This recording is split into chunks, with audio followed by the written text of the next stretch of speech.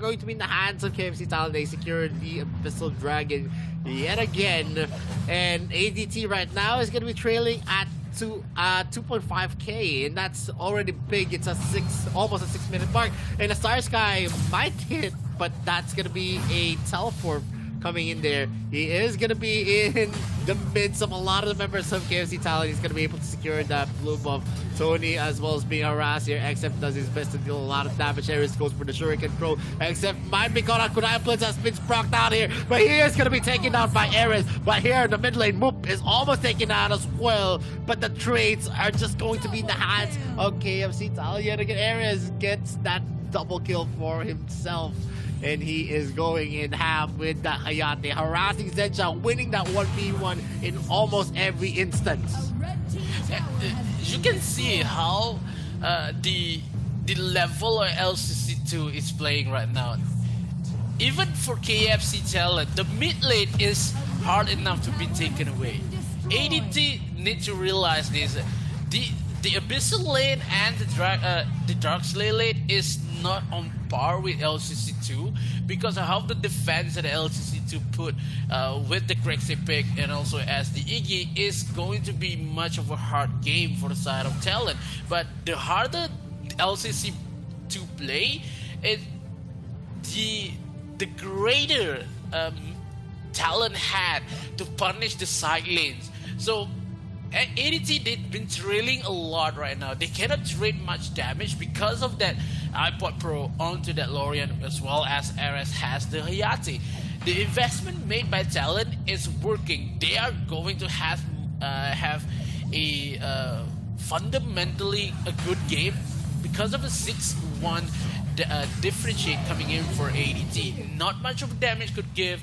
The matchup is somehow odds onto Talent, and one by one the members of ADT, they want to force things out, but they just can't because of the damage coming from ZF is not be registered enough, and as well as the whips. Whips can play objective, but if they doesn't have much more space to play, it will be hard for the side of ADT. They cannot go outside from their base because they've been pushed a lot by KFC Talent. Look at bottom side. Bottom side will lose the tier 2 turrets as well as the mid lane, but onto the top side, it will be much of a hard matchup here in terms of how ADT is giving. Maybe they're giving the souls up for KFC Talent.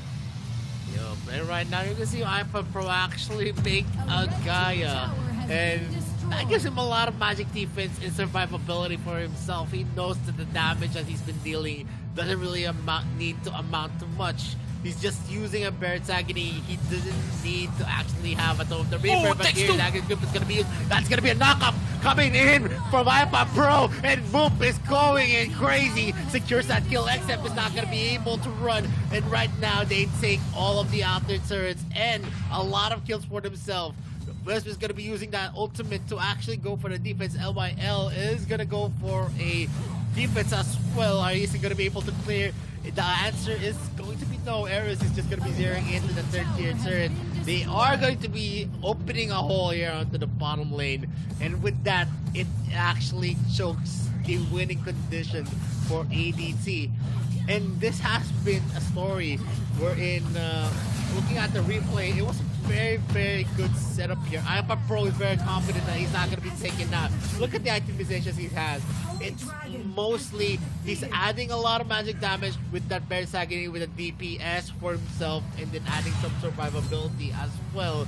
And that's actually spurring iPod Pro to be very, very confident in entering unrestricted area because he knows that he can just exit with his second ability. And in terms of the drafting, I think it's not the fault of the Dragon laners or the Dark Slayer laners. The problem here is that the hero choices that they have on the draft, it falls definitely onto the coach's decision. I said this before. Just on the draft, I already said that it is nonsensical because you're actually putting all of the pressure onto the mid lane and onto that Roxy pick. You're going to be putting every single factor into one hero, and that doesn't spell well for your team. Oh, the Agnes group taking on one, but none of the damage coming in for the Moonfall has been pushed. And how the members of ADT doesn't have the moonfall just yet. They don't have the defense coming in with the server 9. Takes 2 onto that knockup. ADT lost 2 members with the 30 seconds on the timer. And ZF is the one to defend this turret. And as well as the core. Zenzao doesn't want to give any notice because he is a little bit too low with the members of ADT. But now KFC is knocking on the mid lane here. They want to take this game into their hands, making a 2-0 game, maybe a clean sweep for the Talon Esports because ADT is investing but not enough. They still have the butterfly on the backside. They wait for ZF to make a mistakes, but KFC Talent is still has some patience before they're going to win this matchup. Yep. And this is something that's gonna be hurting ADT because there's no chance at all that they're gonna be winning this unless they actually prolong this into an ultra late game wherein they're gonna have a lot of items, a lot of damage in the back line, but that's not gonna be happening soon. We're gonna see Hyperpro adding another utility wherein he's gonna be able to get away from a lot of damage. He actually finished up his orb already. Moop as well, 8.7k, 10.5k into Eris's hands. He already has an Yoga and also the Claim Sancti. He is definitely gonna be dealing a lot of damage, especially in places where there is gonna be a group up for this. Botak is going to be harassed here with the Wheel of Play with the Spectral Ire as well. Pinwheel from NTNZ. They are dealing a lot of damage. Venom is going to be started here. Is there going to be a Star Sky hit here? No one is going to be able to be connected by that ultimate from Hyper Pro, but still it boxed out the members of ADT, enables them to get that. That's an Agnes grip from NTNZ. NTNZ might be taking out the orb has been propped up. That's going to be the Skyfall from Moop. XF is going to be taken out as well. Zen Shell trades it out. Tony is going to be the casualty here. Botak might be in danger. The Kunai Blitz has been brought out here by Aaron, and it is going to be a game set match. Game number 2 is going to be in the hands of KFC Talon. Talon Esports takes the game pretty well to make it a 2-0 win in the best of 5. Only one game away to win this upper bracket matchup versus a dope team. If a dope team lose the game number 3, they will force onto the lower brackets and Talon will proceed into the semifinals. It's going to be some hard matchup for ADT because the investment has been made. It doesn't have a Crixie and a Iggy again in the game number 2.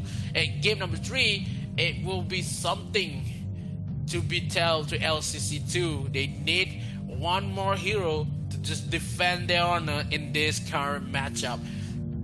iPod Pro plays really well with that Lorian. This is what you get if you give iPod Pro the Lorian matchup. That Starry Sky, Starry Night, that is some of a game made by iPod Pro.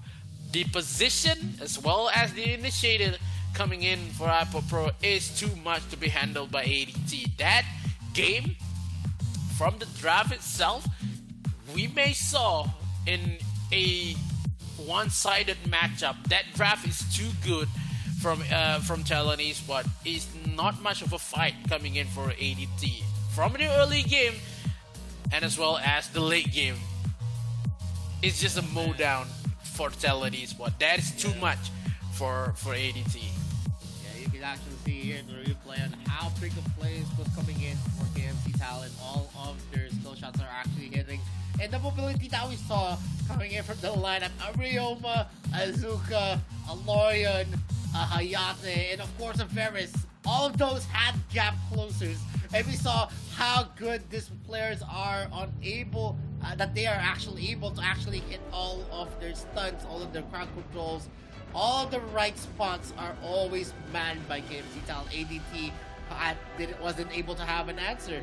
It's just that they tried to have a gap close for themselves and they went for a double marksman composition, which is nonsensical in this kind of situation wherein there's a lot of people that's just going to be zeroing in onto the back line.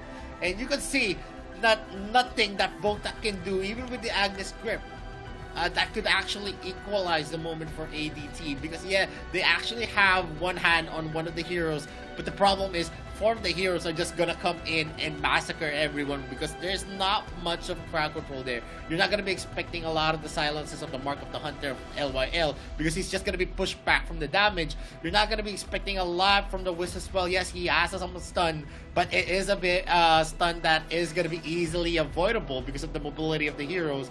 And then you're gonna have the Metamorphosis coming in from that Elender, which is just gonna be pushing it back. It doesn't matter because there's still a lot of gap close on the skill sets of the heroes of KFC Talent. Only the stun of Crixie is going to be relied on, and that's not enough. A 1 second stun is not enough to give you a wide space of Bert to actually take out a hero from KFC Talent.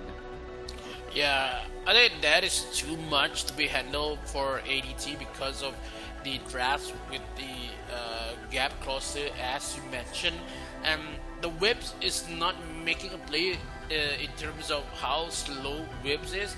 Has been chased a lot, and the ultimate coming, the napalm strike is not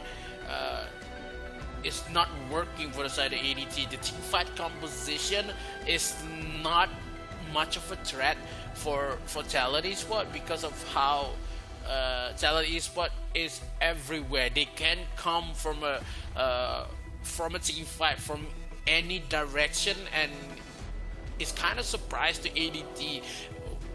It currently not much of a fight for given by ADT in terms of how good Talent Draft is, but in game number 3, that can be changed by ADT if they want to bring something that could match up because of how Talent Esport in game 1 and game 2, the investment is there. They doesn't have much more kind of strong heroes, but in terms of ADT, they had a couple that could bring in the matchup because we're not going to see much of Omen and also a Nacross gameplay because they will not go through from the bans. And I would say Zach F and LYL is having a bad day because not much of a energy coming in from them is giving ADT a hard time to just cope with the energy bringing from that brings from Talent Esport.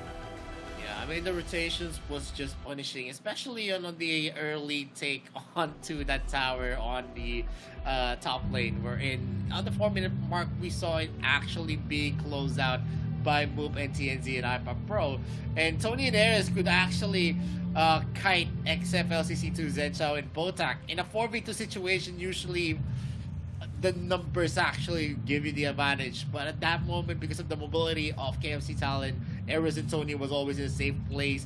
The ganking lanes was always open here for iPad Pro, and that gave a lot of advantages for KFC Talent. You're gonna see in terms of the kills, that's a 13 kill deficit.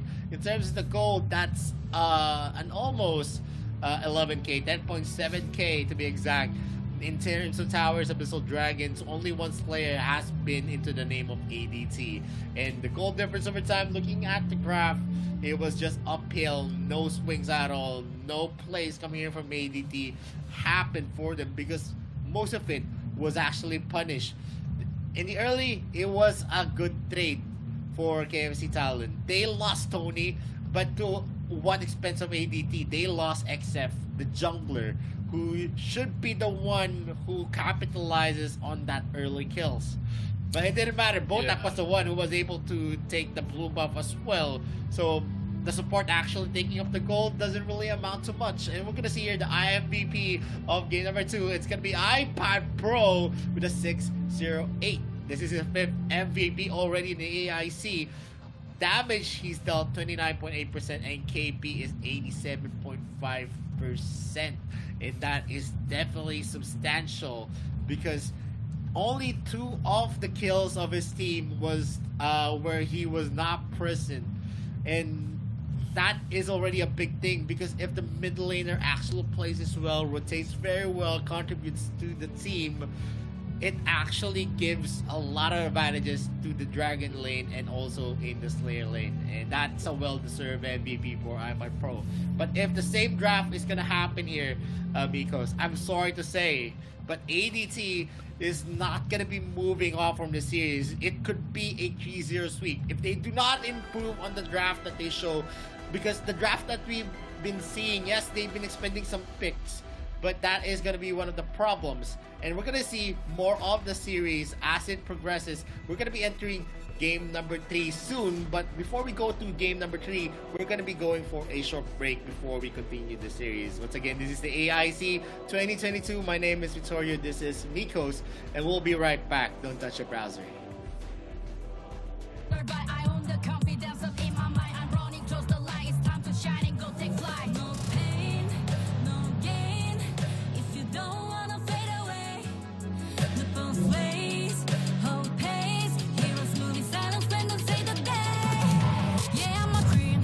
I overcome relentless pain, and I got it in my genes. I pass through anyways crisis, no matter what the price is. Prepare.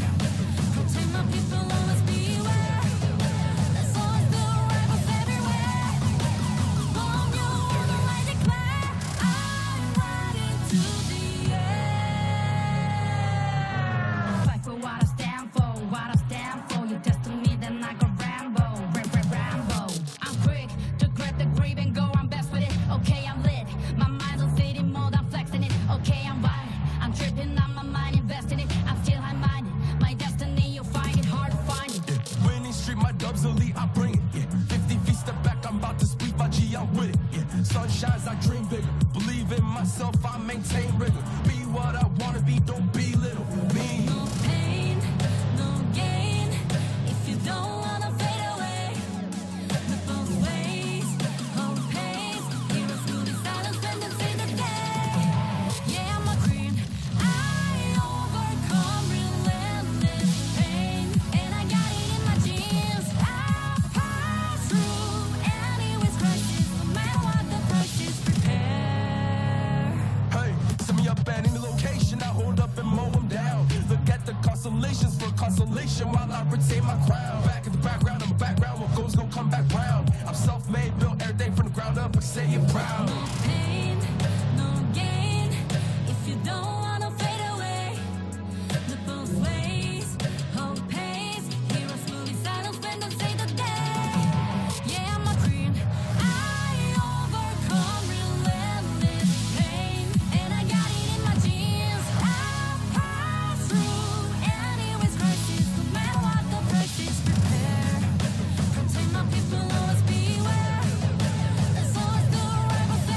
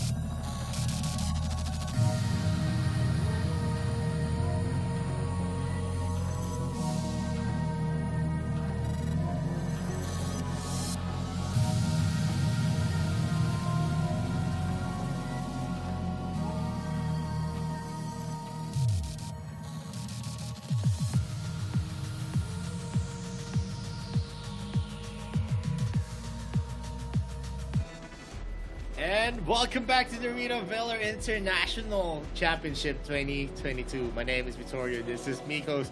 We're still on the first series of the day, KFC Talon against a dope team, and we already have a 2-0 in favor of KFC Talon. Are we going to see a first day sweep here for KFC Talon, or ADT is gonna come back for a 3 consecutive wins to get back the series? Mikos, what are your thoughts?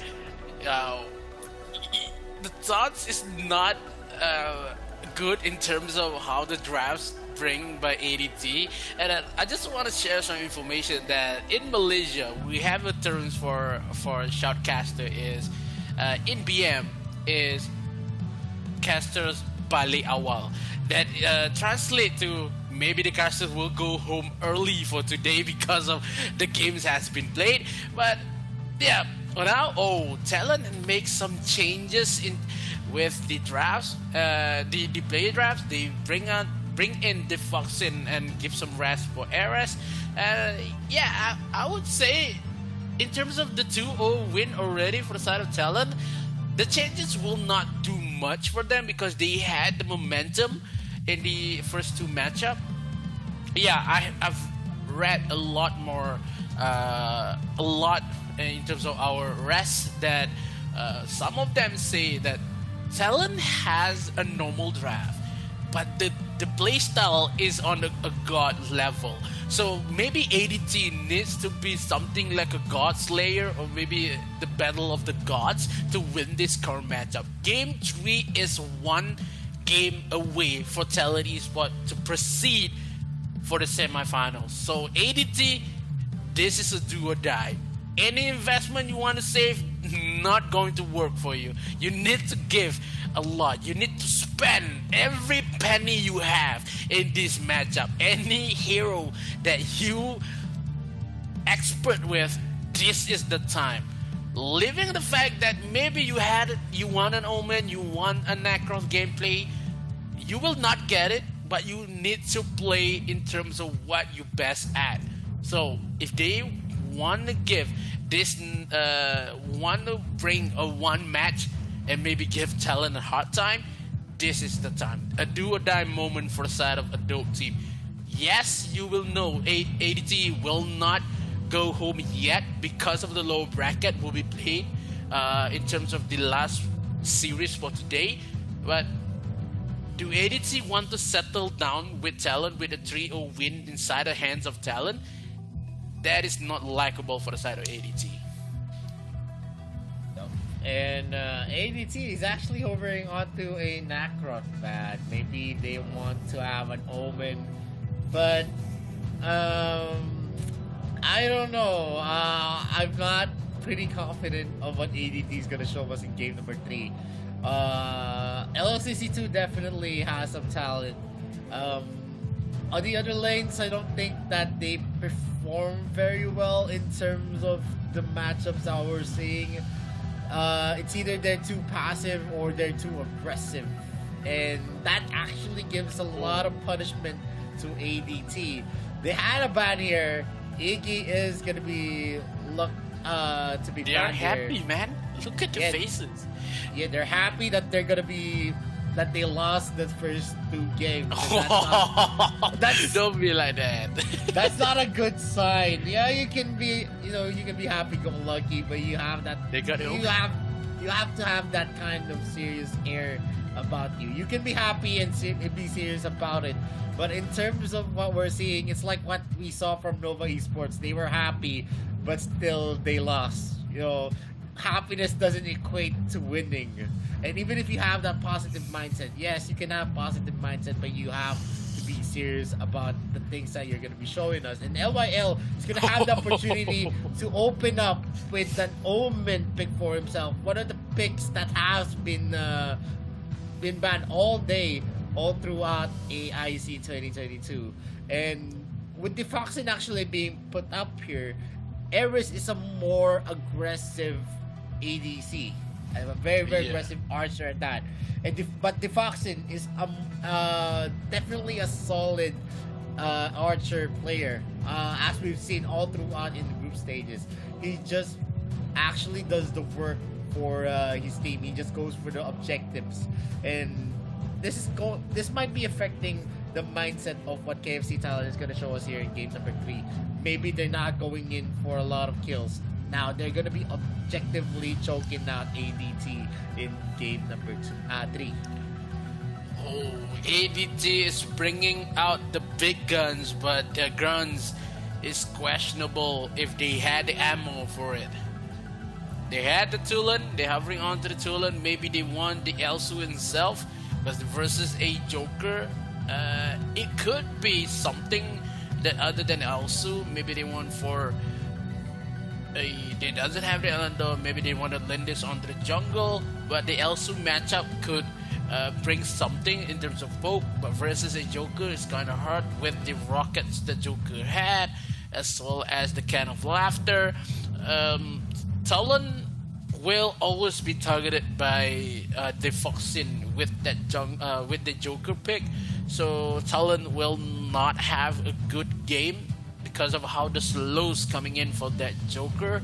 The Scott pick here for Talon, if not, we have not a lot of information that giving the fact that Talon still has the momentum and not much mistake made by Talon, so we don't have much of a point to point out for the Talon esport.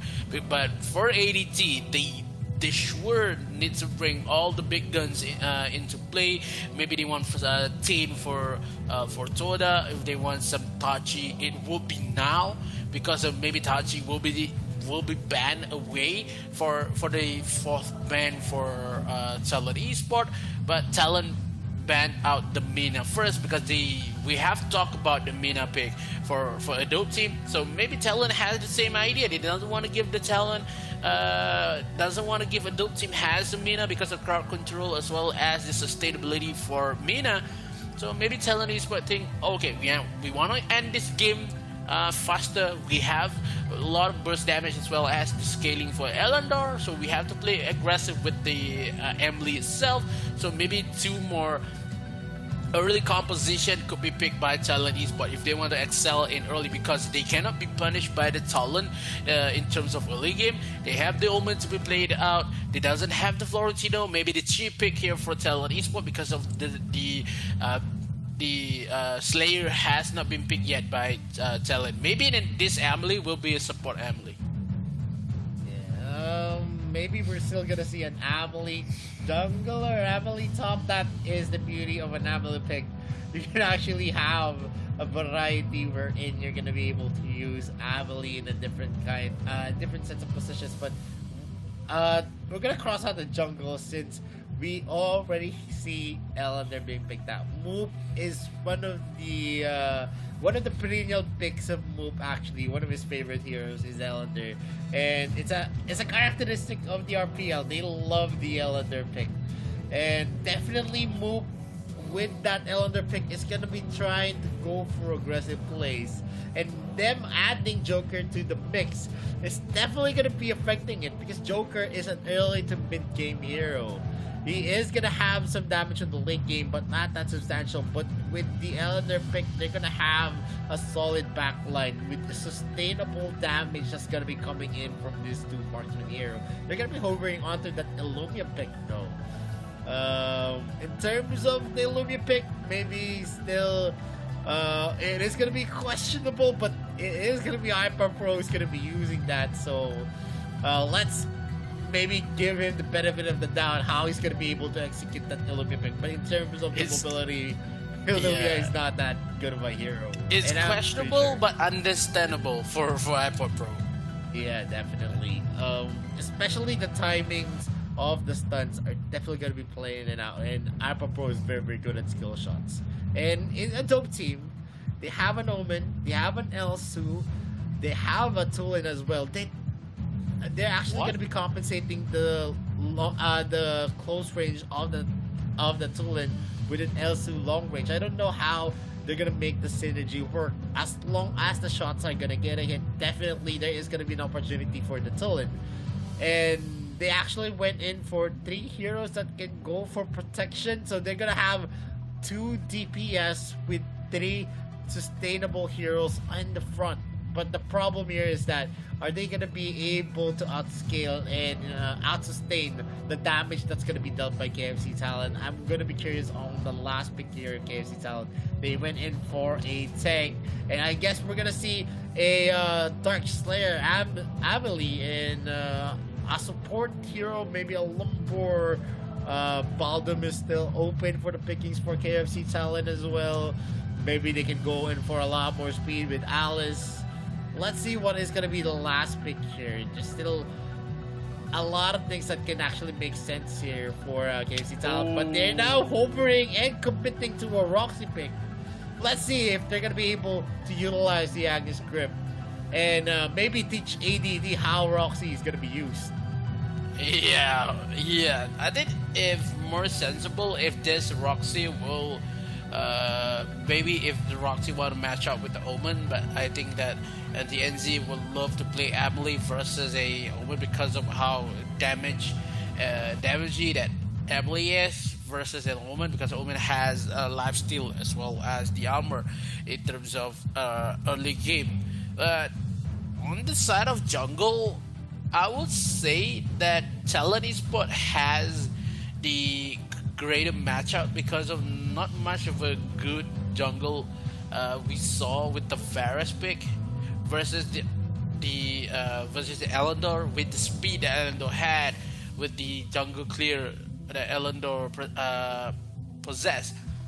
But in terms of team fight, yes, we had ADT first hand, but the mid lane, the energy that Talon Esport is holding is going to be something that ADT take knowledge on. They had the Omen, they had the Varus as well as the Greg to negate the damage coming in for the Foxen. But the Foxen could target away Elsu and as well as the Talon. Damage heroes will be needed to be protected by these 3 beefy heroes coming in for ADT. Last match possible for side of Talon Esport. ADT needs to bring this together. If none of them could make the game to survive in this upper bracket, they will be taken down and bring the lower bracket matchup for them. And we're starting here with a jungle Varus here for ADT. The speed definitely is going to be a difference here with KFC Talon actually sporting an Elender pick. An Elender, we know, is one of the fastest clearers in the jungle camps. He's going to be able to have that earlier rotation, but there is going to be some help on XF with LYL on the area. Trying to speed this up. Botak is going to try to take the... to take a push here, but Whoop is going to be taken. That's going to be a play being rewarded here for ADT. They take out Whoop as early as the 40-second mark, and the Foxen is being harassed here. Just going to be a snipe, not connecting from Zhenshao. Botak as well is going to be missing that Iron Hook, but it is going to be delaying Whoop here on the jungle. Maybe this is the moment for ADT. What do you think, Mikos? Yeah, ADT is making the game for them. They play a little bit aggressive. They have to acknowledge that they had a much more greater early game matchup with the snipes and also with the LCC2 on that Talon, and this and the hook coming in for Bota with the grad pick. They have to fully utilize this this pick and this matchup. If not, Talon Esport could bring the game into late game, and it's going to be hard time for the side of ADT because they cannot secure late game with only Elsu on hand and also that Omen. But if Omen having a hard time on the top side with the rotation coming in from Moop as well as the NTNZ, that top side, that Dark Slay late will be shut down by the side of Talon Esport. Talon could take the Dark Slay first instead of the Abyssal Dragon, but they just want to waste some time. They just want to reset this Abyssal Dragon, but a little bit too late to go outside. But now, like I just said, Slayer will not be a they comes in, but they did take kill on Tony as well. Make it number 2, but the members of Talon, okay, you just want to kill us? Okay, it takes a lot of objective. Just want to find farm, but onto the top side, it will be first kill for the side of Talon Esports. They take one onto the members of ADT. They kill down LYL. As what I just said, that LYL is having a bad day. Yo, man, definitely it was a overcommit for himself. He used his Death's Embrace, but it was countered by iPod Pro. He was able to push him at that opportune moment, and that gave them a lot of room to actually take the kill. And DNZ as well is going to have a bonus for himself whenever he actually he's actually going to be hitting there. And it is going to be Tony again, maybe taken, but LCC2 is going to be coming in on. He secures that kill again. LCC2 already has a 2-0 on the boards. Moop might be in danger with a lot of pushes. A lot of them are there. He is going to be taken here. Moop uses the Cataclysm. LCC2 misses that Cataclysm. It's going to finish up LCC2. That's going to be a shutdown kill. And TNT spotting out the ADT members, but a lot of the resources of Moop is going to be taken here without any kind of contest. Ooh, ADT still bring the heat into the game by the side of Talon. This is the moment for them. 4 minutes into account, they still can't bring the goal onto level. But this is the scary part. If Moop has the items and Moop has the ability to just scale away with the members of Talon, then ADT could just finish the game. They just can't. They had one kill ahead, but the goal is not far enough. The wide of the goal is happened to be in the side of Talon somehow in a couple of minutes. Look at how the grab with the ultimate has been used, but the stuns can just land for an iPod Pro. The members is still here, but that Zach F trying to secure the kill, but he just can't. The members of Talon is still alive, and ADT takes the bait and lost 2 members with that trade and make it the 4th kill for the side of Talon Esports. Yo, that was gonna be an unfortunate play here where ADT had the advantage, but it was equalized at that one clash only. Boop taking in a lot of the resources for himself. 2-1-2 for his name. 3.4k already has the advantage against XF Severus. The only one who's gonna be holding this together is the Elsu. Zhenshao is actually hitting his shots, but not that consistent in one hero. It's actually mixed up. A lot of the shots that he's been taking is actually spread out to the members of KFC Talon, and it also affects on how they're going to be able to take it, except it's going to be against that dragon, but the objective here is going to be taken on the top lane. His Agnes grip as well is going to be connecting onto Botak. No World's Devour is going to be used. Death's Embrace is going to be used as well. Boop is doing his best to go for the damage. LCC2 is not going to be able to connect his Thunderbird on that low health. Boop is going to be able to safely teleport away. iPad Pro is in the area. And the Cataclysm is still ready. A lot of the ultimates for KMC Talent is still ready here. The Killing Joke is going to be used to clear out and box out some of the members here. XF is going to get a hit maybe, but it's going to be a steal on the blue buff. A lot of the lead that was built by ADT is now onto the scales of KFC Talent. They have a 1k lead for themselves. Oh, ADT is been shaking a lot. Ultimate coming in for Bota. That is trying to maybe check the brush on the mid side.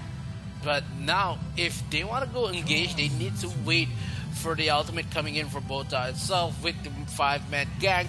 But the members of Talon, they know this is the time they want to shut down this game. That Emily picked for NTNZ is making the play for them as well. So the position that Emily has with the scaling that Moop is having with the Agnes grip is not going to make it for ADT.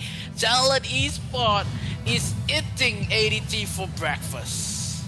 Yeah, man, this is the problem for LCC2. Tony is a very proficient Roxy player, and that's how you should play a Roxy.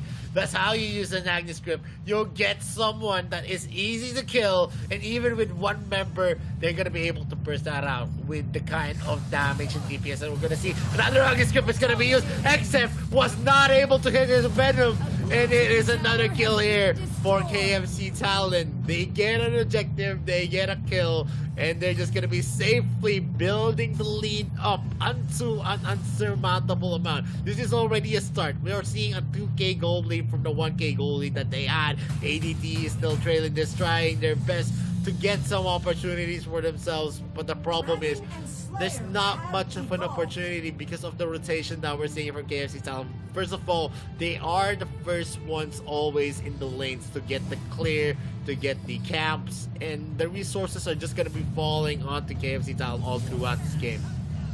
Oh, I don't know how ADT could bring maybe a 5-man matchup in terms of team fight, but it will be just too hard because this. Oh no! Again with the Agnes Grip.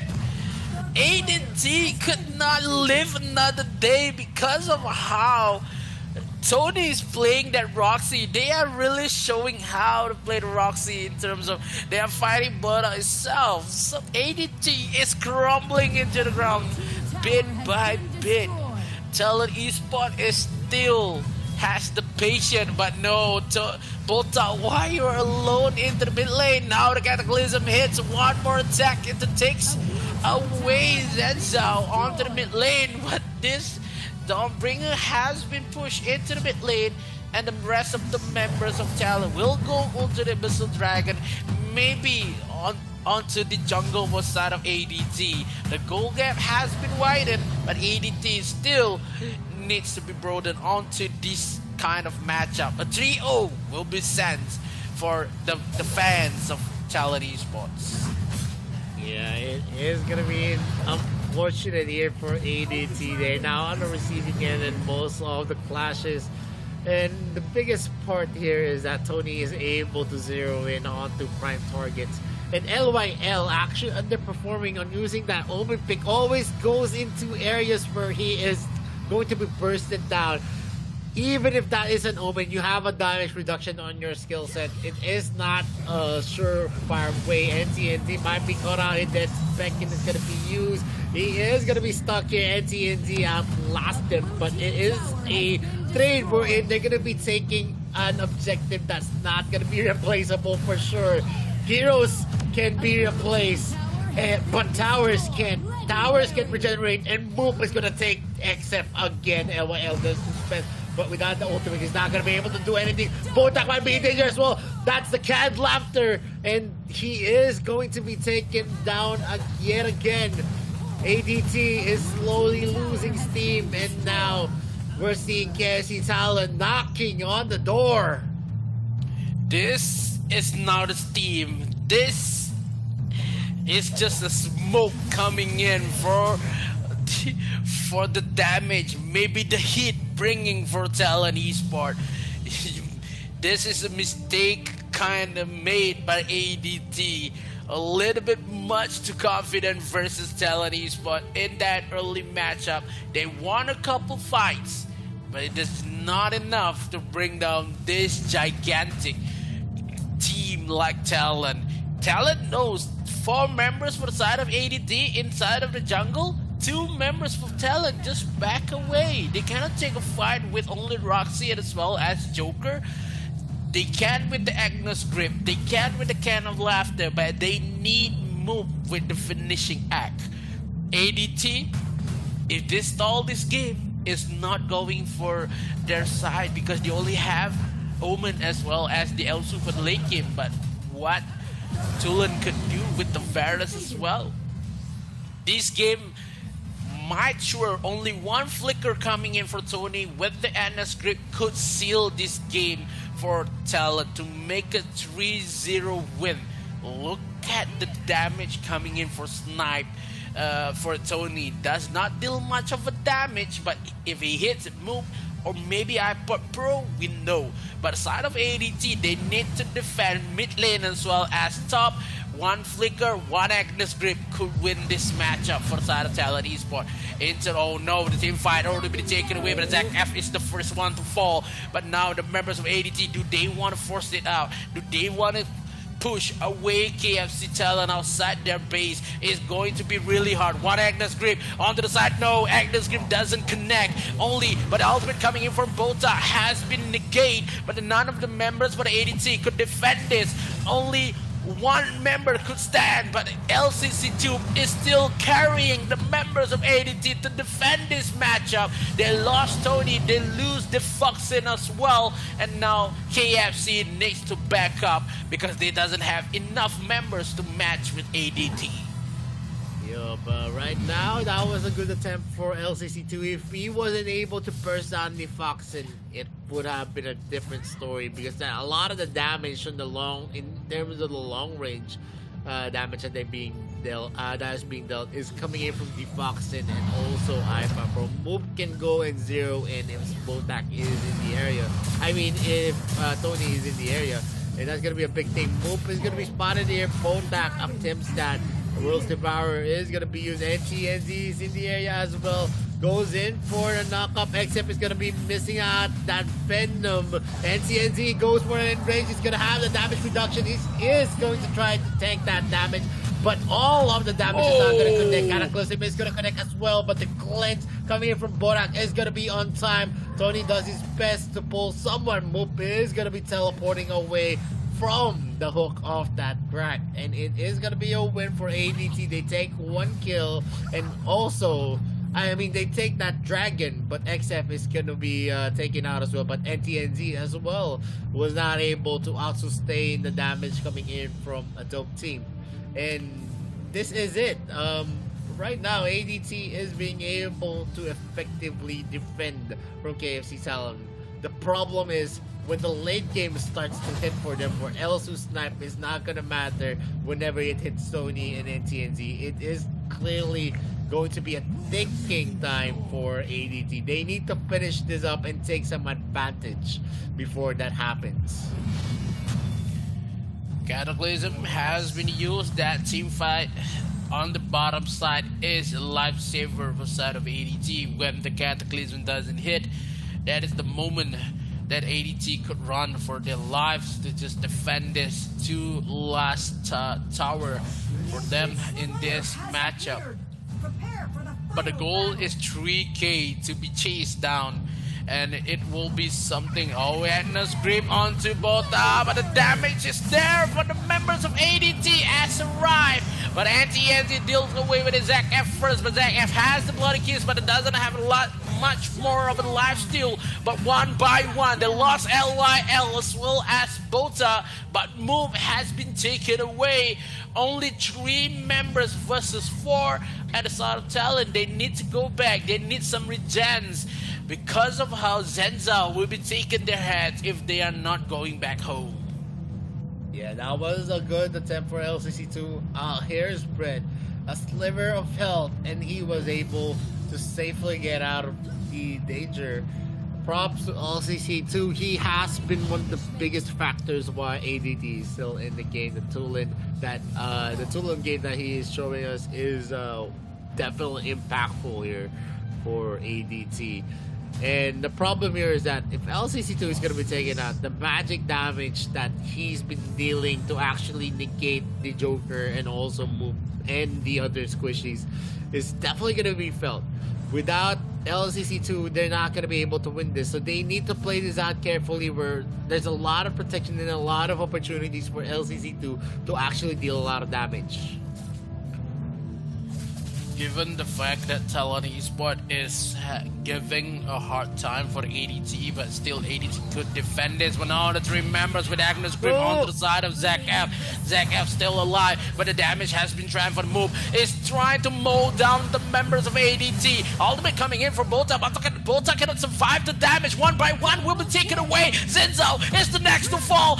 Talon Esports is going all in. They had the minion onto mid lane, but now Victory Road, but only LYL. He just needs to buy some time, but the the product is not giving much of a deal, but ADT will suffer onto the lower bracket, and Talent Esports is going to the semifinals.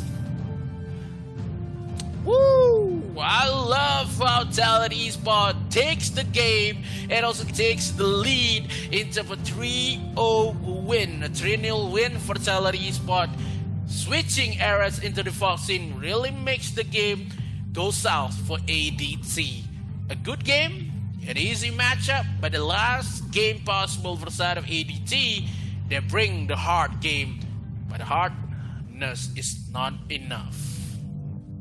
I mean, even if they had errors at that lineup, I think it's still gonna be AFC Talent, so to speak. Look at the spectacular performance. It's an Illumia type of composition, an Illumia pick that doesn't really work that well. But looking at the replay that we're gonna see, the highlights of game number 3, we saw a lot of aggression coming in from ADT. The problem here was that LYL always gave an opportunity for KFC Talent to actually take back some wins, and there was a lot of salty plays as well.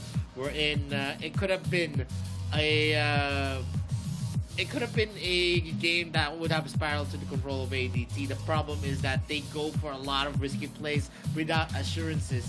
If you can't actually go above 70%, you shouldn't go for risky plays, especially in the early games where you already had the advantage. You have the advantage for a reason, and you use that to pressure your opponents, not to actually make some plays that are going to be questionable, like what LCC2 and LYL was doing in the early parts. Yes, LCC2 did a lot of the damage, but the problem here is that one member cannot overturn the tide. That is a fact. Yep. Zhenshao did well with the snipes, but at the end of the day, it's about how the team plays are going to happen, how about the initiates. Sony being able to take out XF, one of the ones that sustained the clashes for them, was a big part there. When they got XF, it was already a done deal. A 4v5 cannot be overturned, even with the damage that we're going to see from Zhenshao. Zhenshao was not even in the area. He was not able to set up himself where he's going to be able to help earlier when XF was taken, and that already sealed the deal for ADT. And wonderful win for KFC Talent. Mikos, what are your thoughts? Does ADT have a chance, do you think, even if they face up with one team or BCF moving forward here on the first day of the quarterfinals? Yeah, I think if they versus maybe Bacon Time, it will be a change onto pace. But in terms of Talent Esports, is too much to be handled with. And maybe if you said that if ADT versus one team, or for the side of maybe one team, they could. If one team in this second series bow down onto lower bracket, they need to show it back that ADT still has what it takes to be in this playoffs. So yeah, maybe it's a sad moment for whoever support down ADT, but yeah, we have to realize that Talent Esports has much of a great experience. They have more ability to win the matchup, so it's going to be really hard. If Talent loses to ADT, that is a big problem. That is something that the scenes will have to check what happened in terms of the drops or maybe the energy that Talent Esports bring. But Talent played it well. They takes a lot of lead in terms of early game, and also the third game itself, they waited for the perfect moment to execute the winning matchup. Then yeah, that moment when 3 members of ADT just check the middle brush, that is the moment that we knew this is going to end. This is going to be the winning match for Talent, because of the Agnes group just grabbed XF, and all the members of Talent Esports just focusing on XF. at that particular time, and given XF is the first one to fall, but the damage coming in for L62 is not enough with the Thunderbird as well. So yeah, Talon Esport has a greater game rather than ADT. They had a good start, but maintaining that good start is going to be a problem for ADT. They always mess it up. Guess the shot calls weren't there. In terms of the graph, I think the graph that we saw from ADT was kind of better than what we saw from KFC Talent. KFC Talent actually just meshed it up. Maybe they wanted to pick those heroes. They wanted to use those heroes. And you could actually see they were on the losing end. They had the edge in terms of the clearing, the damage, but the problem is the sustaining. And Tony on that Roxy is definitely a big menace. Anyone who is, he actually uses the Agnes grip whenever another teammate is actually near who can actually deal a lot of damage, like Moop, who actually got a lot of opportunities because of Tony. You're gonna see here in terms of the kills, there is a 12 kill deficit, and ADT actually trailed here. It's a big number. It's also 8 is also a big number when you're actually losing the game. Remember, if you're losing the game, you usually don't have the opportunity to have this, to secure some kills for yourselves. But they were able to, and the gold lead says a lot because they only lost in the latter parts, wherein the control was actually spiraling out of control, where they got that 1 kill on XF when 3 of the members were actually rotating to get a vision onto the Slayer, and that gave a lot of breath for KFC Talon. They knew that if one member was missing, especially if it's XF who was dealing some damage for their team as well, they knew that it was already a done deal, and ADT suffered a lot. In terms of the objectives, you can see Abyssal Dragons and Slayers were actually onto the side of ADT. But it didn't matter because late game, whoever pushes the Nexus always has the last laugh. And the MVP is going to be Moop with 16 kills. 2 deaths, 3 assists. MVP count 3, KP percentages is 95%. A very, very big bulk. Why KFC Talon actually got the win is because of Moop actually not letting himself be shut down easily. Even if he is going to be taken as a target, it doesn't matter because he's still going to be doing a bulk of the work, not surrendering to any kind of circumstances. Even when he was the first blood of the game, it delayed him a lot going through this game, but he persevered. He was able to take in some opportunities, and he was able to boost himself up.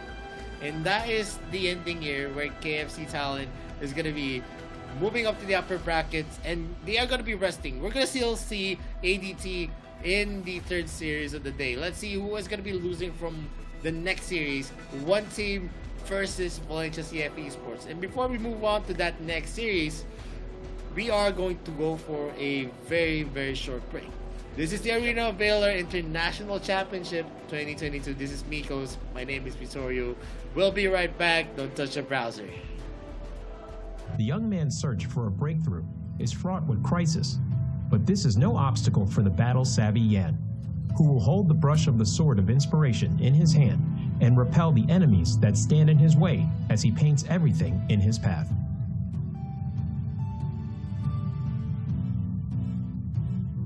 Passive, Spiritual Spark. When Yan uses Skill 1 and Skill 2, he will gain a stack of energy, having 2 stacks of energy, depending on the difference in the previous skill. Will cause the next normal attack to gain additional boost. After using an enhanced normal attack, his attack speed will increase. Yan's skill will mark an enemy when it hits them. Dealing damage to the same target will consume the mark and trigger additional physical damage, restoring Yan's own HP in the process. Skill 1, Black Jade Sprinkle. Yan will deal damage and apply movement speed reduction to enemies in a fan shape in front of him. Passive enhanced normal attack.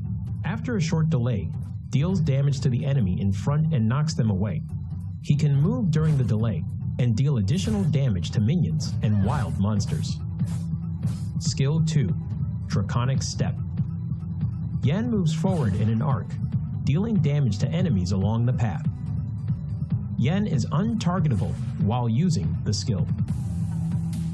Passive Enhanced Normal Attack. Charging towards the target enemy and dealing damage, he can use another part of Skill 2 within a short time frame. Additional Skill 2 cast has a separate cooldown calculation and does not accumulate energy. Skill 3, Hills of Dream.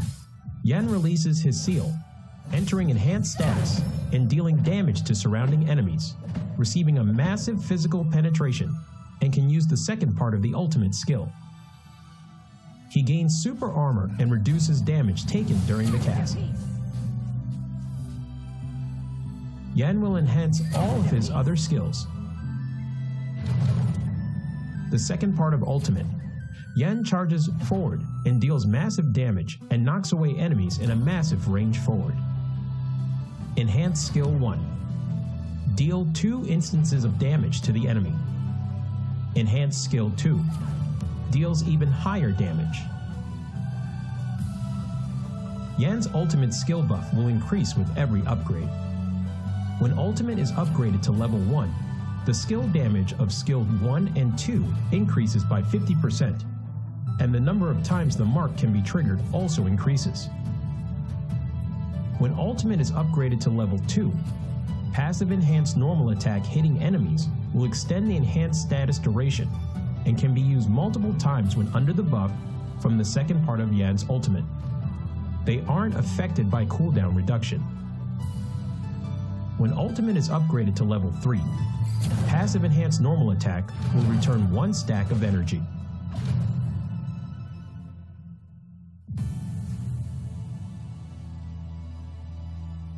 Yan is a highly controllable warrior type assassin. His damage will continuously increase as the game goes on. He becomes extremely powerful in the later stages of the match. Thus, rapid growth and increasing level are important for Yan. The key to mastering Yan is utilizing Yan's skill set, launching enhanced normal attacks with different effects, and making use of the short cooldown time of his skill set to continuously dish out skill combos. At the start of the game, if Yan needs to support and gank enemies, he can save a stack of his passive in the bush. Use Skill 1 to slow down enemies who passes by, and trigger Skill 1's enhanced normal attack to knock away the target, to crowd control them and coordinate with teammates to finish them off.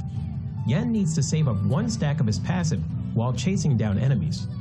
He needs to make use of Skill 2 to get close to the enemy first, then uses enhanced normal attack's additional reset of Skill 2 to continue pursuing.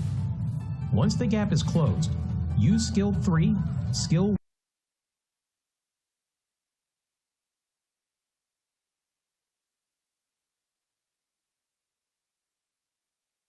1, use Skill 1, bring forth a good haul. Yan needs to normal attack, the second part of Skill 3, Skill 2, Skill 1 to finish them off. When there are multiple tank-type heroes in the enemy composition, due to Yan's lack of high damage before using his ultimate, he needs to watch his timing when he enters the battle. Make use of the physical penetration from the ultimate, as the bonus can deal quite substantial damage even against tank-type heroes. Due to marks being able to be triggered multiple times, while in enhanced status, coordinating with Skill 2's movement and Skill 1's damage, you can potentially take down tanks. Yan's passive HP Restore allows him to have decent survivability. Watch your timing on using Skill 2's untargetable effect to dodge enemy damage. Yan needs to improvise in battle and requires careful observation of the situation on the battlefield to choose the right skill to cast.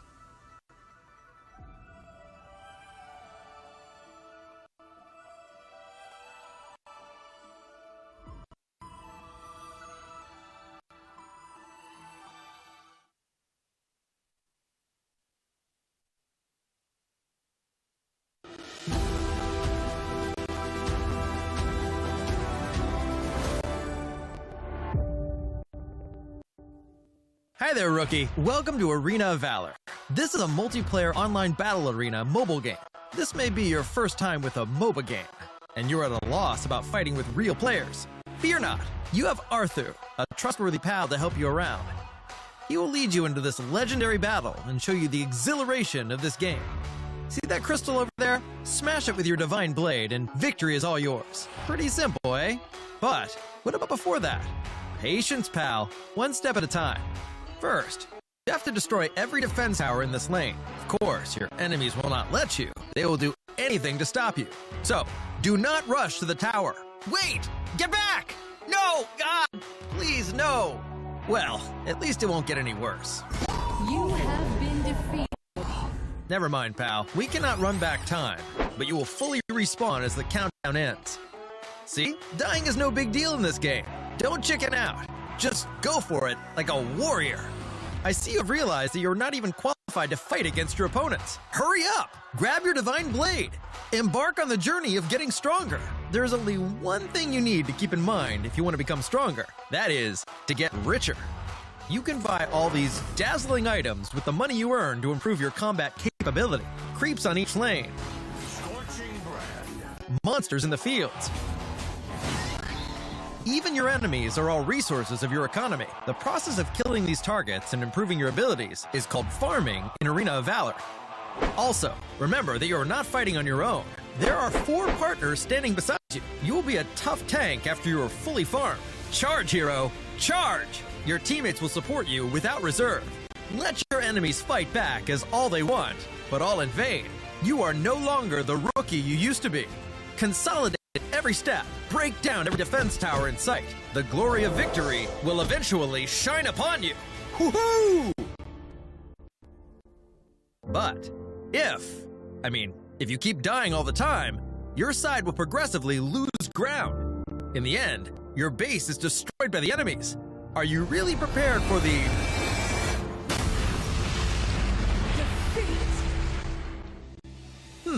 So what? Take another round. In AOV, failure is just the experience you need to grow stronger. Come on, rookie. What are you waiting for? Let's go!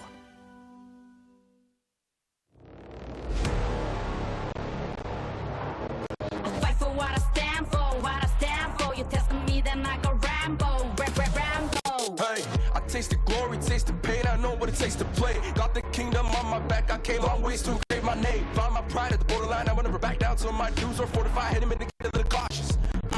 It's part of the process. They think I'm crazy, or am I really brave?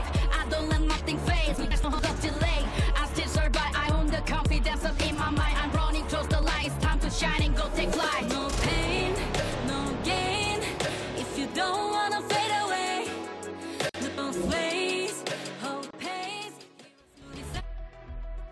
Welcome back to the Arena of Valor International Championship 2022. My name is Visorio. This is Mikos. We're now down to the second series of the day. It is going to be one team against Valencia CFE Sports in the grueling best of 5. After KFC Talon actually won, ADT is going to be waiting in the third series of the day. Whoever's going to be losing here in the second series, they're going to be facing ADT. And if you go into the lower bracket, it is going to be an arduous task to get back into the finals conversation. Yeah, it's going to be really hard for ADT to survive on the lower bracket in terms of what is coming for them. Maybe one team, maybe Valencia, maybe Bacon Time for tomorrow, but for today, maybe Valencia or one team. So it's hard to say who's going to survive the lower bracket, but we are focusing down for this second series here. One team versus Valencia CF. One team has much more particular lineup that they want to bring in this current matchup. They are number 1 in Group B, as same as Talon. Could we see the same result in the series number 2? Yeah, definitely. I'm very excited to see if they're going to be having that same kind of success. Remember, one team is the champion team in the GCS. And definitely, they have that air and caliber that they showed in the group stages. They are number 1, and they are number 1 for a reason. Valencia CFE Sports is going to be needing to throw something against one team to actually convince us and convince the fans and audiences that they're going to be able to beat up one team in this best of 5 series. Whoever takes game number 1 definitely is going to have the momentum. Is Valencia CF Esports ready for that? Because in that kind of scenario, I've seen VCF actually being weak in game number 1. Even in the best of 2 series, wherein a lot of the picks can be expended. Maybe they're still hiding their fangs, we don't know. But one team definitely showed their dominance. So a lot of the expectations, in terms of the power index, I think One Team Esports has the edge on VCF. But VCF can still overturn this if they actually prepared against one team. Yeah, preparation will be tedious to just take down one team for the side of Valencia.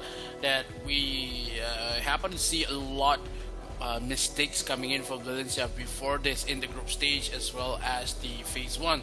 So yeah, one team has the greater edge, as you said, that because of the champions of GCS has whatever it takes to take down Valencia CF. So in terms of mistakes, it will be Valencia make it a lot, but we already has a lot of rest time in terms of before the groups before the playoff.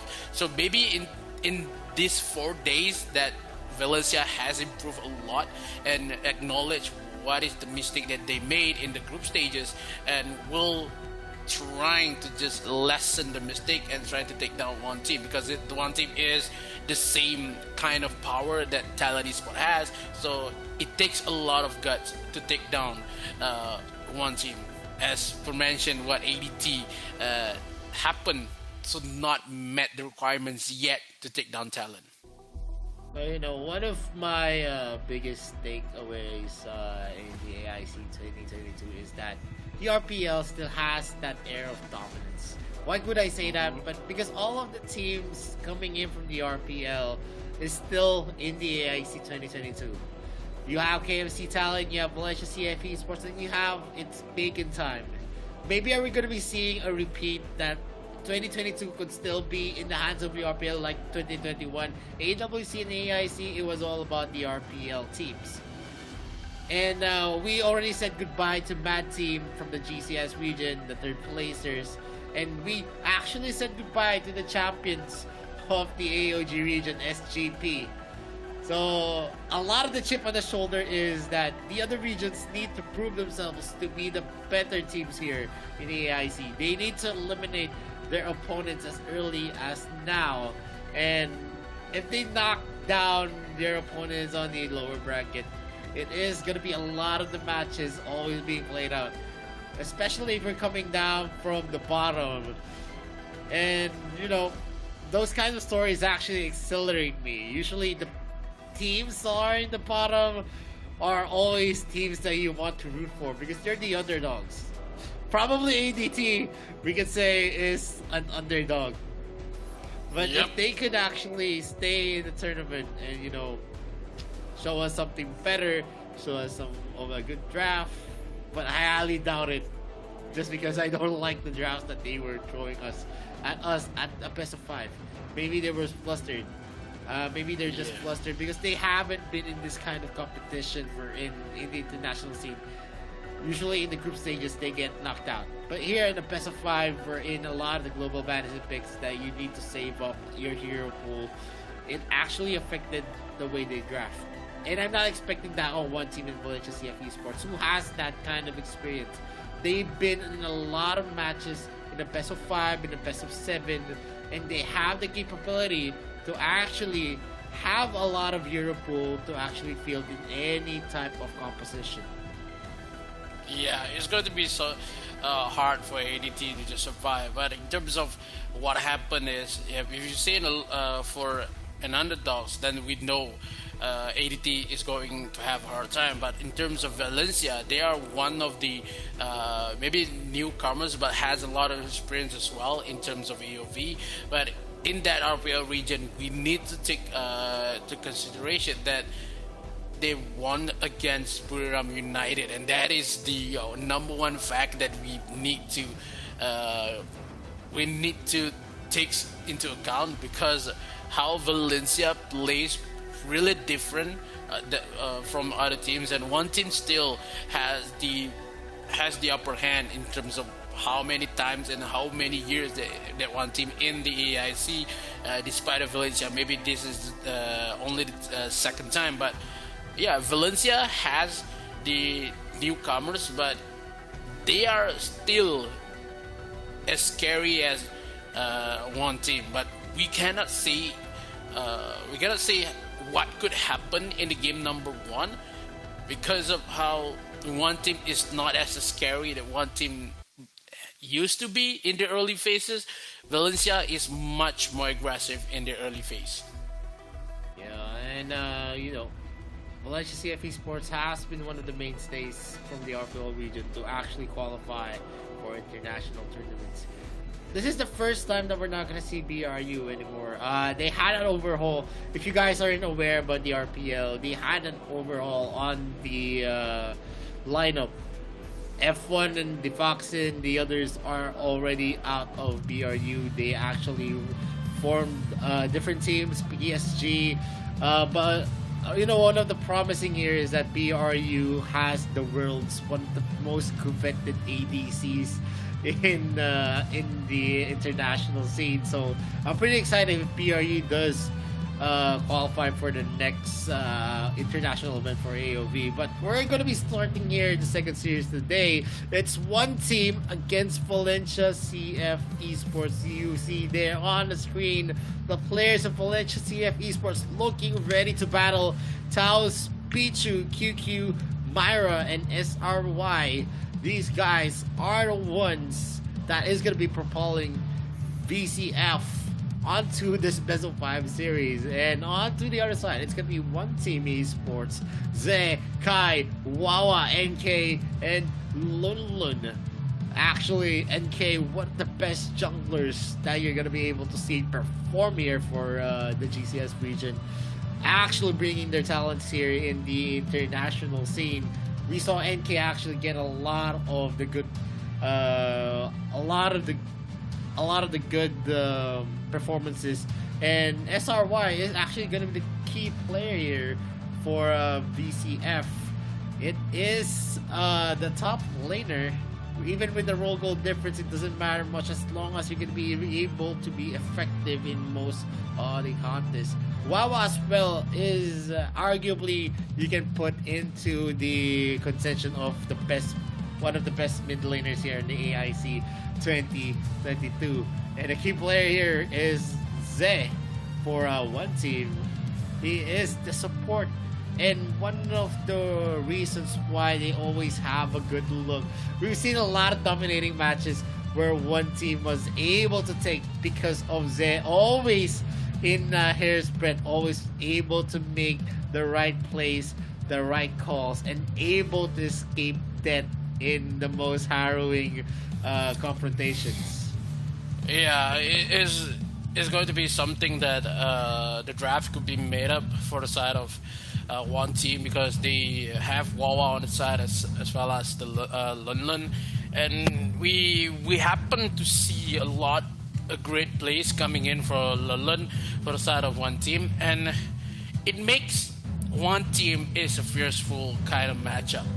Then it will be something that if we saw Lunlun gets maybe the Florentino, maybe a Yenna to be played in this first matchup, but I don't think that one team could invest a lot more in terms of they won a much more greater matchups with Lunlun. Maybe the Scud could be played in the first matchup, but I would say one team really not giving a Lorien for the side of Valencia, because of Valencia really wants the Lorien with the QQ pick. We saw what happened if any teams that gets the Lorien could win the first matchup. So, but given Valencia the Lorien first pick, that they take down Elsu and also the Roxy, it would be something of a hard matchup for the side of one team. They can Agnes grip onto the Lorien, but with the Hayati combination, it would be it would be something that one team trying to find with the Elsu pick here, because they want to prioritize down the Elsu first, but give Valencia a lot more space to play with the Lorian, as well as the crowd control that Lorian could give, and the Hayate. We see this type of composition from Talon Esport before this, and makes the win for Talon, but Valencia has the upper hand with the 3 picks, and one team really need to find what is the number 3 heroes could be bring in this matchup. If not, it's going to be a clean sweep coming in in the first matchup. Early game has been secured by the side of Valencia. Mid game as well, they have the Zuka and also the Hayate. So potentially is one team really needs some scaling types of heroes with the Elendor pick here. They have the double ADC. I would say double AD is not famous as it used to be in terms of AIC 2019 and 18, but it will be something for one team. They want to give a lot of damage, as well as they have burst, they have poke, they have DPS with the Elendor. It being something that Valencia could punish. They already have the Zuka, they have the Hayate, and also the Lorian. Team fight capabilities is too much to be handled by one team. They have the shutdown ability, but they need someone, maybe a Mina to be picked here for Zay, maybe a Mina Dark Slayer with the Roxy support. If they take the Mina, it will be a good game for side of one team. Yep, and definitely one team needs a lot more protection. The Roxy is not going to be enough with the gap close that we saw from Lorian, the Zuka, and also the kiting abilities of the Hayate, which is going to be very, very hard. They banned out the Iggy to prevent a lot of the damage and long-range damage to be in the favor of one team, because if they pair that up with the Elsu, it's going to be disastrous for Valencia CF Esports. But, you know, this is reminiscent of what we saw from KFC Talent and ADT. One team actually goes in with the same draft almost as ADT. The difference is that it's not much of a pick wherein they're gonna have to be losing, because it's not a wisp pick. So they're gonna be definitely relying heavily onto the snipes of that Elsu. Valencia CF Esports has the KFC Talent draft from earlier. The first 3 picks, if you actually notice it, it's a Lorian, a Hayate, and a Zuka. It's like they're repeating it from memory. But one team is going to be adding a mage that could probably give them some control, an Ignis or a Liliana. There is a boundary wherein if a Liliana is being picked out, you're going to be scared to actually go into a certain area, because a lot of the damage of the Liliana can be affected because he can go for a gap close to anyone. Hayate could be a target here. The stuns and also the pokes he has is substantial, even without the Fox form. Yeah, I think the Liliana pick is only to just deny the Kuna Blitz coming in for from Pichu, and that is a good thing for the side of one. They had a lot of assassin like what we used to see from Talon, and it made a good fortune for the side of Talon Esports. They have Liliana, they have the Elendor. They need one more champion that could bring any kind of tanky, maybe sustainability. They doesn't have the Crixie or any Iggy. It would not be possible for side of one team. They maybe need a Mina. They doesn't have the Yena just yet, already been taken away by Valencia CF, or somehow HG as well kind of works. But if they take down the Mina, it will be much more defensive. But one team said, no, we're not going for a defensive pick. We are going for aggressive, all the way dives in composition with the Richter if they want to pick them up. But for the side of Valencia, they had the Alice as well as the Yena with the hits and fits. Will make a play for them. One of the best, one of the versatile support that Valencia had is the Ellis onto Teos, so they can go for aggressive pick. They has the the hits the fits as well as the stuns coming in for Alice. So aggressive gameplay could be played by Valencia if they didn't respect the matchup in terms of early game. And for one team, they had mid game matchup. They had the Elandor. They need one items for that Elandor, as well as the Liliana. Boomstick is the one to be finished first to make a lot of damage and trying to find a way to take down objective or maybe a couple of kills in terms of that matchup alone. So Valencia, they had much more damage. They had the crowd control they won from Alice as well as the Lorian. So I would say I love the drops coming in for Valencia CF because of the Lorian and also the Alice. But one team is all aggressive damage type of composition with the Roxy onto that Dark Slayer. So Valencia might have been winning a bit in terms of draft from my point of view, but one team is still having the potential with the Elsu as well as the Elendor in terms of mid game. Yeah. In terms of having the normal execution, I think VCF has the upper hand on this draft. What changed here is from the KFC talent draft was that the Alice is gonna be picked up, and also the Yena. The Alice is going to be the substitute for the Ferris, who has been doing a lot of damage onto that game.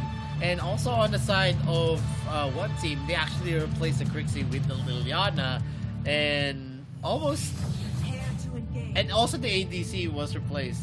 So definitely this is going to be slightly different, but with all of the things that we're going to be expecting here from VCF is that they are going to have the upper advantage against one team in terms of the lineup that we're going to show, as long as it is going to be playing almost the same. Wawa is going to actually take the advantage on that trade. Taos is bleeding heavily from the damage coming in from Wawa and also Zay.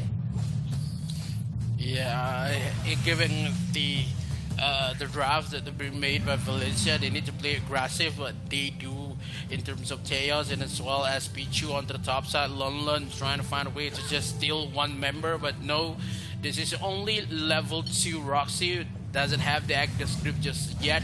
Going in, Zay with a couple more dashes. It would be something that in terms of early game, it somehow like a pace, kind of try to set some pace in terms of one team, because they know the damage of Valencia in early game. They cannot play it really aggressive.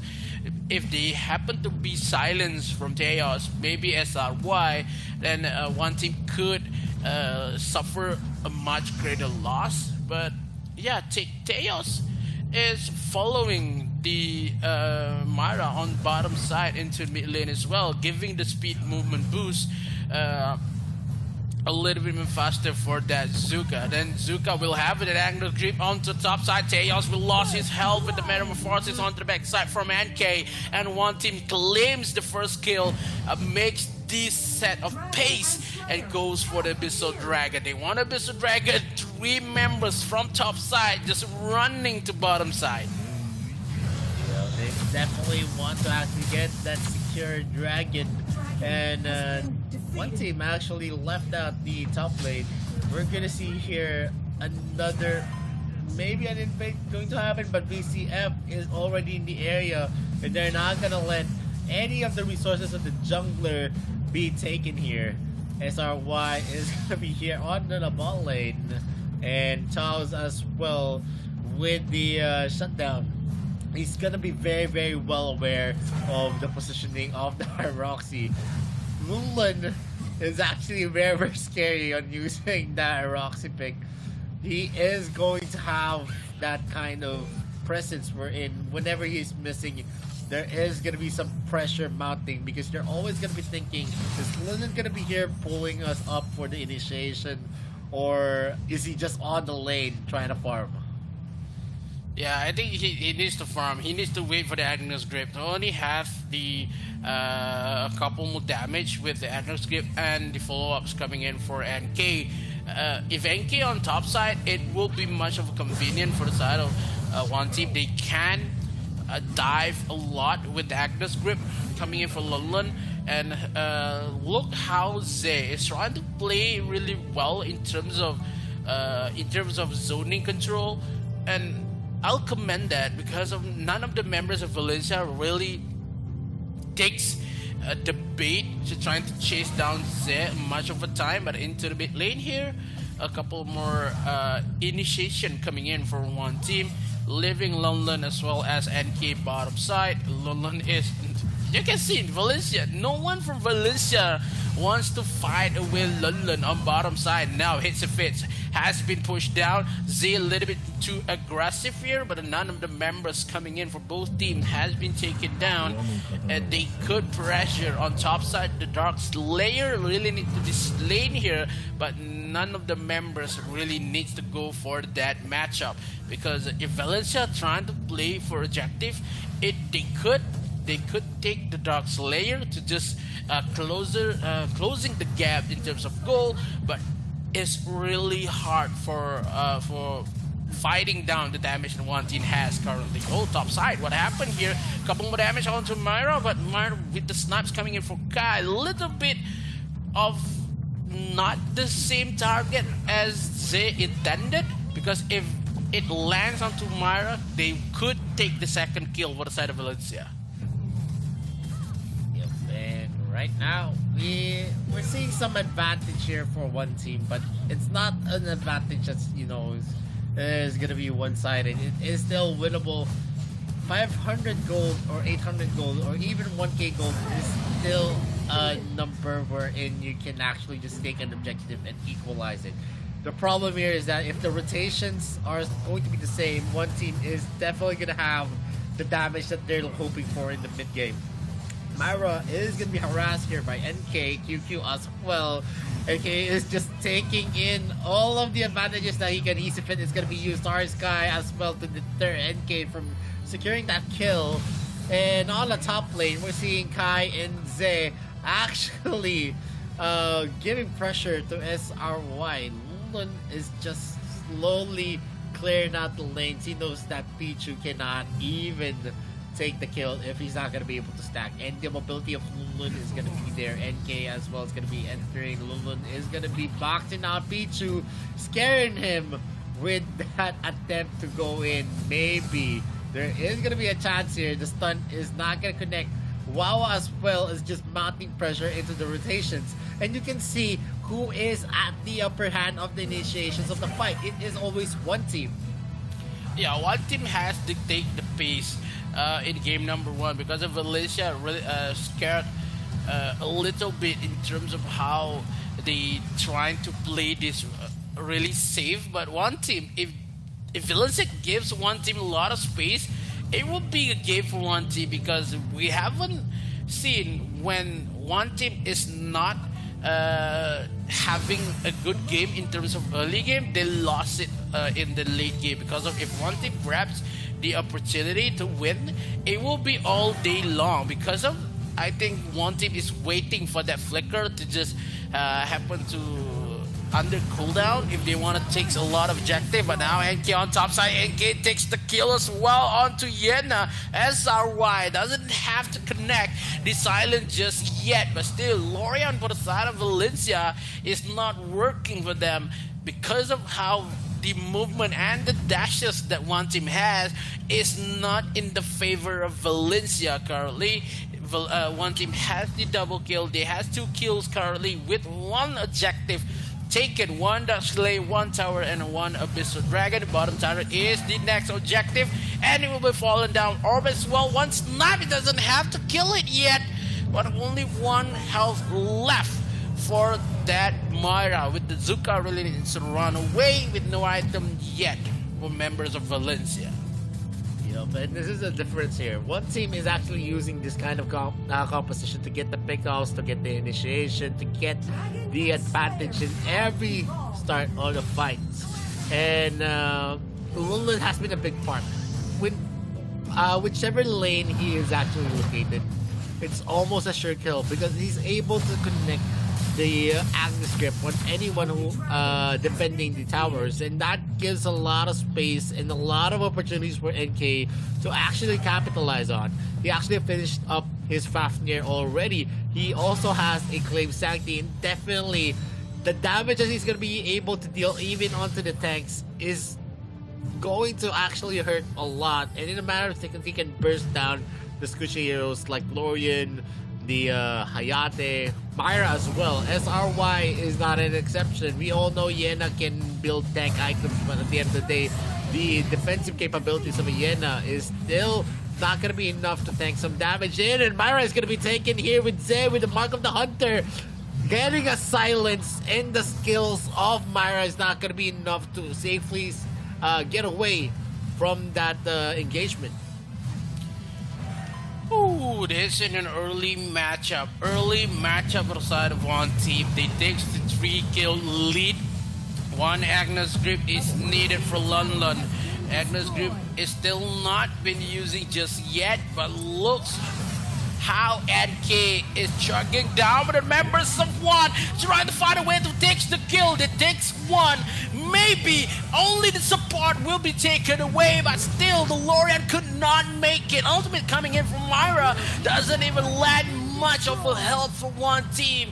They trade NK with Chaos, and I think Valencia really responded really well in terms of that jumping style coming in from one team. The defense is solid, but how the Valencia really needs to push away the members of one team outside the jungle. It would be hard, but it not be possible for one team to just run away scared because the NK just has been shut down.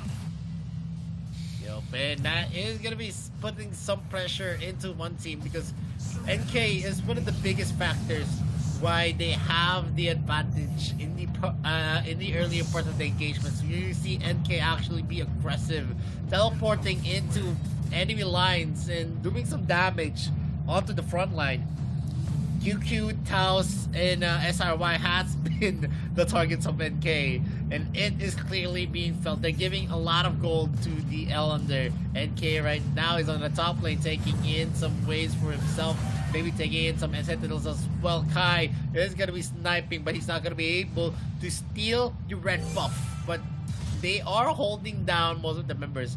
NK right now is in the brushes, and it is already being mediated, and SRY is not going to be able to connect himself. The silence is not going to be there, but on the mid lane, Wawa is doing some hard work with the pushes that he's been doing. A snipe is not going to connect again. QQ is going to be able to successfully clear the wave. Another wave is going to be crashing, but Kai is going to be closing up the mid lane, opening up the third turret. Third tier turret here for VCF, and they are now hard at work on going for a strategy to go for the defense. But till when are they going to be able to hold down? More of the pressure is mounting. They have a lot of range in the side of one team, and that enables them to just get the turrets easily. Yeah, he's going to somehow. Valencia really needs something that could just negate the Agnes grips not being caught up with Longland plays a really great Roxy. Roxy just not being in the lane, just hide in plain sight because one of members only living Pichu on bottom side here versus Longland bottom, and it's going to be something. Okay, now engagement coming from Z again with the Man of Mark, giving the hard time for Myra to just engage on the Dark Slayer. 3 kills to be fine for the side of Valencia. So yeah, if they want to. Only non-objective has been taken away. Pichu on the bottom side trying to find if he can take one objective in the hands of one team. But London is there. London is going to find one possible attack with the Frost Cape that Pichu has. Maybe slows down London a little bit, and I think it's currently one team is trying to find a way to knock down Valencia one by one. In terms of how objective taking there is with the Elsu is happen to saving a lot more space with the Lorian just can't go inside, maybe in the front face of the one team members, and that Elsu is going to be a hard time for Valencia. So yeah, because of Valencia cannot play aggressive with the Alice pick. They can, but they would suffer a lot more damage coming in from Kai. Yep, and now they're knocking into the doors of VCF. They're going for a commit here on the bottom lane. Mara is doing his best. Zay is just going to be deterring some of the damage, but the clear from QQ and Taos as well is going to be amplified with a his effect. But the mid lane wave is going to be crashing yet again. They are maybe in danger. SRY is going to do his best. That's going to be the half press being used up. And they are going to be successfully defending themselves from the push coming in from one team. They're maybe waiting for the next Slayer. And the Dark Lord Slayer is actually going to be spawning in a matter of 45 seconds.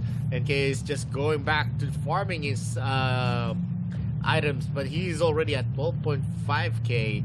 He is going to be locking in most of his itemizations. He still has an orb that he can pop up for maybe a turn around play, and that's going to be crucial. Let's see what is going to happen on the next slash, because definitely it is the one that's going to be dictating who's going to be winning this. VCF is in the last straws of their life. If they're not going to be winning the next clash, definitely one team can actually go for a victory run and just go straight to the Nexus. Yeah, 15 minutes in the game. We have 3k plus gold lead for the side of one team. This Dark Lord has spawned.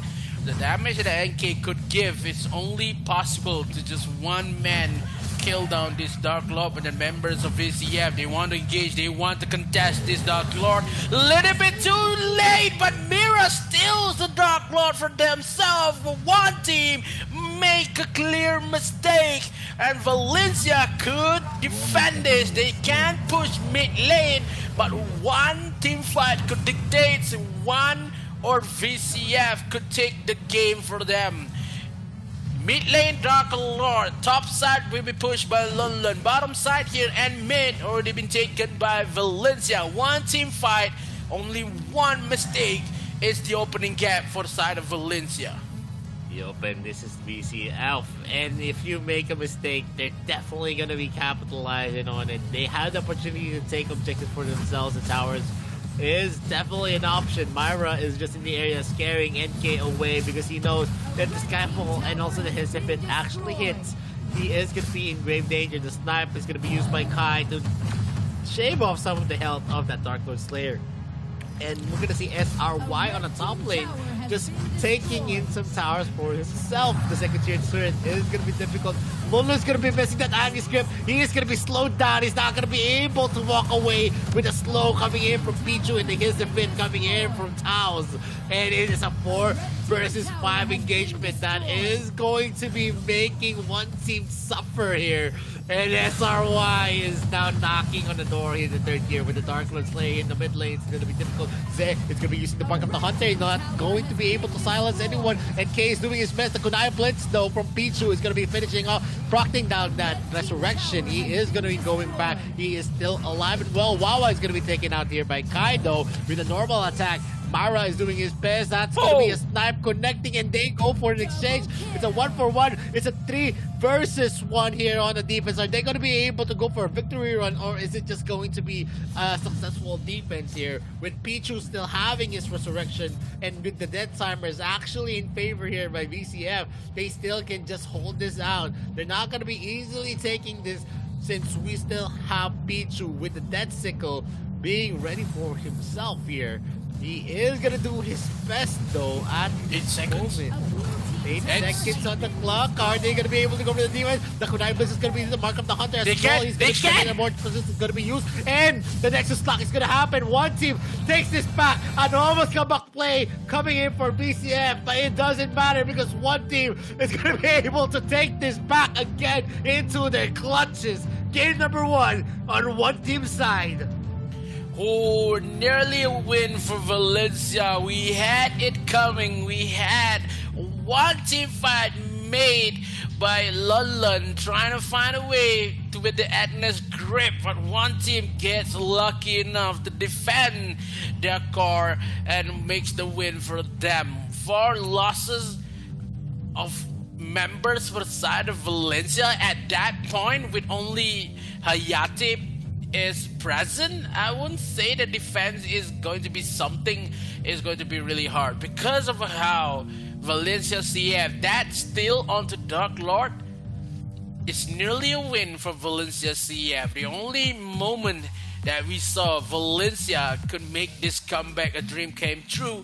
But now sometimes we can't even chase our dream, and the dream has been crushed by other teams. So maybe something that could bring by the members of one team. The dreams has been negated, but one team secures the game number 1 and makes the first point for themselves. But Valencia really has the ability to win this matchup. But in terms of how, the only first losses that Lorient suffered in AIC. Yo, man, at that moment, I think it was a very, very good play coming in from BCF, but it was just not enough.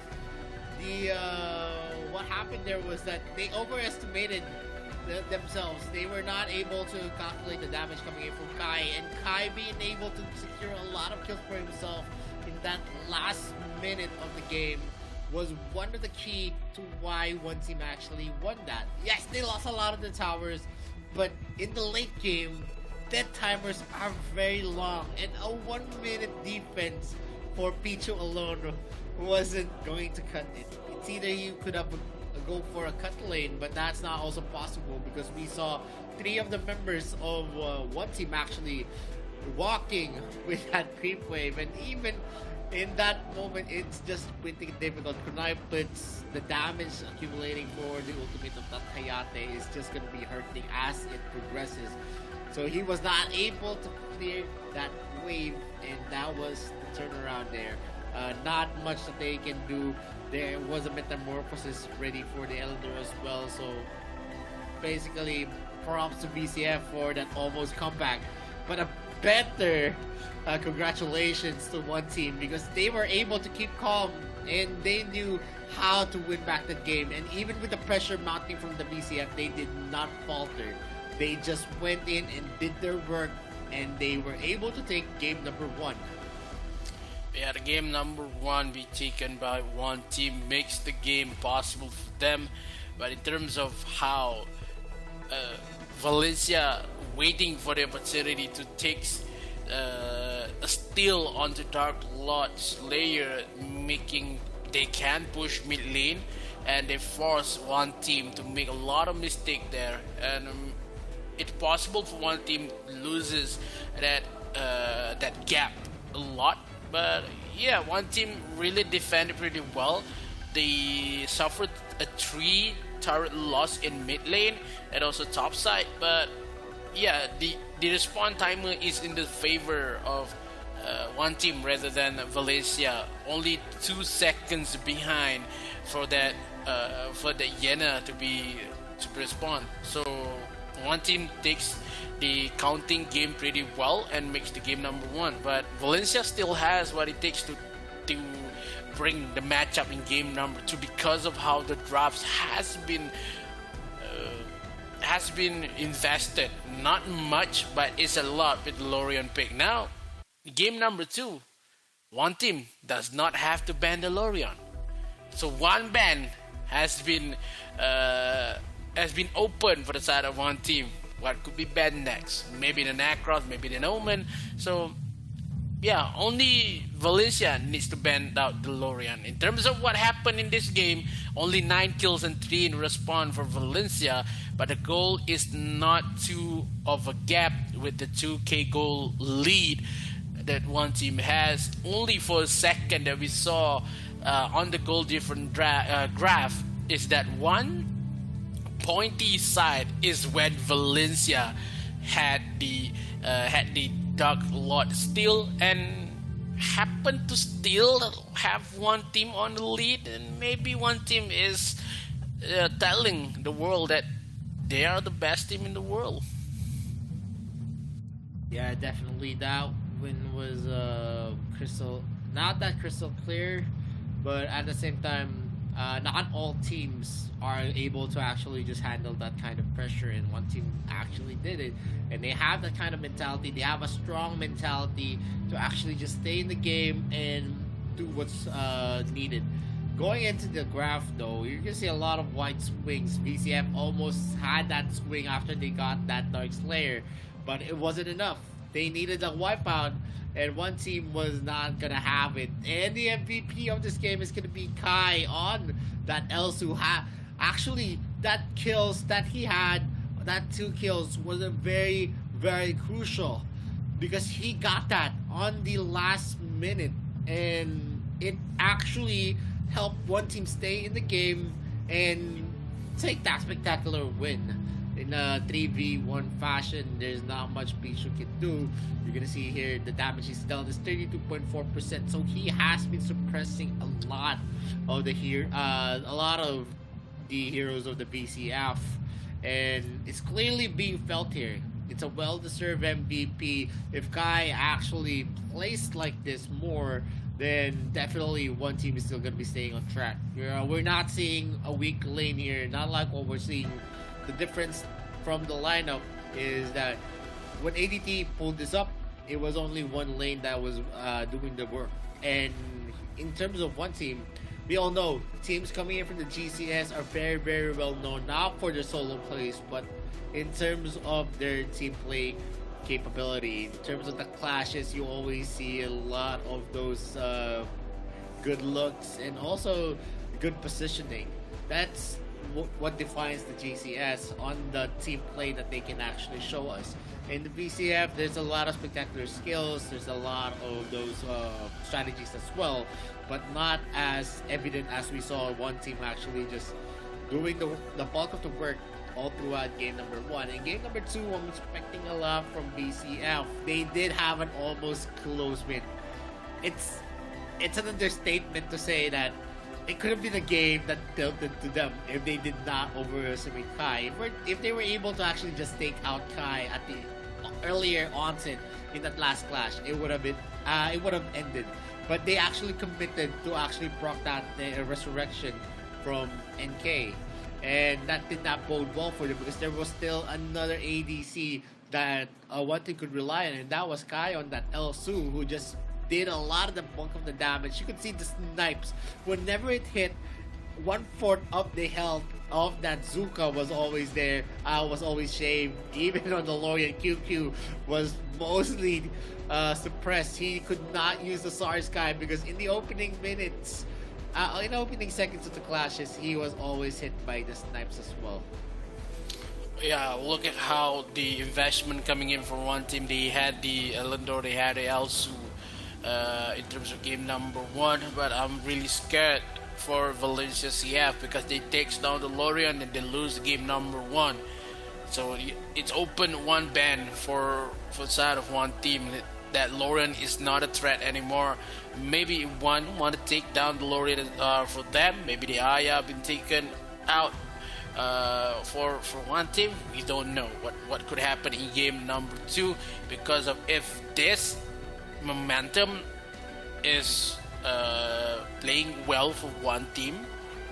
This could be the same result as the matches number 1. In the best of 5. Yes, they did invest heavily onto game number 1. They picked up the Elsu, they picked up the Elender as well. They also had a lot of the Roxy pick actually there for Lunlin, and definitely it is going to be an investment that is well placed because you actually secured the win. If they actually lost that would be disastrous for one team moving forward in this best of 5 series. But since they were able to win it, and they actually had a lot of spending as well on the BCF. You can see here in the global banner picks, they picked up a Hayate, a Zuka as well, who has been part of the meta and a Lorian pick. Yena is situational, Alice is situational as well. So big three picks for BCF. For one team, it is the same three big picks.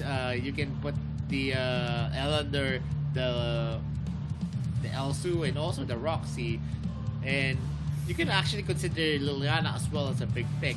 So they did have 4 big picks here on one team, but still, if they win game 2 and game 3, it doesn't really matter if they're gonna be expending these picks on game number 1, because as long as they have that lead advantage, even if they invest in game number 2, as long as they're gonna be able to win it, game number 3 is gonna be a cinch for them. Not like what BCF. They need to trail. They need to think about game number 4 as well, because they are the team that needs to catch up. Yeah, they are the team that need to make something different in game number 2 because of how investment has been made in game number 1. It could be something that Valencia really needs to think about of the drafts that they want to make in game number 2, is that they have a lot more potential with the momentum when the late game itself is the side of Valencia. But one team played it really well in terms of defensive. Now one team trying to end this game pretty early with the Necros pick here, with pick number 1. I would say this is the good pick if they want to open up with the doesn't have the Roxy, maybe a Baldum and a Laville if they want to, but Crixie and Iggy is open for Valencia if they want a Iggy, maybe a Crixie, but Telenas and Crixie, I would say they want to pick Telenas and Baldum first if they want to Telenas, but I think the Caffney, the Baldum will be still away for one team if they didn't pick down the Baldum first. They could get Iggy, they could get the Crixie if they maybe on the third pick, because none of the members of one team can pick the same kind of composition, maybe same type of hero into the mid lane. But now Natalia has been hovered away here for one team. This is maybe something that one team can spend much less in terms of mid lane matchup versus a Crixie with the Natalia hover. Maybe they want to Iggy. I think if the Natalia has been picked by one team, I would rather see an Illumia versus Crixie. But the Illumia pushback is the same. It would not make a lot of difference versus the Moonfall coming in from that Crixie. So if they want to pick Natalia, I would say it is a no. Going in with the Violet for the side of one team, and one more with the UA pick here for Wawa. That's interesting to see. This is the first time we're gonna see a UA pick here on AIC 2022. You know, UA has been nerfed a lot, but still, if you're gonna be able to hit your skill shots at a very long distance, UA is definitely a hero that's gonna be a threat, especially in clashes. If you're actually having a lot of free looks with that hero, you can make the front line of your enemy team, and you're gonna make them pay for sure because of that insane range. And then you add in a Violet as well, so it's a very scary combination for one team, especially in the clashes. If we do reach the late game, they're definitely going to be falling off in terms of the sustainable damage that they can throw. But in terms of the ambush potential, Quixie is still going to be the top tier hero.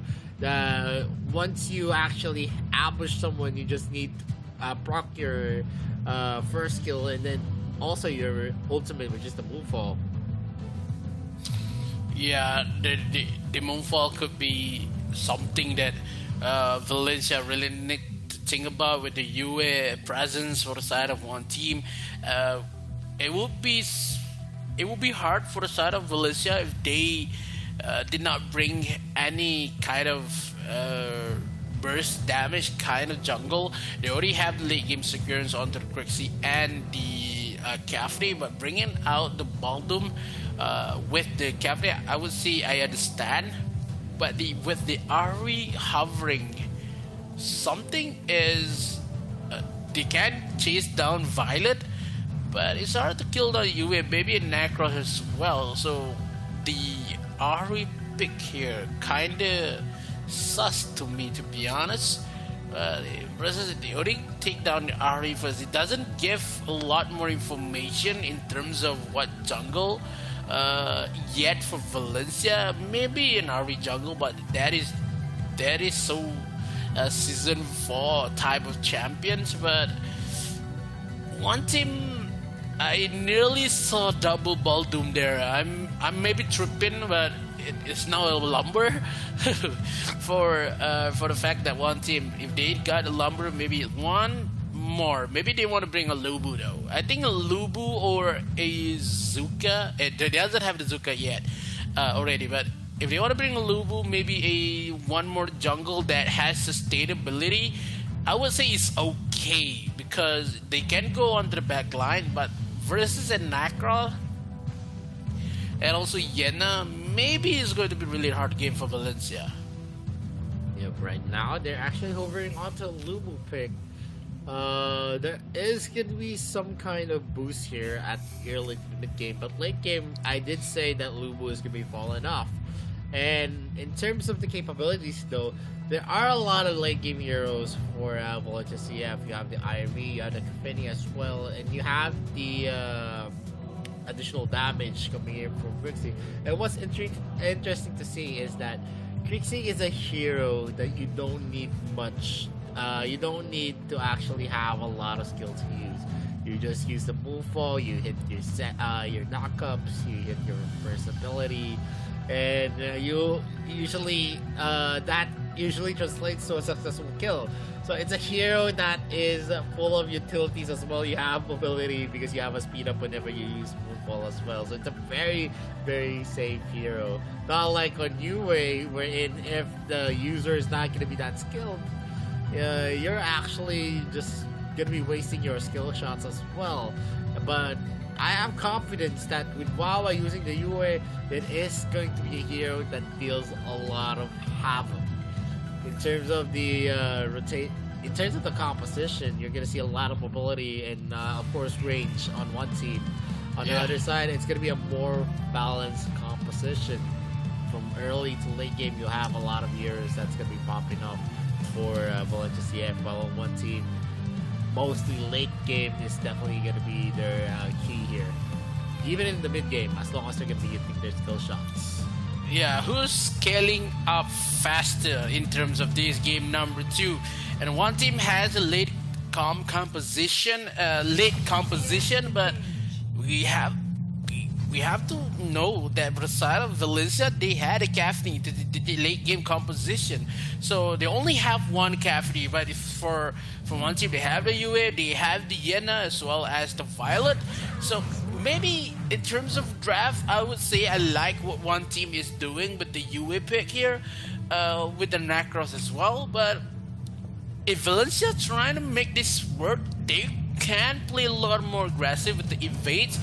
But yeah, we saw what happened. If everyone picked down Lubu jungle, Lubu is kind of a slow jungle and has been nerfed a couple of times, not having a lot more damage to deal with the Nacro speed and Nacro critical in terms of jungle matchup. But still, Myra has what it takes to be one of the fastest jungle in this AIC. But they need to think it pretty well. One team fight, it could give one team a lot more space to play. But yeah, early game is not so good for one team. If they want to play aggressive, it will be a mistake versus Valencia in this current matchup. Yes, giving Pichu a lot more. If one mistake coming in for one team in this current matchup in early phase, it would give a lot more time and a lot more goal for the side of Pichu, and having one item is enough to scale a lot more in this early matchup with a couple more seconds for the side of both objective. Fusilat is not available just yet. He doesn't have a lot more experience. He just deal, so it's kind of hard for the side of Valencia to steal this Abyssal Dragon. Yup, NK is actually starting here the Abyssal Dragon. Myra is gonna be entering the fray. Are they gonna be able to successfully take this to their hands? They are gonna be starting it, but not much of commitment is gonna happen here, as they know that 4 of the members of VCF is in the area, and the Slayer is gonna be created out as an objective, as they let the other members of Valencia CF to be there. They know that they are actually at a disadvantage against Alubu with the Conqueror ability in the early game. Not much that NK can actually do at that moment though. And Luna is gonna be charged here. He is gonna be knocked over, as he's not gonna be able to connect his first ability. Woo. I would say it's going to be something that one team is making a play. Because of one Abyssal Dragon been taken by Valencia, but if one Dark Slayer for the side of one team, they could trade in this early matchup. But in terms of composition, it would be one team on the late game, and it's hard. But now Judgment as well as the Splitter coming in to take the first blood onto one team. The kills is given for that Lumber in this first matchup. I'm just loving the enchantment that be using by Zé. That is not the normal enchantment using by a Lumber. That is giving a much more damage in terms of early game. Just trying to match up with Valencia. Oh, been caught up here. A couple more dashes, a little bit late, but now Ultimate has been pushed by Myra. That is kind of a waste. Look at the damage from Ryue. That is too much. And this is a retribution coming in from one team. Takes the kill number 2 as well. It kind of looks the same as game number 1. Yeah, but now it's just whenever one team has the advantage, usually they don't actually make the mistake. They just use it to pressure the VCF in terms of the rotations. If they are very, very sure, they're 70% sure to actually win the fight, that's when they actually commit. And that wasn't an overextension coming in from Myra, so to speak. He actually went in hard against Wawa without any kind of information from his teammates. And that gave a lot of room for the counterplay to be initiated by NK and Lilin. QQ as well was being beat up on the bottom lane, and that was unfortunate. The damage coming in from Kai is substantial, and the rage as well is just too much for QQ to bear in most of the instances. They're giving a lot of resources to Myra here, but I don't know if that's gonna be a good idea, as we're seeing a lot of the range is here on the bot lane. Talos is doing his best ball charge as well. It's gonna be used. A knockback coming in from Zé is gonna happen. Myra as well spots out NK here. There's gonna be an exchange here. Conqueror is gonna be used, but after that, he's not gonna let Myra get some lifesteal over the exchanges, and that's basically what Necrotis is gonna do. He's just gonna be baiting out the ultimate, and then after that, it's already the end. And Zé and Kai are gonna be securing the first objective of the game. They get that bottom lane turn. And they were able to box out and zone out Pichu in the area.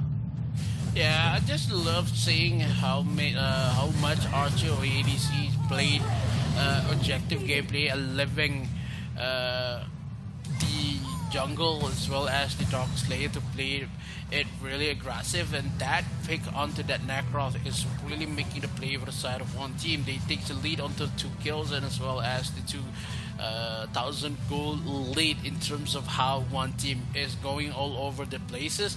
He takes one tower first instead of Valencia, still not giving much damage in terms of one objectives.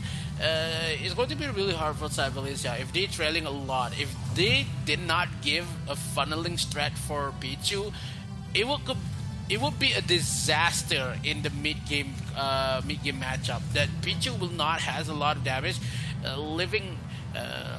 We know that Pichu already had the Eclipse of Santi. He needs the bow. He needs one more, maybe Saber 2 to be in the in the damage area.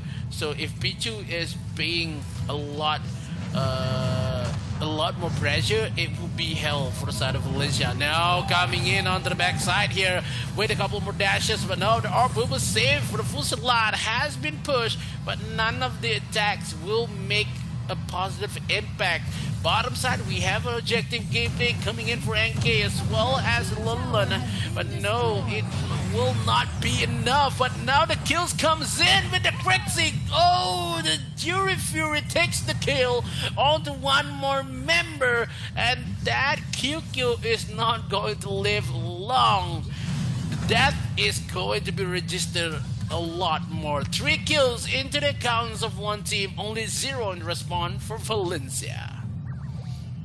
And this is basically a difficult pill to swallow for VCF. It's just that they don't have the capability right now to actually catch out the mobile heroes that we're seeing from one team, and they're doing their best in every situation, but it's just so hard to get the one-up over one team who is currently having a 3k gold advantage. And all of the heroes from one team as well is going to be scaling very, very hard. It's a composition where the defense that the defensive capabilities that they have is definitely way out of the roof. And on the mid lane, we're seeing the NK actually taking in the wave, while Lunglun is actually starting here the Holy Dragon, which is going to be difficult. NK is in the area. Myra as well might be attempting to go for a steal, but it is still going to be taken here by NK. A nice attempt by Myra though. Valencia really needs to pick up the phone. They need to answer. The damage from Yue is a little bit too much. The projectile is hitting every corner for Valencia. Mid lane, a little bit too defensive. Still has the tier 1 tower, but in terms of tier 2 on bottom side has been taken down. Tier 1 on top is still alive. They're focusing up to give Lulun much more ground to split push. So it's going to be having a gap for Dogs late. Yeah, the Iron pick, I've questioned it before, but another team fight comes in with the damage coming in for Wawa. Takes the kill, and they trade 1-0. It's going to be something that Valencia really thinks about that. This draft is not a conversation to be taken by one team. 4-0 right now. Very, very strong game here for one team. I know VCF can actually pull this off if we reach the latter part of the game where everyone can be bursted down in slightest mistake. But right now with one team, they're taking in the objectives, and this is one of the problems here for VCF. Are they going to be having the optimal condition whenever the late game starts? Because whenever the late game starts, it is going to be a fact of the matter that the damage from one team is just too substantial enough for them to last long, and the rage as well is just VCF being punished for it. Ze, Wawa, and also Kai in the area. This trio is actually unapproachable for VCF. Yeah, I would say VCF is unapproachable currently because they are defending a lot, but not much of okay. That damage is still registering, and now Yue is one fearful hero could be banned by Valencia after this, because they are not giving answers for that Yue pick. I've said it before the game is out. Look at the tactical roll coming in for the side of one team that takes one. Only Pichu will be taken away. No damage left to be given for the side of one team. Valencia is in the brink of losing. That Nacroth making the play for the side of one team. They take started on top side. The mid tower will be taken down as well. Bottom will be taken down in the next, but now the core is exposed for the members of one team. Valencia really needs to defend this with NK on that Necros itself. Is going to be a troublesome here with the Judgment Fury coming in. One more member, they lost Mara in the process, and now QQ is the next to fall, but QQ is still alive. Losing the trade by one team, they take away Wawa, the members of one.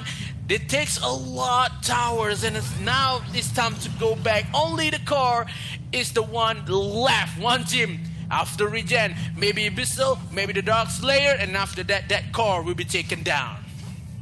Yeah, definitely. It's a 12-minute mark, and we already have an open base here from Valencia CFP Sports, and we've seen a lot. It's either they actually have a wave to actually push with, and they need a wipeout as well. QQ is going to be using everything that he has.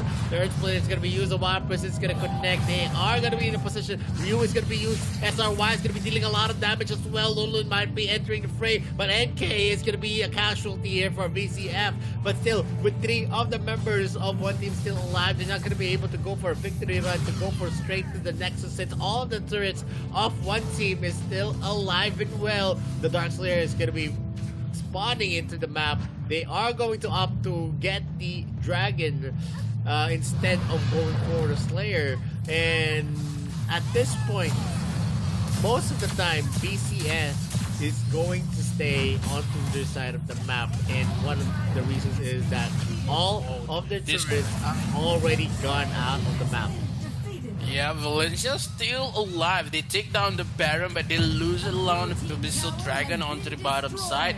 Yes, the Dark Slayer could play it really well, but in terms of how the objective is too much for the side of one team, that super minion will tear down the time for the side of Valencia. They need to defend pretty a lot, but only one member could give a lot of damage. That is Pichu. If one team could kill Pichu in the process, it will be something for the side of one team. Only the left is one, maybe Mara, maybe SRY. They could not take a 5-man 5v5 fight. It would be something that one team really needs to think about. Only one member that they need to kill, and that is Pichu. If they take down Pichu, leaving NK on top side, no one is currently tipping back. Okay, then NK is trying to chase away Myra first, trying to bait out the ultimate, but now the Dark Slayer is not making any progress for the side of Valencia, and the fight is going to start in a couple 25 seconds left for the Dark Slayer. The next Dark Slayer, it would be tedious for side of Valencia. Yep, Dark Lord Slayer is going to be spawned in 13 seconds. So it is going to be crucial. Is VCF going to be able to steal this again, or is it still going to be in the hands of one team? If one team is going to be able to secure Dark Lord Slayer, we could actually seal the fate of the VCF team. We see Myra here going in for a clear, while Taos is going to be spotted here by Lulun, but he is not going to be harassed here right now. Boom, the Earth Splitter is going to connect, while Prison is not going to connect to anyone right now. And one team is now just near here. NK is going to be starting it. And again, Myra is going to be spotting out Ze. Ze is just going to have that vision secured for himself. And the Dark Lord Slayer is not going to be contested anymore, as one team is going to take that. It is going to be a very scary prospect, because when Myra, if ever Myra actually enters and he gets taken out, he knows it's going to be a disaster waiting to happen for VCF, because they need a full 5-man right now. And if the waves are going to be pushed in unison, definitely one team is going to be taking this already. And yes, the red buff is going to be still into the hands of Pichu. One team now is going to be having the Dark Lord Slayer accompany them here on the mid lane, while NK is going to be clearing up the bot lane to maybe show the lanes for himself. Myra as well as RY is going to go for the shuriken. He's not going to get a hit. NK is just going to be playing as safe as he could and just take in the creep wave. And it's a 4v4 at the moment. 2 of the heroes of BCF are on the top lane with the Kafeni and also the Baldoom. Myra is going to be going out. Earth Splitter is gonna get a Oh, hit. the damage. One more hit, and QQ might be taken out, and that's gonna be a flicker from Lulu. 1% is gonna be used as well. Myra is gonna be in enemy territory. Look at the damage coming in from them, and Irie and SRY doing his best to burst down that Yue. Wawa might be in danger. SRY is gonna be missing that, and he is gonna be taken out. The resurrection is still there. He is gonna be one hit though. NK is coming up with Jury Fury, and he gets down again, and Earth Splitter is gonna be going for a knockup. Myra is doing his best. Conqueror is gonna be used as well. He is gonna be pushed back, and that is going to be a signal for another entry here. Pichu is doing his best. Resurrection has been procced out here. NK is still alive and well. Myra is the only one left, but it's a Nexus lock. One team closes out their first 2 games with a strong 2-0 position. Well, yeah, one team played really well, takes the game number 2 for themselves, make it a 2-0 win in the best of 5. Only one game away to giving Valencia CF to face down ADT on bottom or maybe on lower bracket after this. But one team secures the game pretty much fine with that trade. But look how Valencia really made the comeback when they had the late game for themselves. They funneled it pretty well for that Kafli to has damage, and only one initiate coming in for Wawa takes down QQ health. That Crixie is not a living thing versus that Yue coming in for that Wawa. Only Crixie is not making the game pretty well. But I should tell that Ahri pick here is not working for the side of Valencia CF. It has better days, it has a better game, but it's not crucial to pick the Ahri in this current matchup. Yes, the defense is pretty well, but that combo is not making Valencia wins in game number 2. Definitely you can see how the effectiveness of the violence in the U with the rage is just so insane, and if you don't kill them in the opening seconds, you're not going to be able to have the advantage, because in terms of the rage, it's going to be difficult for Pichu to actually zero in. Myra as well is just going to be punished as he goes in, and that is the fact of the matter why they actually are struggling in game number 2. Much of the fights are always in favor of one team because of the advantage that they have, even at the start of the clash, that they're going to be able to deal a lot of damage to whoever the front line is. And if they do commit for an entry for the Irie, for the Lubu as well, yes, they can approach, but you're still going to be worrying about the Earth Splitter of the Lumber and also the pushback and knockback that the Lumber has in its kit is one of the biggest things why it's so hard to approach the backline of one team. Yeah, because the Lumber is too much of a CC, and as well as the armor that Lumber has, as is making the game for the side of one team. They had a little much of a struggle in terms of late game, but that is a Nacros. We haven't seen a loss of Nacros just yet. But yeah, giving Nacros first pick for one team, that is too much ambitious coming in from Valencia. They drove it pretty well, but in terms of the last 2 picks for Lubu and as well as Irie is not making the game for them. Then that is something that Valencia really needs to change about what heroes could be bringing other than Irie, maybe a Lubu, because of how the energy and also the synergy that they're bringing by one team is too much to be handled with. We came for part that this is the same kind of situation like ADT. ADT gave the game number 3 is a hard time for the side of Talon, but could Valencia do the same thing? Maybe take one game from one team, or maybe it's a 3-0 win for one. Well, that is something that's going to be difficult. Remember, there's still a lot of picks that is going to be available, and with the leeway to actually just field any kind of composition that you want, maybe go for a already GG play for game number 3 and expend a lot. And it's either we're going to see VCF actually having 5 priority picks, and even with that, yeah, they could take one game, but what about game number 4 and game number 5? That is already a big problem for them. And we saw Violet and also the UA being picked out. And that's basically it. One team still has a lot. You can still use Orion. You still have a Hayate.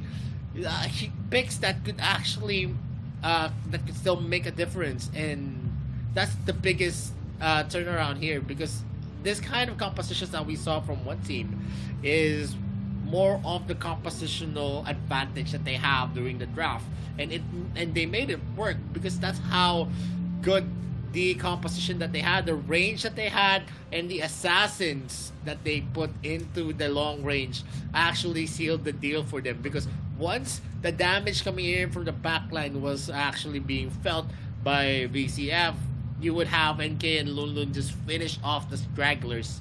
And you can see here on the game stats, it's a 6-kill deficit in favor of one team. In terms of gold, not much, because we saw in the last parts of the game, before the Dark Lord Slayer, that there was a lot of objectives being closed up by BCF, but it was already a little too late because all the lanes were already open and lane management was also against them. You can see most of the towers being taken here by one team. All the towers were taken out, as well as the Nexus, Holy Dragon Slayer, Dark Slayer, and Infinite Slayer. You can see the gold difference over time. It was built to 7.7k, and it was actually mitigated in the last parts of the game. And we're gonna see the MVP of this game is going to be Ze, one of the biggest focal points on the defensive strategy that we saw from one team. He was a big part on why Violet and UA had the leeway all throughout the game. I think that is not a 100% defensive strat. When you have that enchantment, you have a lot of damage, then you are hard to kill for that lumber. So that is one of the we rarely see lumber use that kind of enchantment, because of usually on the green side, not the Avata. But yeah, MVP, I think it's deserved for the side of one team because of how he dictates a lot more pace for the side of one team. He roams a lot, he wins a lot more battles in terms of vision. But yeah, that is game number 2. But we are going to game number 3 after this. But before that, we are going for a short break. My name is Mikos and I'm with Victorio. See you after the break. Yue brandishes a fan as her weapon, retaining her elegance even in battle. Aqua Force and Mountain Crusher allow her to easily control the whole battlefield, and Borrowed Might allows Yue to unleash endless attacks. If an enemy dares to offend Yue's grace, then they will taste the power of Rising Wind. Passive skill, Borrowed Might. Every time Yue uses Aqua Force and Mountain Crusher, she will gain a stack of Borrowed Might. When she has 2 stacks of Borrowed Might, Yue will reset the cooldown time of Aqua Force and Mountain Crusher and strengthen the next Aqua Force or Mountain Crusher. Skill 1, Aqua Force. Yue throws 2 bone fans at close range, dealing damage to enemies in their path. After strengthening, Yue will throw out 4 bone fans when using Aqua Force. Aqua Force will deal several times the damage where the bone fans converge. Skill 2, Mountain Crusher.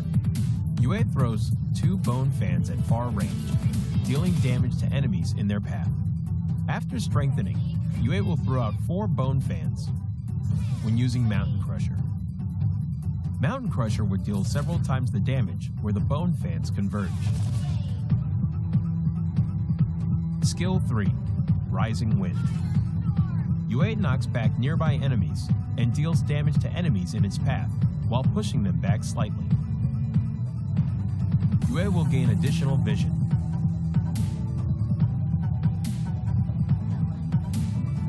Yue is a long-range mage with a powerful ability to exhaust the enemies, but is complicated to operate. To deal perfect damage using Yue, you need to be skilled in combining her skills to deal damage multiple times stronger.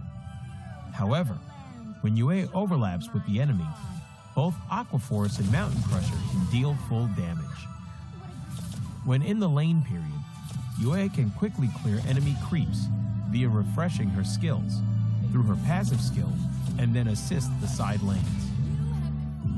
In team fights, Yue needs to use Mountain Crusher multiple times to exhaust the enemies and frequently use Aqua Force to charge up her passive skill to look out for chances to kill or exhaust fragile enemy heroes. The core combo of Yue is to save up a stack of her passive in advance and instantly use Mountain Crusher twice to deal burst damage. But be cautious. Yu's ultimate is the only life-saving skill, so she needs to save her ultimate to be aware of enemy assassins' heroes in team fights.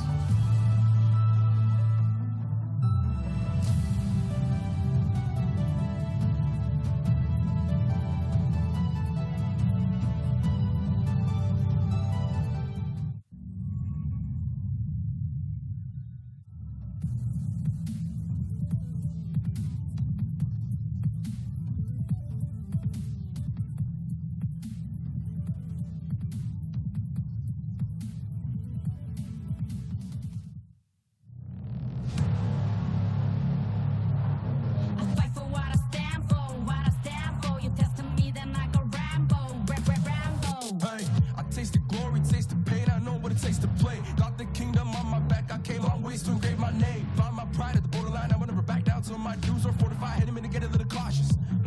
It's part of the process. They think I'm crazy, or am I really brave? I don't let nothing faze me, there's no hold up delay.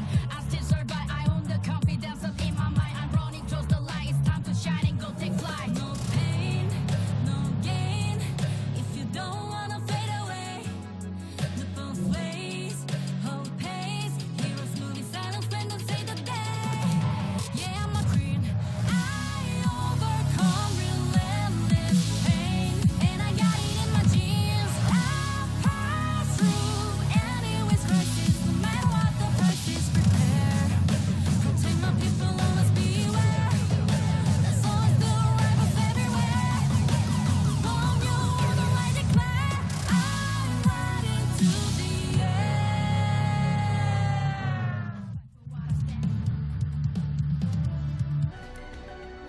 And welcome back to the Arena Valor International Championship 2022. My name is Vittorio, this is Mikos. We're already in the second series of the day, and actually the game number 3, one team already has a 2-0 lead. They need one more to clinch the series and get a sweep for themselves.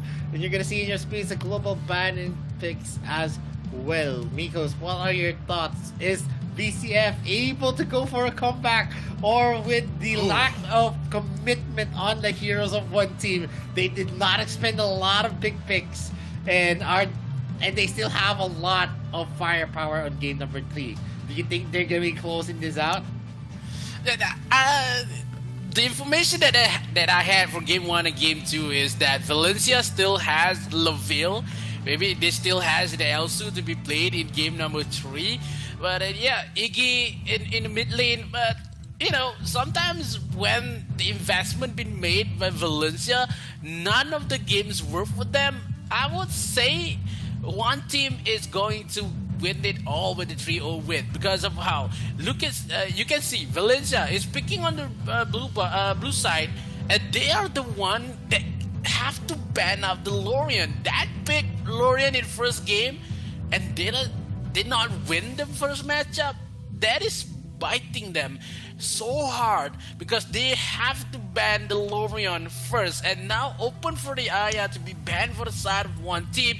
Necroth could be taken away as well because of one team doesn't need to ban out the Lorien and will already be banned by the side of Valencia. If they want to give the Necroth, sure, but the side of Valencia, they only have the Laville and the Elsu, so maybe Necroth and Elsu could be banned by one team. And if Elsu been picked for P2 here, I would say it would be something that one team is hoping for because they opened out Iggy and also the Elsu. We haven't seen a lot of Elsu plays by Valencia, and it could be something that is not a priority. So they still have the Iggy. Iggy versus who? One team already used down the Elsu. Maybe the Grixie could be picked here as well as the Baldum if they want to, but already picked down the Baldum first. One team, they bring out the Zuka. Tachi is nowhere to be seen from today. It could be hard for the side of Valencia though, because if one team played it really safe in this current matchup, they bring up maybe Ryoma and also the maybe Ryoma of Florentino. It could be hell for the side of Valencia. Yeah, and right now, in this kind of composition, Iggy does have a lot of utilities, has that long range magic damage. Still in that kind of lineup, in that kind of composition and kind of matchup, Crixie excels in ambushes, dealing a lot of damage as well while being mobile, and also the capability to deal damage while moving and having that minimal skill shots is definitely one of the biggest things and biggest factor of Crixie. Basically, you can just walk around and deal a lot of damage using that Crixie, and they added Zuka, who so far can also deal a lot of damage in an instance and with a lot of ability in his skill sets as well. But looking at the long range capabilities of Valencia, they're banking very hard here on game number 3, and I do hope that they get the advantage that they're hoping for with the snipes and also the long range ultimates and the shadow bombs from the Iggy, because if they lose game number 3, game number 4 is not going to be possible. And even if they do win this with this kind of commitment here on game number 3, I don't think that they have a bigger chance to take the win unless they secure some bright picks like the Lorian or the Omen or the Nakra. Yeah, I think DeLorean, they already used down DeLorean in game 1. So if they win this with all the investment that they made, in terms of game 4, we can talk about, okay, Valencia has talent. Valencia still has the, maybe the Violet, maybe the Whips onto AD carry. But onto this side of support, they already still, maybe in this game they go for Tain. And after that, maybe a Roxy to be played here, Florentino as well, but the gaps from investment is too big for one team. One team is not really invest a lot in terms of the 2 games, and now the game number 3, they're going to invest a lot here. They already have the Zuka, the Baldwin, and also the Crixie. So if they want to bring down maybe on the top side, maybe a Yena or a Chi to be possible to play aggressive versus a Richter, it could be possible. And maybe Kilgroth also can for the side of Valencia if they want to. But the Slims, look at the investment that made by one team. They bring out the Slims. Look on the faces, man. They are laughing Slims. Oh no, oh no. Valencia is not believing this. That Slims is the one first to be picked by the side of one team. And Yan, as well as the Zenil, has been picked by Valencia. It's actually being over there. They're going to be committing to a Yan pick. On the recent patch it got buffed. I don't know if the patch was applied here, but I think not. But in terms of the Slims pick, it's a pick wherein you can substitute this as a Laville pick as well. Laville excels in almost close range, so it's gonna be different with a Slims. Usually when you pick up a Laville to counter a Elsu, you actually rely on the double trouble.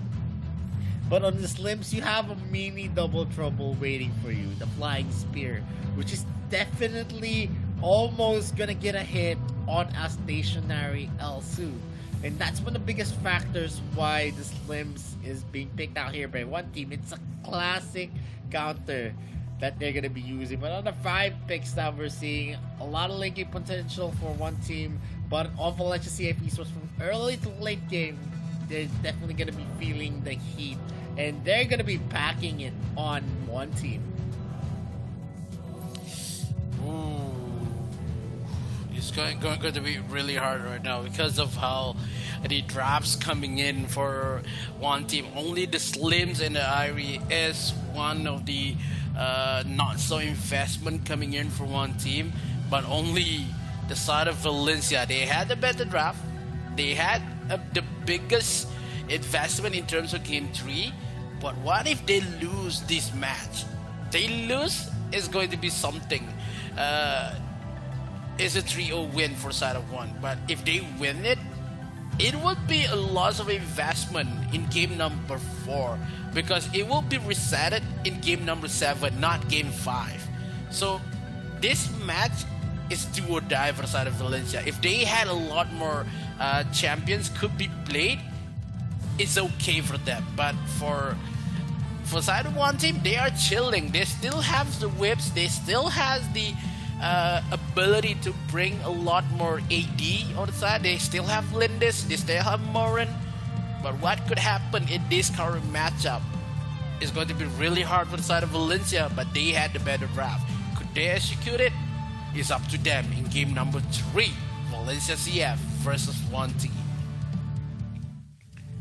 Yep, and we're going into the game, and big expectations of BCF. We're seeing Yan being used here on this game number 3, and probably if it's gonna be used effectively, maybe we're gonna see something as Yan entering the AIC meta.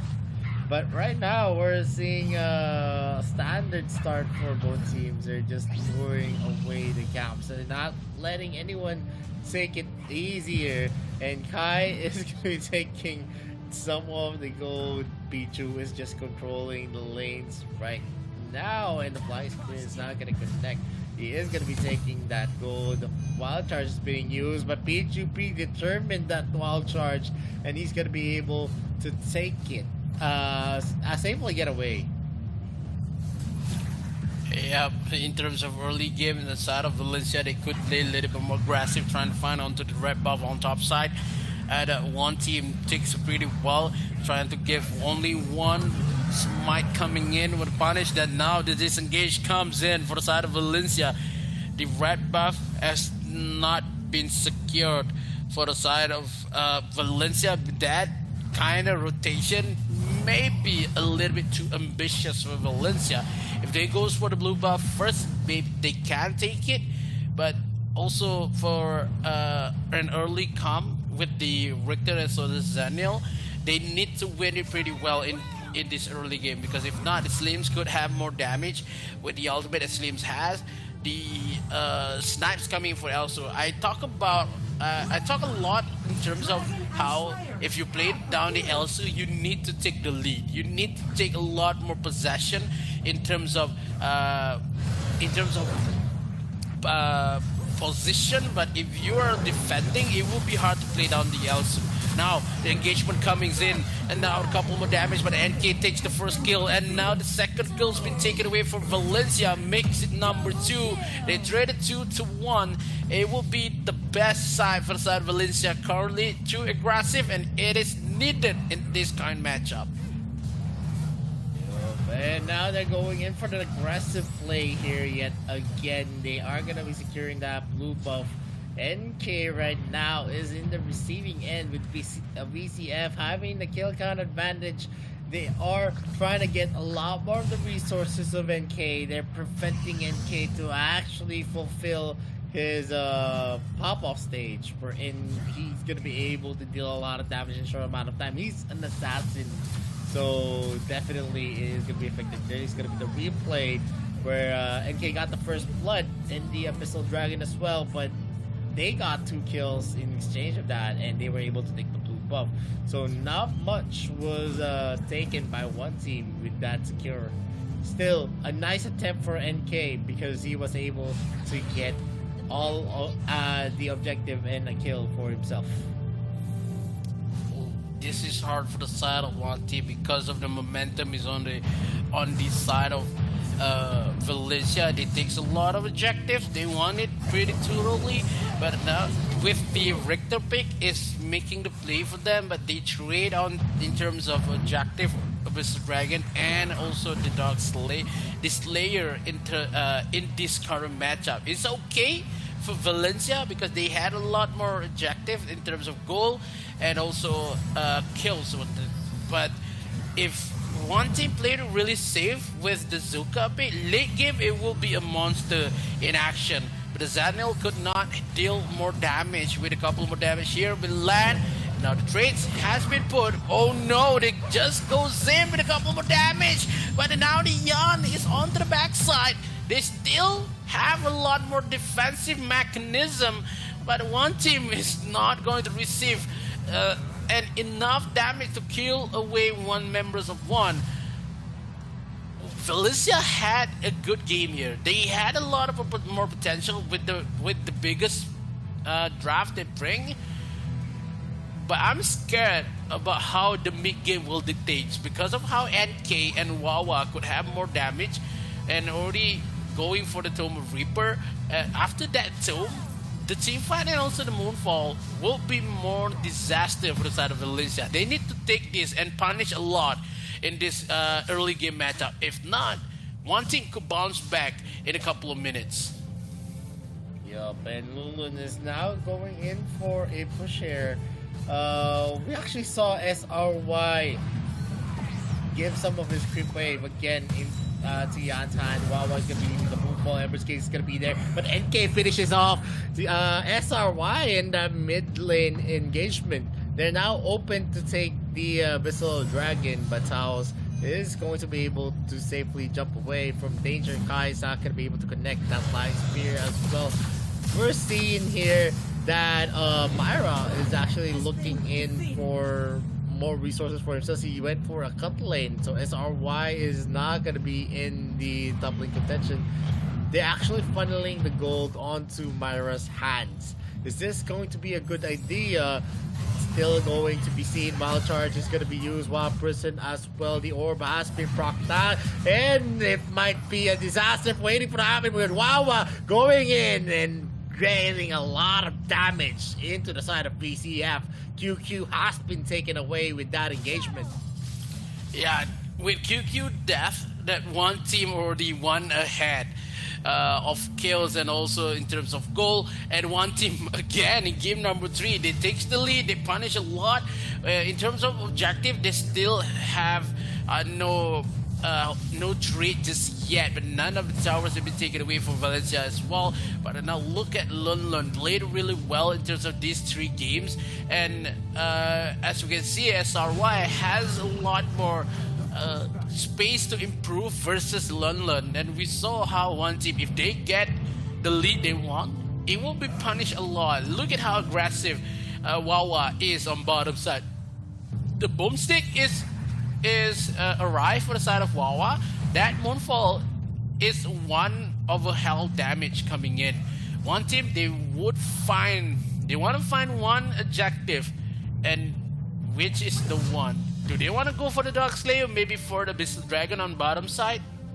It's still pressing on mid and also bottom with 2 members. No, the mid lane will engage first on under the turret, but now the ultimate has been refused by that Baldom. They secures the kill onto the side of Valencia. They trade 1, but now it takes 2 for the side of Valencia. Make it QQ 1 kill as well.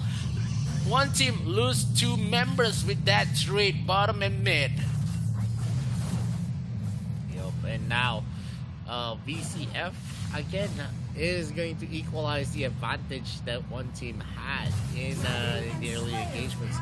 And still, with this kind of leeway for themselves, they still have the capability to deal a lot of damage mid-game.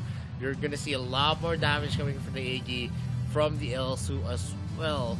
If this actually spirals into the control of VCF, they're going to be able to suppress one team. One team needs to have some kind of advantage to actually equalize the moments, because if they're not going to be able to, they are always going to be in the receiving end before the flashes starts. Taos is going to actually go into the area. Every case by QQ is going to hit Wawa as well. The snipe coming in from Peachy is going to be forcing Wawa to get back again. The suppression is definitely going to be felt here. Knockup coming from SRY. The Flying Spear not going to get a hit coming in from Kai as well. Not much of any luck on the skill shots of Kai at the moment. Maya is going to be starting here. The Slayer, Lunlun is going to be spotting him out. SRY and the others are going to be boxing out Lunlun, so it is definitely going to be into the hands of VCF. One team is trailing in terms of goal and kills. Mid lane will be taken away with a couple more damage once Snipes comes in with P2 on the backside, but the Wild Praiser will secure spawn. But the ultimate coming in for Zaniel trying to save the members, but damage is not secure just yet. Teos will be taken away, but no, the Orb will be save himself. But Torrens in mid will be taken away, but Valencia is okay with that trade, with Teos nearly taken down. But one team, what is the answer for the question being asked for Valencia?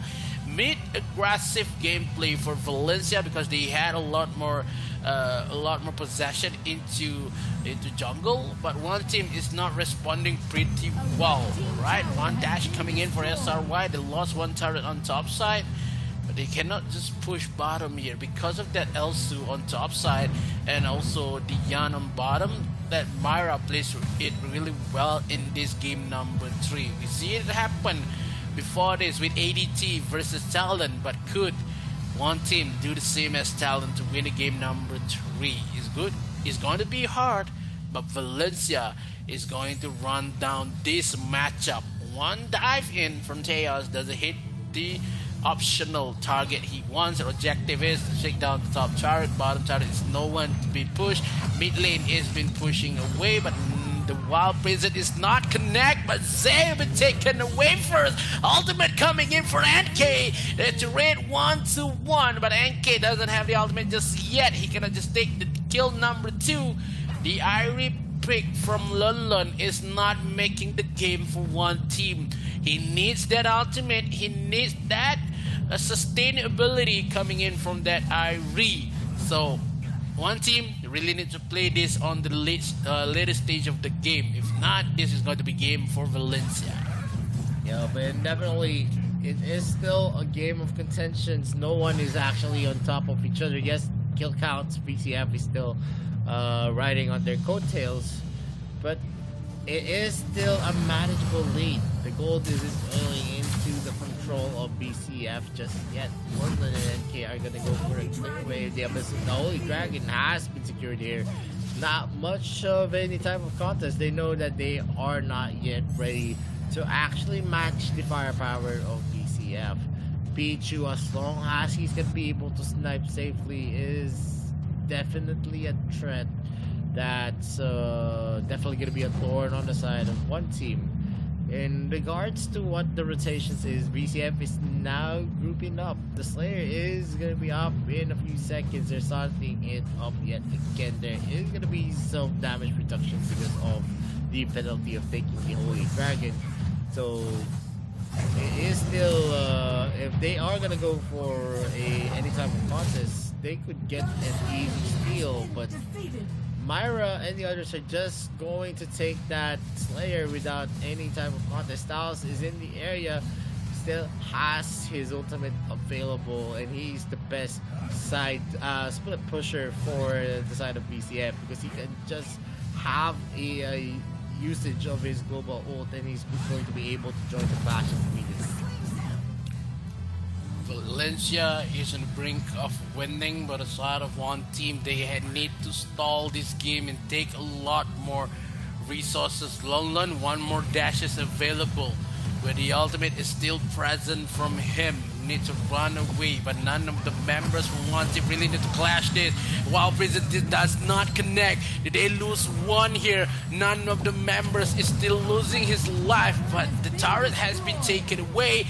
But Myra takes the kill onto the face of Lon, and Valencia is knocking on the door of one team. Bottom side is on the brink of losing, with the Dawnbringer bottom side as well. Mid lane will be pushed by NK. Is not enough. The Star will be taken away. Moonfall has been initiated, but the Moonfall will not give a lot more damage. To chunk down onto Teos first, but Towers is still alive. But what is the cause? One team, they doesn't even give a lot much of a fight in this game number 3. Valencia could win this. The core is exposed right now 5 member. They lost Wawa. They doesn't have much more damage, but still one hit onto the back wall charge. But one member really needs to run away with the snipes comes in from Pichu from the backside. If giving her a hard time for the side of one team, the core is exposed. The members of Valencia really needs to kill the core, but I don't think this is the right time to go full on because it could be a mistakes coming in for Valencia. But that was a very, very clean play coming in from Valencia CF.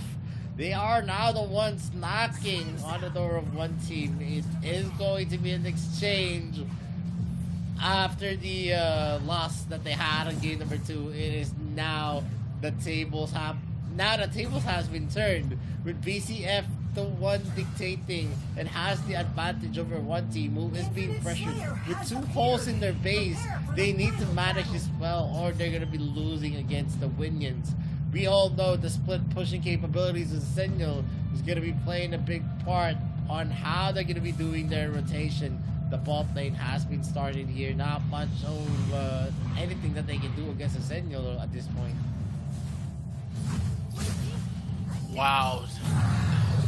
Did one team really want to take this contest into retake the side of this Infinite Slayer, but now the engage has been made. The man of mark already been popped. NK a little bit too scary there. He needs to run away when the movement comes in. Maybe they lost Wawa first. Next is Z, and now NK really needs to run away. And in Valencia, they can't win this. They take the Infinite Slayer, but I think if they push the mid lane, it would be game because only 3 members for the side of one team is available to defend this. They had a great amount of people and also a great amount of damage, but Valencia takes the low road to win this. They take it cautiously, and if this is going to be their mistake, one team could make this game for themselves. And Jan has been a pick that is actually doing it for VCF. And Taos is going to be stunned here. Chain stunned actually by one team.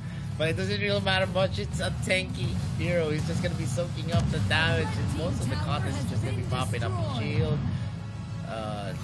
Probably have a problem for himself. Kaya as well. He's now been hitting his flying spears. Not as well as Pichu is actually hitting his shots.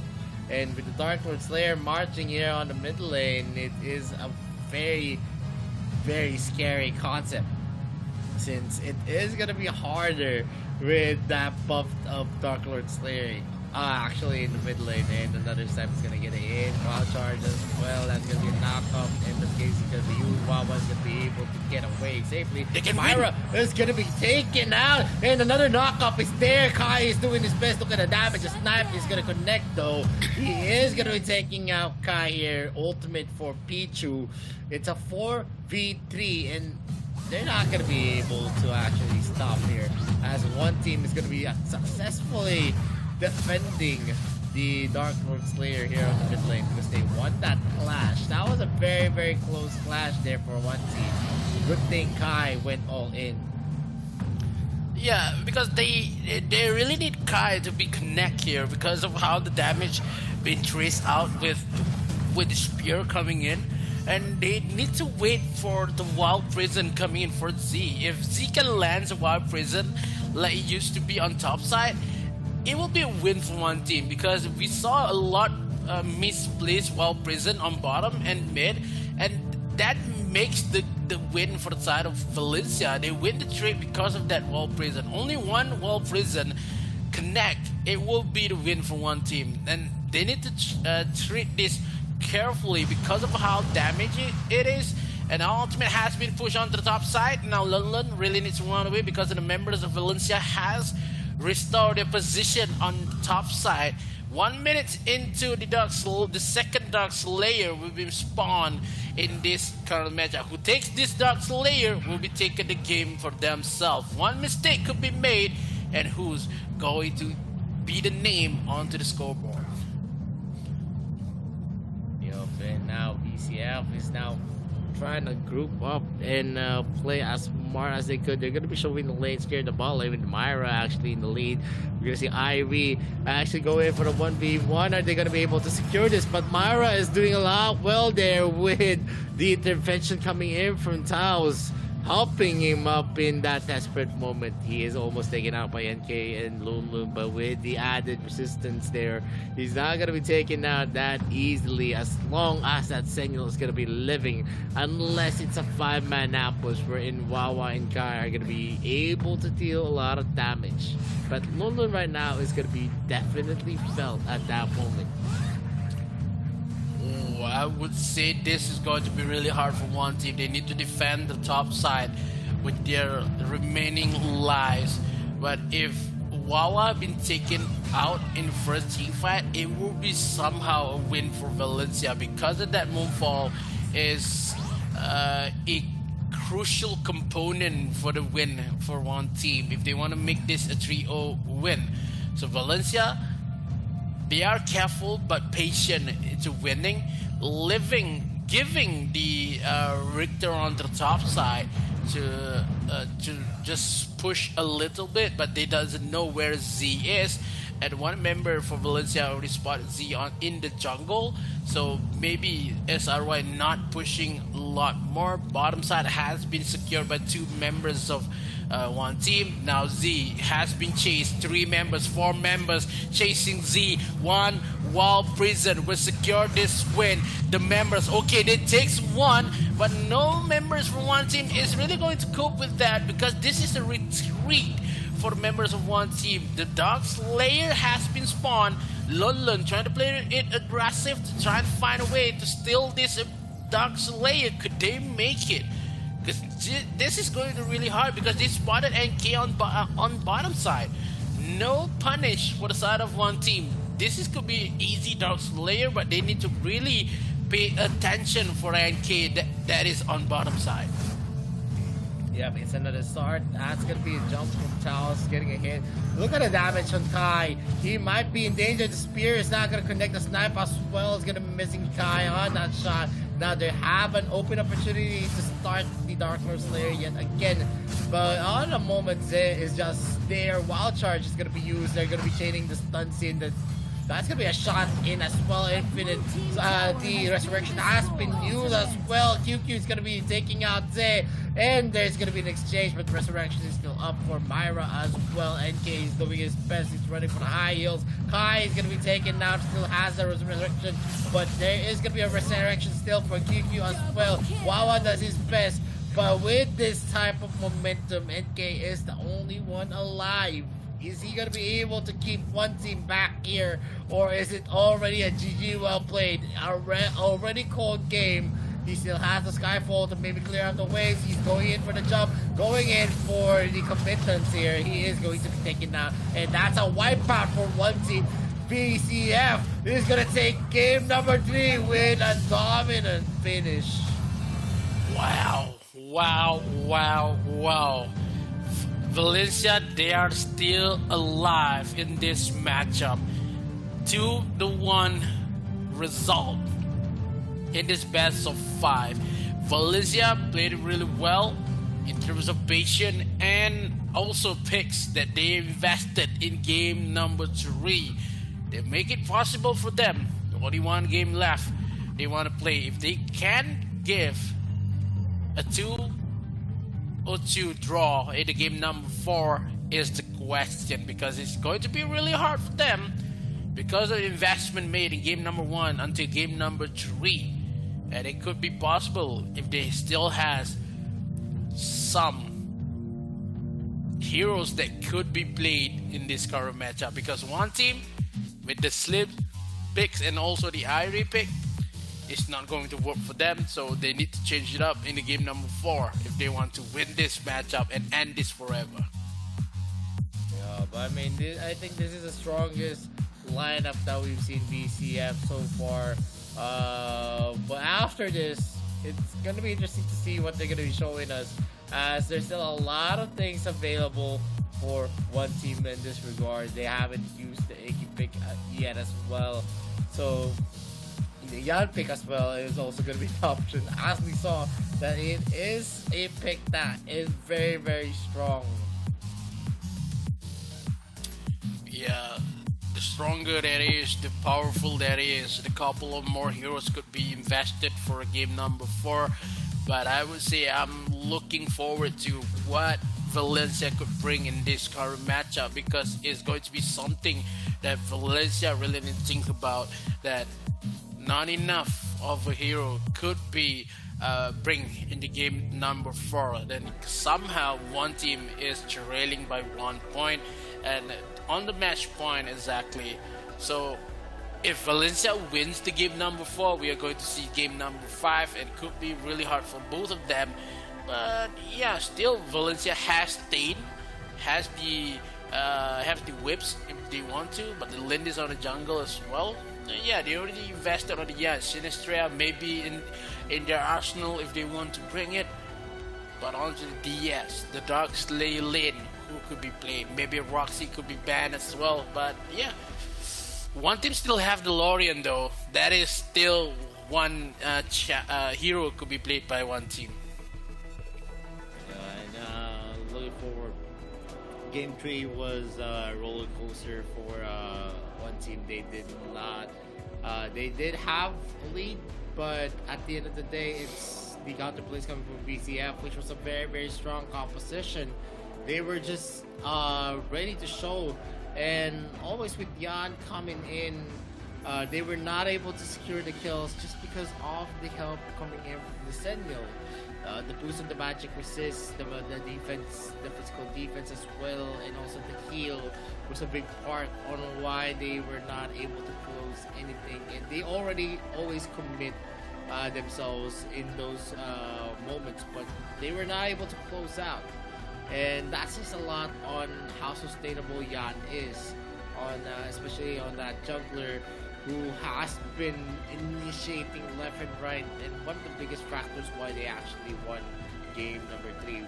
Game number 4, that's not going to be an available hero, but a lot of heroes are still available for BCF. We still see Nakprod as well on the jungle. Elender is definitely going to be out of the question for one team. BCF still has the Elender for themselves, and a lot more picks are going to be available. We're now in a stage wherein this picks can actually go well, since there's a lot of picks that you can build up with the composition. A lot of the heroes that are out, especially the long range capabilities of VCF, is already down and out of the window. Yeah, because somehow we saw that one team has the better draft that they can win, and that mid game they had a couple of lead. But when we talk about Slims in the matchup, it would not give you much more of a punishment for the side of Valencia. So the damage that would been dealt by Slims is not much. It's only 99,000 only, and it much of a difference coming in for Elsu that be played by Pichu itself. So yeah, one team had a bad game in game number 3, but I think they will bounce back with the Iggy pick coming in for QQ. 209,000 damage. That is much. That is so much to be handled. And the Zuka coming for NK, it was a little bit too ambitious. I guess saw the goal difference over time. That is when we see one team has the goal lead in terms of maybe 7 minutes into the game. But yeah, it been taken back from Valencia throughout the whole series, and it's going to be something that one team really needs to think about. The initiate and also the draft they could be made in game number 4, because game number 4 will be harder than any other matches, because only if they win it will be okay, but if they lose it's going to be forced to game number 5. And definitely BCF has the bulk of the damage here. You can see the damage dealt. And the MVP here for VCF is going to be QQ with a 200k damage on that Iggy. 39.6% on the damage dealt. The heroes on this team was carried here by QQ. And with a 5-2-10 KDA and a roll goal difference of 1,100, the kill participation he has, it's at 93.8%. Only one kill that he did not actually participate in. And that's a big thing. QQ on that Iggy is definitely a monster being unleashed against one team. And this is the momentum change that they're actually looking for. BCF gravely needs this, but it is still going to be an arduous path. Getting another 2 wins in a row is a daunting task for any team. Counter sweep, so to speak, is definitely difficult. You need to expend a lot of energy to go there. But they want to have that luxury here in the upper bracket, that even if you lose in the upper bracket, you're just going to be relegated to the lower bracket. Not like when you are in the lower bracket, you are already in a do or die. It's a lower bracket. There's no bracket left after you lose in the lower bracket. Yeah, because lower bracket will be much of a hard time. Whoever are going to face down ADT, and it's going to be something that we're going to look for after this series. But game number 4 is somehow, I see, is going to be something that's hard to predict because of the global bans as well, and what could be used by other matchup and other teams is something to look for. But yeah, I just want to point out something. That did you see from our stage that when the little details is one of the banners has Valencia CF logo, the details that is, because I already a couple of days and just saw it, because I'm just looking into the details that one of the banners at my back is they have one Valencia logo though. That is kind of cool. What is kind of cool is maybe we're gonna see some Lindis, Lindis action in game number 4. Maybe I love to see Lindis, man. It just somehow, for a couple of seasons, Lindis has been a monster inside of jungle, but now maybe it's not the time for Lindis to be shine. Yeah, definitely it is a hero that's not gonna shine much because there's a lot of mobility in the heroes. A lot of the counters are as well. A lot of the heroes we see right now are assassins in the jungle. So if you do use a Lindis, you have fast clear, but in terms of capability, you do have your dashes when you go for when you have your ultimate up. But that's basically it. And after that, you're just gonna be running in the bushes. But when you're not in the jungle area, you're not in the river area, it's actually hard to maneuver the Lindis, and that's a big factor. Right. Now Valencia still has Tain, still has a lot more supports they want to bring to. Maybe they still has the Roxy to be playing in support, but in terms of one team, they doesn't have the Roxy. They still have Tain. Maybe Tain is one of the heroes that could be worth of stealing for both sides.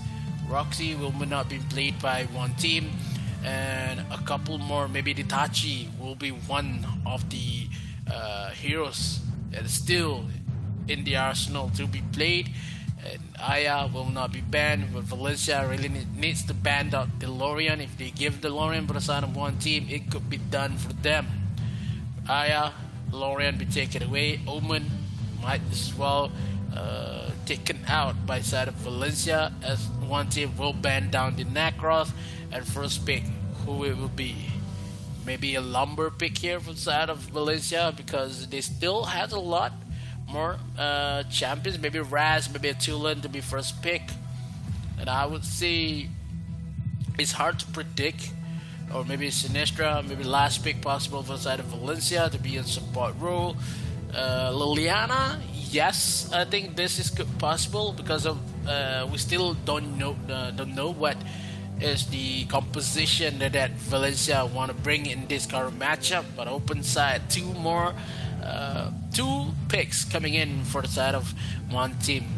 Do they want to bring a support out earlier or mid lane matchup? If they want to bring maybe a Varus mid or a Talon pick here, maybe onto Talon jungle, maybe Talon mid, but Ryoma early matchup kind of good versus Liliana. So if they want to pick something like a Raz mid, it will be something to be paid if they want to take a lot of lead in this matchup. And they're actually hovering here on the Ryoma and the Joker on one team. In terms of range, Joker is actually a good hero.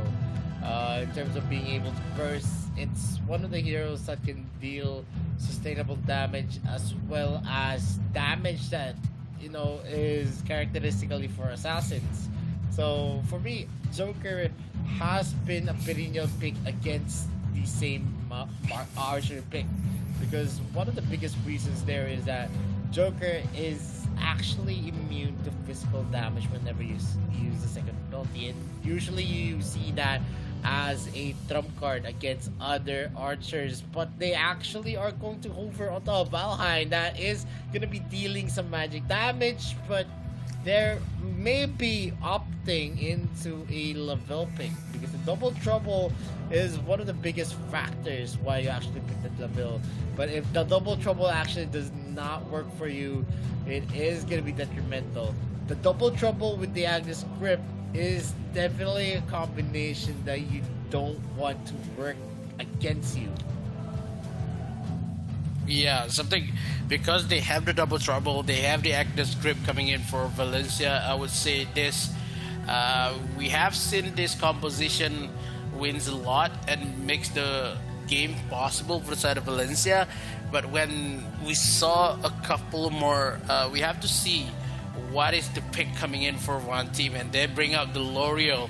Here, I see the L'Oreal is good versus a Roxy because of how Roxy really negates the Agnes grip, and also the dash that L'Oreal has could negate the Agnes grips, and also with the Purify if L'Oreal takes it, so it's okay for the side of one team. They really invested a lot with the Wonder Woman and also the Joker, but L'Oreal maybe 5 DC members could be played here with the Flash and Batman. I don't think that they're going to do so, because somehow Wonder Woman is still on the meta as well as the Joker. But in terms of Batman and the Superman, maybe Superman could be big here. They need something that could push any members of Valencia inside of the Ring of Fire coming in for that L'Oreal though.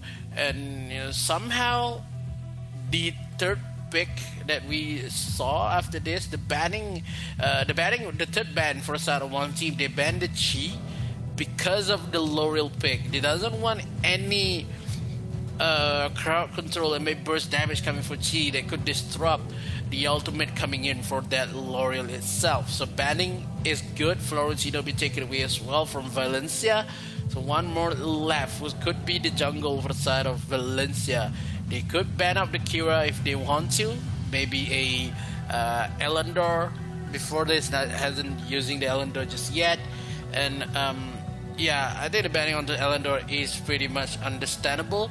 And for Valencia, they could ban Kreknak maybe onto the side of jungle. Maybe when the woman will go jungle, they still have support. Maybe a Tain to be banned versus a Roxy. It would be hard for Tain itself. I think if they pick down the Alice, it could be something for one team. If they want to bring out Alice, a early matchup and also early aggressive play for the side of one team. Yeah, we've seen Wawa use the L'Oreal before, and he was the MVP on the last time he used the L'Oreal. So I'm pretty excited to see on how they're going to be able to make this work. One of the biggest things and one of the disadvantages that I'm seeing here in the mid lane is the range of the poking potential of a Liliana against a L'Oreal. L'Oreal, yes, can actually negate some of the damage as long as he's going to be able to time his dashes right, but that's a harder thing to do. It's easier said than done in most cases. But I do have confidence on the skill of Wawa, since I do acknowledge Wawa as one of the perennial mid laners that you need to look out for next to iPad Pro. Yeah, one of the best mid laners currently in this era. If they want to, that the Tain could be a trouble for the side of that L'Oreal itself. Early matchup for one team. They doesn't have any. They only have the L'Oreal for late game, but they still need one more that could defend this matchup into the late game. Maybe a tank that could take a lot of skirmishes in terms of zoning. They still have one more question to be answered, because if Valencia takes down Tain, and it will be something that they need to look for. Yes, Glory could dash away from that charge, but it could be hard for one team if any time that Tain can just push with the ultimate, and it's going to be something that one team really need to think about. So one team, they with the respawn onto the Varus support, I would say is somehow a best pick for the side. Oh no, the Varus jungle and support Wonder Woman. Aggressive, a little bit aggressive. Coming in for one team, they want to win the Abyssal lane matchup versus Tain and Laville. One team is bringing out a lot more question and also something that doubt from the fans, but I can't see this is going to work for them.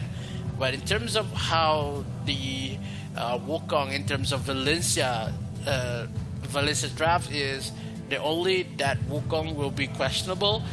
They have the Liliana as well as Laville and the Tain, and the Roxy is hardcore matchup for the side of Valencia. Valencia maybe wins with four picks, but only that Wukong could be questioned, a little bit sus. But now, game number 4, Valencia and one team who's going to take this matchup into their accounts and take the lead here is going to be something that we need to look for. Who's going to win this matchup? Yeah, man. A big question is how are we gonna see the synergy of one team? Because I don't doubt these guys. I've seen this kind of composition before. The only thing new that I've seen here from one team is the Wonder Woman pick, and I've seen NK use the various jungle before, and at this moment it's about how they're gonna be connecting it to each other. That's how that's the best thing that you can actually say. They're going in for an invade and they have something strong here. Taos is going in for the push as well. There is going to be hit here. There's going to be a crit already. And SRY as well. London and the others are just slowly going here. And that is going to be a secure for NK. He does not let the steal happen from Myra. And the blue buff is actually taken by the Joker on their side. So that's preventing any kind of advantage to the side of BCF. Yeah, that is advantage for the side of one team as well, because of that blue buff, and it takes a lot more chances to just stay on lanes, because he can just spam away the rockets with the time left for that blue buff. So it's going to be something that one team has an early advantage. But Roxy versus Ryoma on top lane, we saw a lot of Roxy wins and also damage. Ryoma does not connect onto Roxy. We've seen this kind of matchup in matchup number 1. One team versus Valencia itself, the Roxy onto the Dark Slayer lane. I think it's going to be something that really need to think about, that one team is trying to be much more aggressive than it used to be in the game number 3, and trying to find with the lasso as well as the ultimate coming from Joker. One hit left, really needs to run away. Kai, bit too ambitious there. If give one first blood for the side of Valencia, it could be scary in terms of early game. They have the early composition. If they lost this, it will be somehow a big win for the side of Valencia. Yep, Myra is going to be trading up his objective with the Abyssal Dragon. They take the Slayer. Their Railing Blade is not going to get a hit from Lundlund, but that was a nice attempt. He's trying to harass the Myra to actually, pressure him up, deal some damage, prevent any type of rotations to happen. Kai is in the area. They're going in for a juggling blade here. The red buff, that's his racist submission being used. Avalon Sword as well is going to be used here. Zay is going to be missing that. It's going to be a Cat Laughter being used. There's going to be the Brilliance being used as well here by Wawa, and they get that kill. 2 kills for themselves. A 2-0 already up in the board for one team.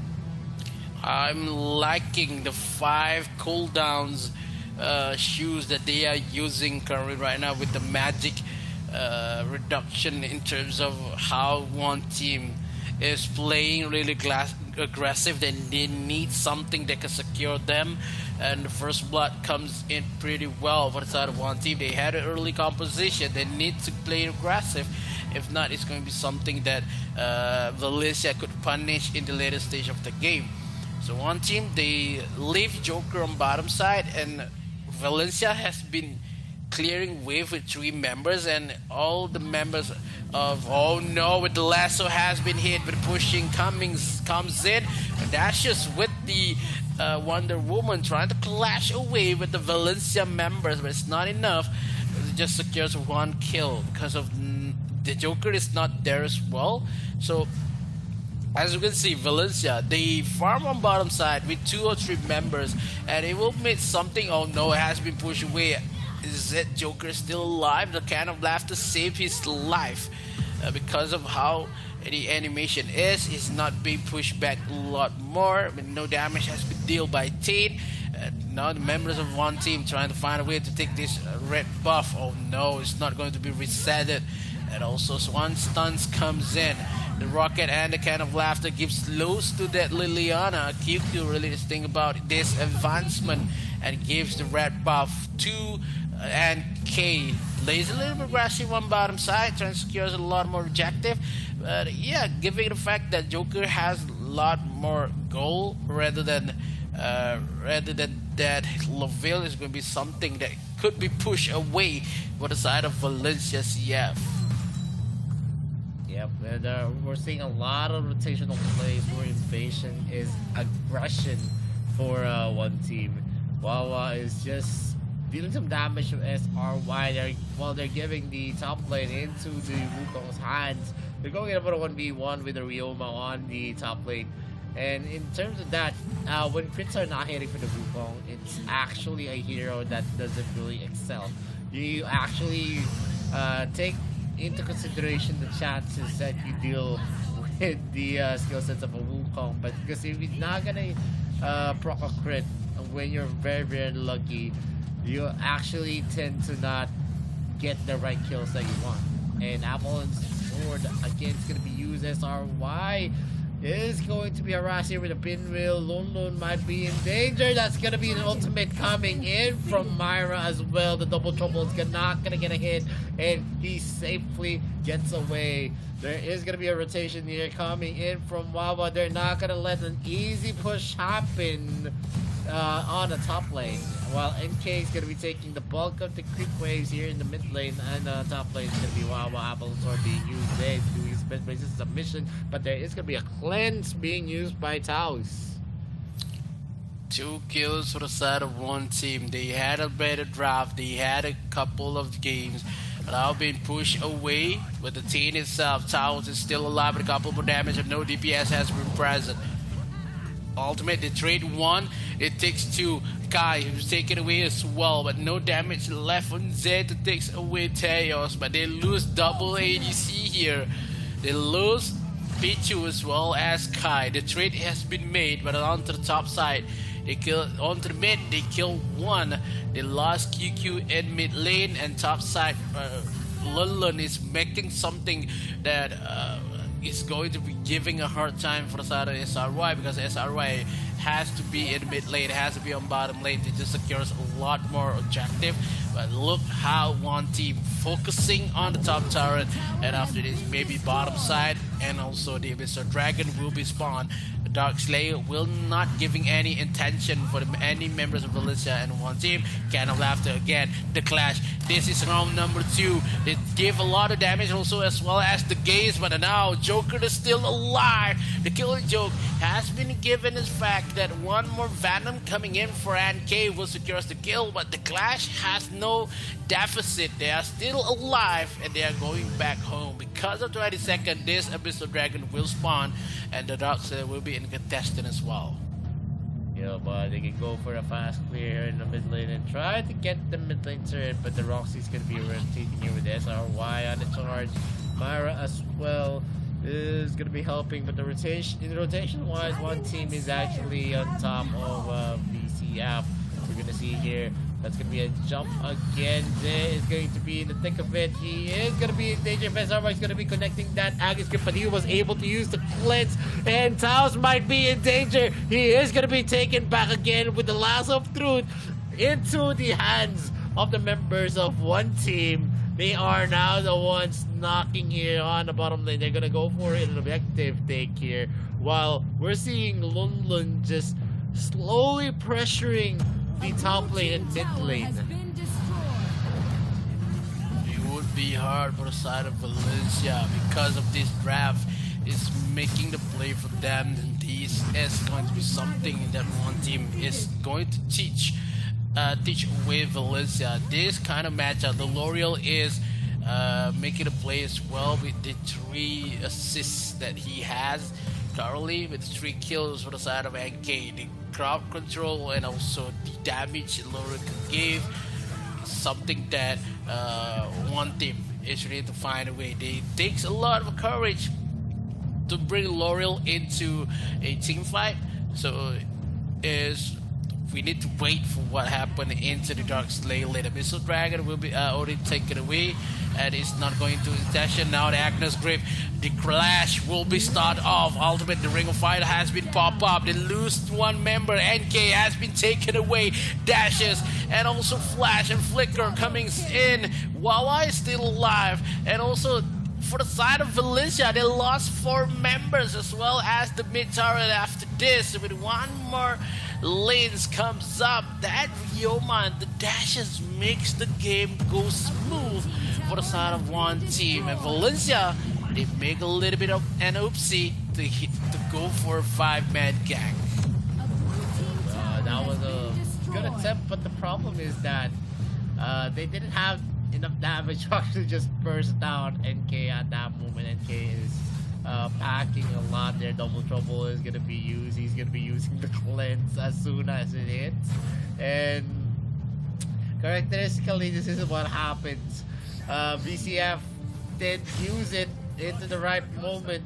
They got the NK with the Double Trouble with Agnes Grip as well. But with the orb still ready for NK, it was just too much. They were not able to just zero in, and they had to wait for the orb's effect to dissipate. Wow. This is going to be something. Oh, the lasso hits, but now the dashes with Z will disengage pretty quickly, giving some space for London on bottom side. Agnes Grips connect. Now 3 members versus 5. Could this 3 make this possible? But only loses 1 on the backside. With the killing jokes comes in for the guy with the can of laughter as well. Oh, and K is on the side, on the left side, trying to bring this turret onto the ground, but giving the fact that London also pushed the turret on the bottom side as well. Ultimate is still present for Wawa. One clash is possible for Valencia. They could force this game for an end, because it takes a lot more cards to do so. One by one will be taken away with the damage coming in for Rockets once more. But that Wonder Woman is giving the defense that one team's need. They still have him bringing on top side. Bottom side is the towers left for the side of Valencia. They will go one by one, will be taken away, and this is going to be the objective for the side of one team. They need to win this. The core is exposed. Bottom tower will not be an objective. The core will be one by one. Only Mara left, and Mara could not do anything, and that is an ace for one team. And Valencia is going down for the lower brackets, and one team is proceeding to go for the next stage. Yep, one team closing that game 4 with a very, very dominant scoreline. That's a 15-2, 13 in kill deficit. And that's an advantage that one team is showing the other teams that they are one of the perennial teams to look out for here in the AIC 2022. A very, very convincing win in this series. They close it out to a 3-1, not a 3-0 sweep, but still, it is a win that shows dominance on how they play. Yeah, dominance, but with one game loss. After this, they are going to face with Talon Esport. Can they do it? The question, the $1 million question. Oh, 700,000 question. Could they do it versus Talon Esport? They take down Valencia, and Valencia will go on the low bracket and waiting to fight down. They will fight away with a dope team on the low bracket, and we will see Valencia or a dope team will be taken away from this AIC, because one of them will stop their journey first rather than the one team. And also Talon Esport, they are wait for a couple more days to go for the semifinals. Yeah, I mean, that's a question that's going to be answered as soon as it's going to happen. But in terms of how fluid it is, I think KFC Talon is way up beyond Valencia CF Esports. And it's clear to see in this kind of matchup that it is very, very hard for VCF to actually execute some of their matches. I felt like they were too, I don't know, what is that term? They were just saving themselves for. They weren't too aggressive. Respect the other team. No, it's not respect. It was a conservative approach for VCF. I didn't see a lot of the rotations being marked up here. Although we saw the combination that they did. They tried to connect the double trouble with the Agnes grip, but I guess if you're not going to be rotating into that top lane, the Roxy isn't really the best pick to actually field. And we've seen some Roxys being used on top. KFC Talon was able to use it at TNT. Tony was able to use it very, very well. In terms of the matchup as well, Lulu was able to actually use it in a better light. He was very aggressive whenever he used the Roxy pick, not like what we saw coming in from the Dark Slayer later on VCF. He was very, very passive in the usage, and one of the reasons there is that he is not the lane that was prioritized in the rotations of the mid lane. And if you want to actually have a Roxy shine, it's where you actually are going to be able to use the Agnes grip. And it was a Ryoma being faced off with the Roxy, and that gave a lot of threat, because in the Ryoma versus Roxy, Ryoma is just going to be using his range to harass Roxy from afar, which Roxy can only deal damage when she's actually near, where she's going to be able to use the skill set to burn any units that are in close proximity. Yeah, that is the problem when we saw Roxy is not winning against Ryoma on top side. That is making it in early game, yes, we saw Ryoma going to win, but the rotation coming in for Anki just secures a lot more a lot more possession for that Ryoma to wins, and we saw a lot of Roxy great gameplay coming in the AIC, but that moment itself, not everyone could play Roxy at a top level with the Agnes grip. We saw a lot more sadness coming in, but as we said before this, a lot has been invested by Valencia CF in game 1 and game 2. In game 3 they invested more. In game 4 they had a lot of a kind of late game composition. They had a lot more team fights,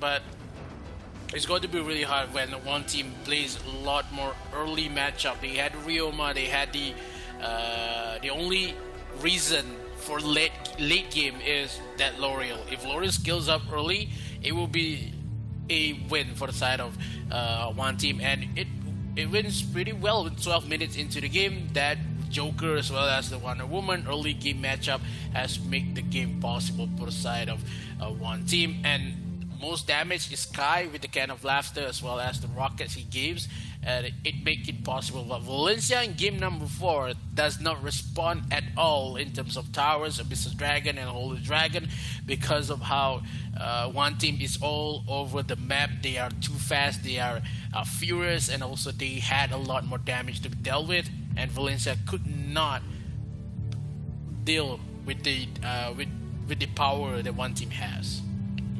Been looking at the stats over the graph, it's just too one-sided here for one team in game number 4. Not much that you can expect from VCF's kind of rotations, the kind of the plays that they're showing us. They weren't too aggressive, and I got the term right, they were too conservative on the early game that they had. Once a Roxy goes for a level 4, you want to actually create the play with the active script, because that's the only thing that a Roxy can bring into the table. She can soak up some damage, but you had one job. Yeah, that's the only job that you can be expecting from a Roxy. But you're gonna see here the MVP for one team. It's gonna be NK on that Varus, who has been very, very proactive in the rotations that we saw coming in from one team. They were very, very active. He was very, very calm and collected in taking the invade strategy that we saw from one team. He was able to always take the retribution at the right moment, always stealing the objectives under the noses of VCF. Especially Myra was not able to scale well because of what they were actually doing in the map. He had a lot of KP, 73.3%, and that's basically one of the reasons why they were on top. Myra was always stuck in one lane, and that actually affected it. But anyway, that concludes the series. We're going to see more of one team in KFC Talon as they move up in the other bracket. But we're actually going to see in the lower bracket, ADT is going to be facing against Valencia CF Esports in a best of 5 series. Let's see who's going to be knocked out in the quarterfinals. But before that, we're going to go for a very, very short break. This is the AIC 2022. My name is Vittorio. This is Mikos. We'll be right back. Don't touch your browser. Them in the preparation slot to create an Arcana combination best suited for their hero. The appropriate combination of Arcana can give players a clear advantage when the battle is begun.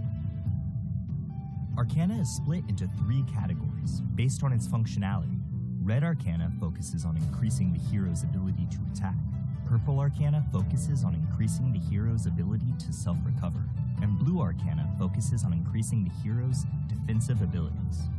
Arcana of each color is further split into 8 categories based on their bonuses: attack, life, defense, function, lifesteal, attack speed, critical hit, and pierce.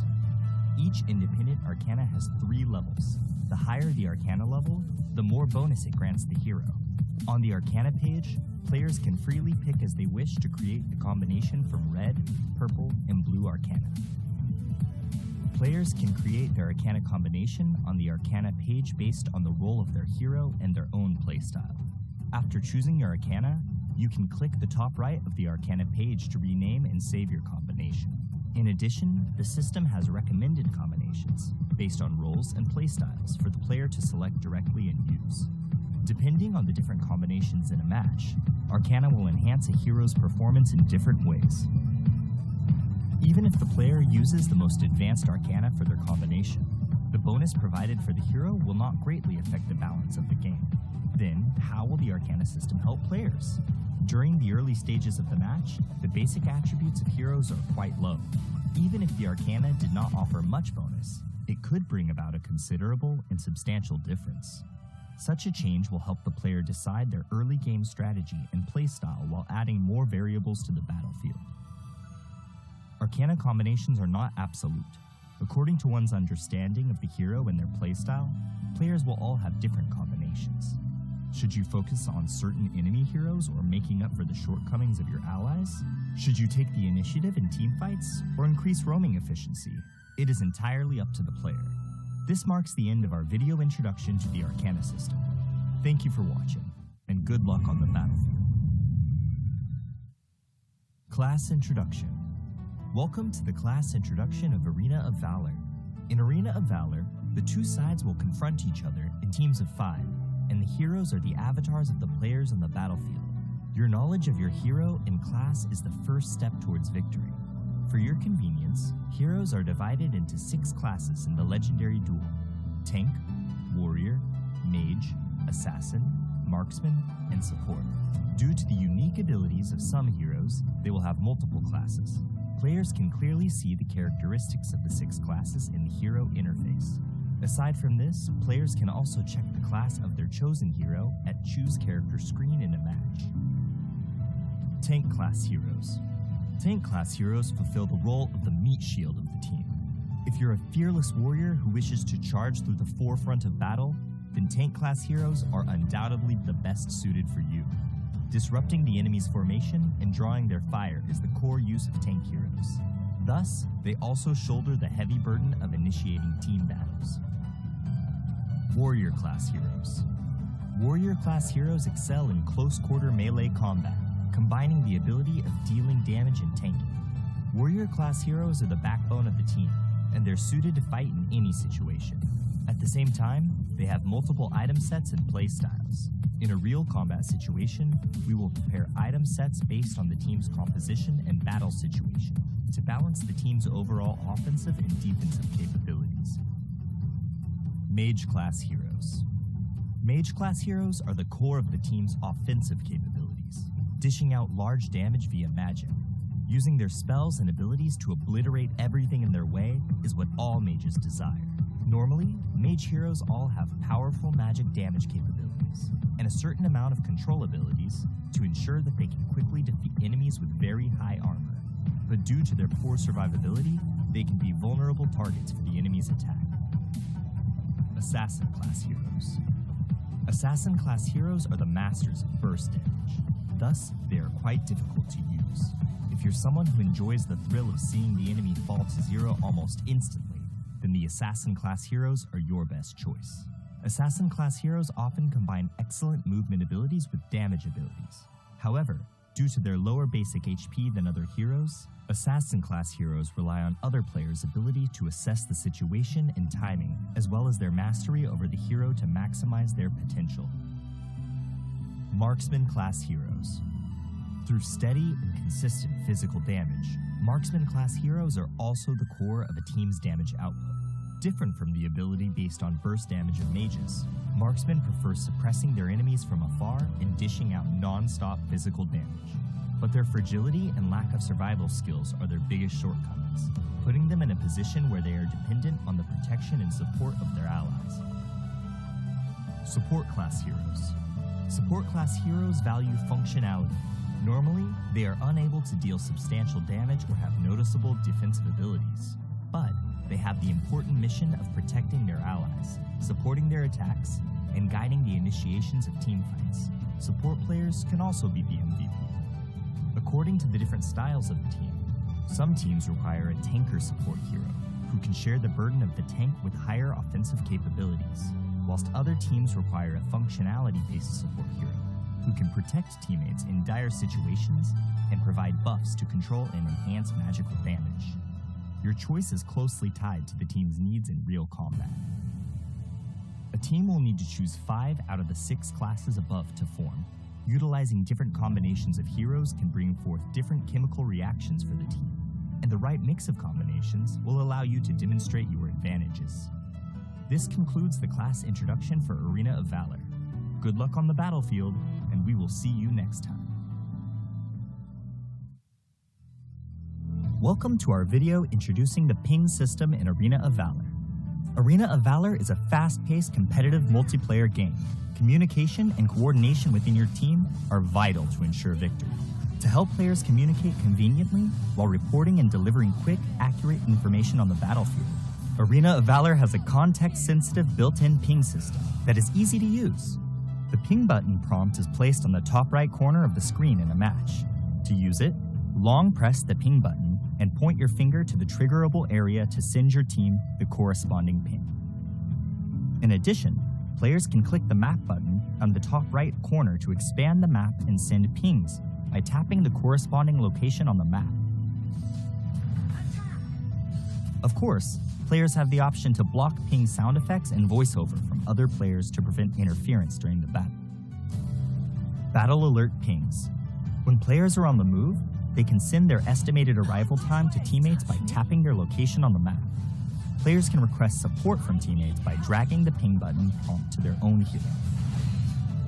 When the player is hidden in the grass, drag the ping button prompt to the grass to instruct teammates to hide themselves and ambush together. When a player is outside of the grass, dragging the ping button prompt towards the grass will notify teammates to be careful of an enemy ambush. Wilderness Status Ping. When Abyssal Dragon, Dark Slayer, or your own buff exists on the map, players can give corresponding attack commands to their teammates by tapping the corresponding monster directly on the map or by dragging the ping button prompt to the relevant monster.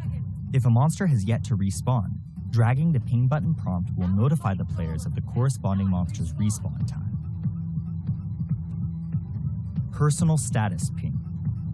Players can notify teammates their skills are ready by dragging the ping button prompt onto their hero's skills. Dragging the ping button onto a skill and cooldown will alert teammates of the cooldown timer. When a hero dies, the player can drag the ping button prompt onto the death countdown to inform their teammates how long it will take to revive. In addition, players can inform teammates that they're returning to base by dragging the ping button prompt onto the recalling button while in recall. Enemy Status Ping. When the enemy has disappeared from a lane, the players can send an enemy missing ping by tapping on the lane. When the enemy reappears, tapping on the lane will signify how many enemies are present. Situation Alert Ping. Players can prompt teammates to defend structures by tapping their defense tower on the map or by dragging the ping button to the tower. When the player is not in a mid-recall state and drags the ping button prompt to the recall button, it will remind teammates to return to base. Furthermore, players can send scores to teammates by dragging and dropping the ping button prompt onto the scoreboard. There are hundreds of different ping options in Arena of Valor. Players should use them strategically to give themselves and their team a leg up on the competition.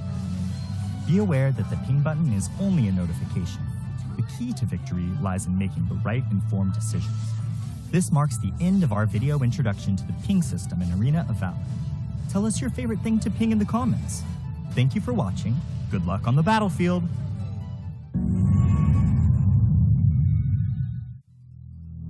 Welcome to our video introducing the team communication systems in Arena of Valor. Arena of Valor is a fast-paced, competitive multiplayer game. Communication and coordination within your team are vital to ensure victory. To help players communicate quickly and clearly in-game, Arena of Valor has introduced team communication systems, such as pinging, quick messaging, built-in real-time voice chat, and emojis. Players can press the context-sensitive ping button prompt on the top right corner of the screen to instantly notify teammates of their status on the battlefield. Players can also drag and hold the ping button to various elements in-game for different alerts. Depending on the context, pings can be divided into types such as battle alerts, wilderness status, personal status, enemy status, and situational alerts.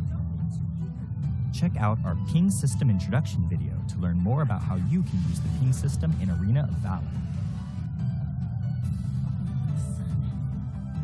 Players can use the in-game quick message system to plan and communicate.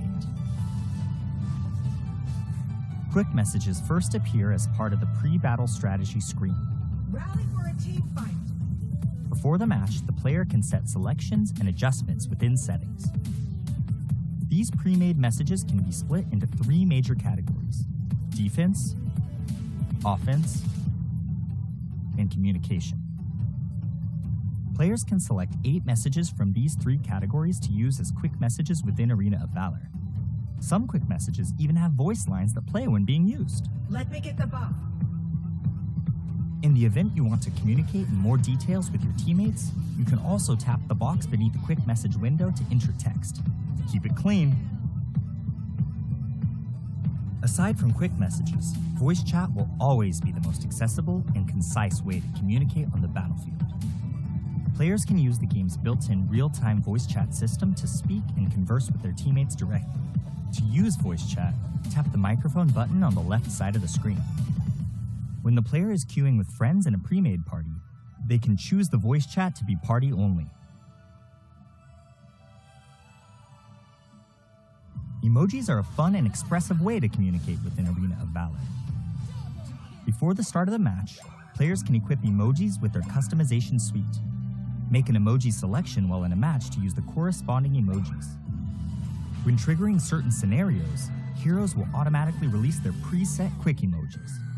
If there are teammates nearby that use an interactive emoji, and the player responds with an interactive emoji of their own, a new effect will be created for both emojis. One last thing to note, emoji displays can be seen by your enemies. Use your smileys wisely.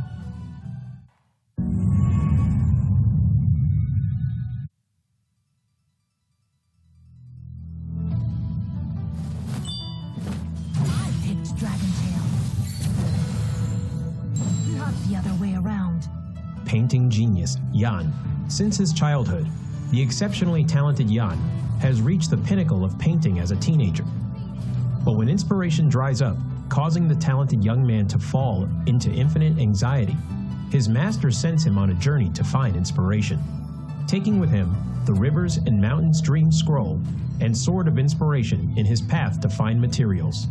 The young man's search for a breakthrough is fraught with crisis, but this is no obstacle for the battle-savvy Yan, who will hold the brush of the Sword of Inspiration in his hand and repel the enemies that stand in his way as he paints everything in his path.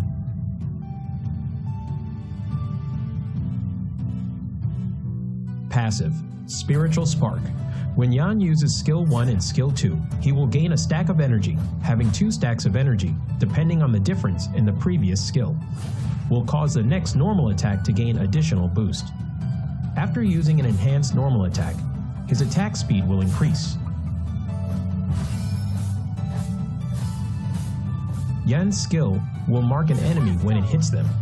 Dealing damage to the same target will consume the mark and trigger additional physical damage, restoring Yan's own HP in the process. Skill 1, Black Jade Sprinkle. Yan will deal damage and apply movement speed reduction to enemies in a fan shape in front of him. Passive enhanced normal attack. After a short delay, deals damage to the enemy in front and knocks them away.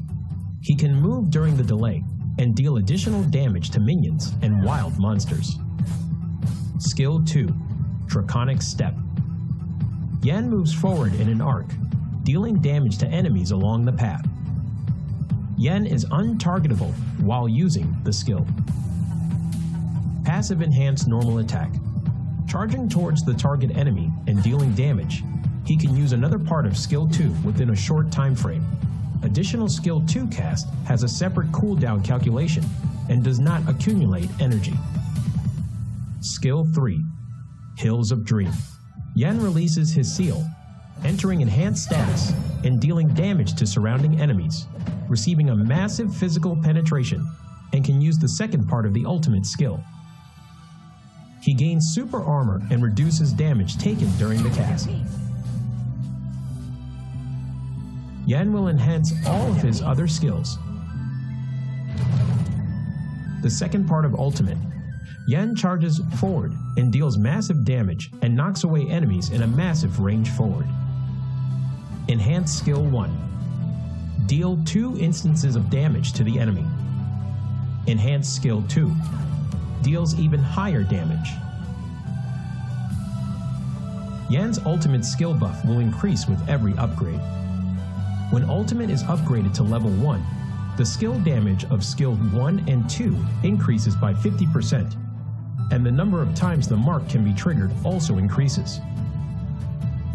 When ultimate is upgraded to level 2, passive enhanced normal attack hitting enemies will extend the enhanced status duration and can be used multiple times when under the buff from the second part of Yan's ultimate. They aren't affected by cooldown reduction. When ultimate is upgraded to level 3, passive enhanced normal attack will return 1 stack of energy.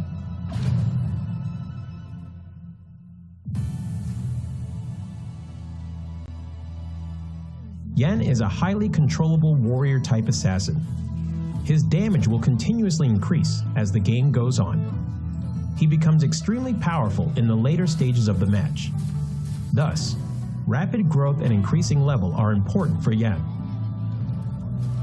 The key to mastering Yan is utilizing Yan's skill set, launching enhanced normal attacks with different effects, and making use of the short cooldown time of his skill set to continuously dish out skill combos. At the start of the game, if Yan needs to support and gank enemies, he can save a stack of his passive in the bush. Use Skill 1 to slow down enemies who passes by, and trigger Skill 1's enhanced normal attack to knock away the target, to crowd control them and coordinate with teammates to finish them off. Yan needs to save up 1 stack of his passive while chasing down enemies. He needs to make use of Skill 2 to get close to the enemy first, then uses enhanced normal attack's additional reset of Skill 2 to continue pursuing. Once the gap is closed, use Skill 3, Skill 1, enhanced normal attack, Skill 3's second part to finish up.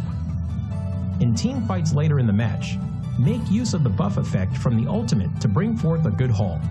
Yan needs to attack from the flank. Use Skill 2 first to close in on the back row, followed by Skill 3, normal attack, Skill 1, normal attack, the second part of Skill 3, Skill 2, Skill 1 to finish them off. When there are multiple tank-type heroes in the enemy composition, due to Yan's lack of high damage before using his ultimate, he needs to watch his timing when he enters the battle. Make use of the physical penetration from the ultimate, as the bonus can deal quite substantial damage even against tank-type heroes. Due to marks being able to be triggered multiple times, while in enhanced status, coordinating with Skill 2's movement and Skill 1's damage, you can potentially take down tanks. Yan's passive HP Restore allows him to have decent survivability. Watch your timing on using Skill 2's untargetable effect to dodge enemy damage. Yan needs to improvise in battle and requires careful observation of the situation on the battlefield to choose the right skill to cast.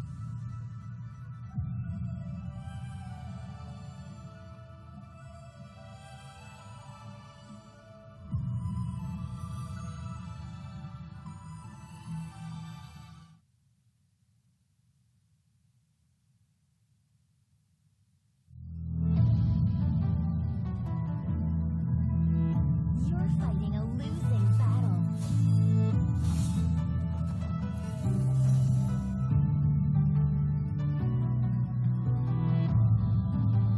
Jade Fan Beauty Yue. As the princess of the Dragon Kingdom, Yue brandishes a fan as her weapon, retaining her elegance even in battle. Aqua Force and Mountain Crusher allow her to easily control the whole battlefield, and Borrowed Might allows Yue to unleash endless attacks. If an enemy dares to offend Yue's grace, then they will taste the power of Rising Wind. Passive skill, Borrowed Might.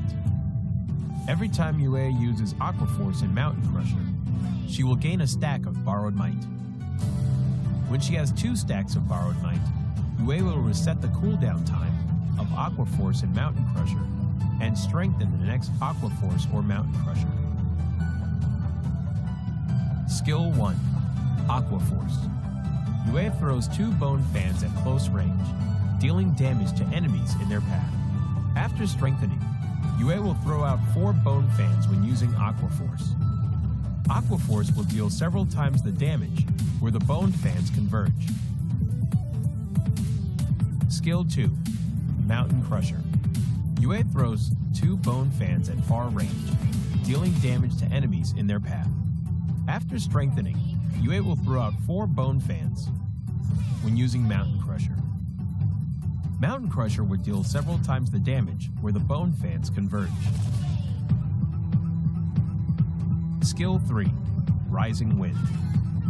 Yue knocks back nearby enemies and deals damage to enemies in its path while pushing them back slightly. Yue will gain additional vision.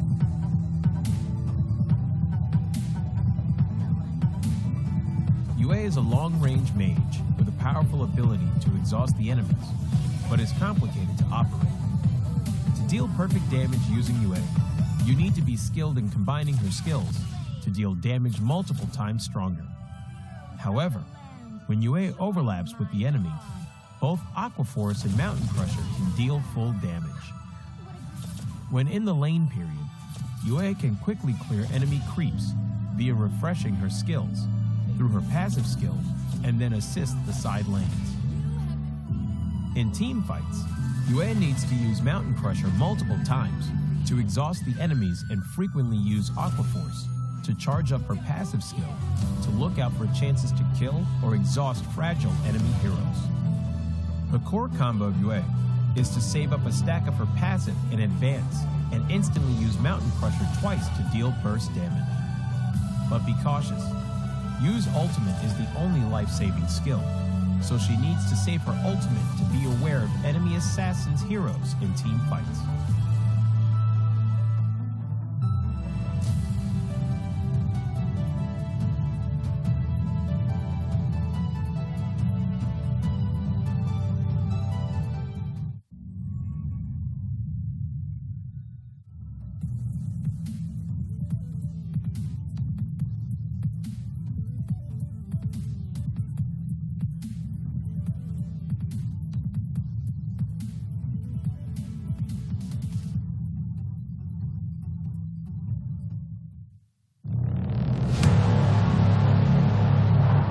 I fight for what I stand for, what I stand for. You testing me, then I go Rambo, Rambo. Hey, I taste the glory, taste the pain, I know what it takes to play. Got the kingdom on my back, I came long ways to engrave my name. Found my pride at the borderline, I will never back down till my dues are fortified. Hit him in to get a little cautious. It's part of the process. They think I'm crazy, or am I really brave? I don't let nothing faze me, there's no hold up delay. I still survive, I own the confidence up in my mind. I'm running towards the light, it's time to shine and go take flight. No pain, no gain, if you don't wanna fade away. The both ways, hope pays, heroes move in silence when they say the day. Yeah, I'm a queen, I overcome relentless pain, and I got it in my genes. I pass through anyways crisis, no matter what the price is. Prepare, protect my people, always beware. There's always the rivals everywhere. From your world, the light declare, I'm riding to the air. Fight for what I stand for, what I stand for. You test me, then I go Rambo, Rambo. I'm quick to grab the grip and go, I'm best with it. Okay, I'm lit. My mind's on city mode, I'm flexing it. Okay, I'm wild. I'm tripping on my mind, investing it. I'm still high-minded. My destiny, you'll find it hard to find it. Winning street, my dubs elite, I bring it. Yeah. 50 feet step back, I'm about to split my G, I'm with it. Yeah. Sun shines, I dream bigger. Believe in myself, I maintain rigor. Be what I wanna be, don't belittle me. No pain, no gain, if you don't wanna fade away. The both ways, hope pays, heroes move in silence when they say the day. Yeah, I'm a queen, I overcome relentless pain, and I got it in my genes. I pass through anyways crisis, no matter what the price is. Prepare. Hey, send me up at any location, I hold up and mow them down. Look at the constellations for consolation while I retain my crown. Back in the background, I'm a background, what goes gon' come back round. I'm self-made, built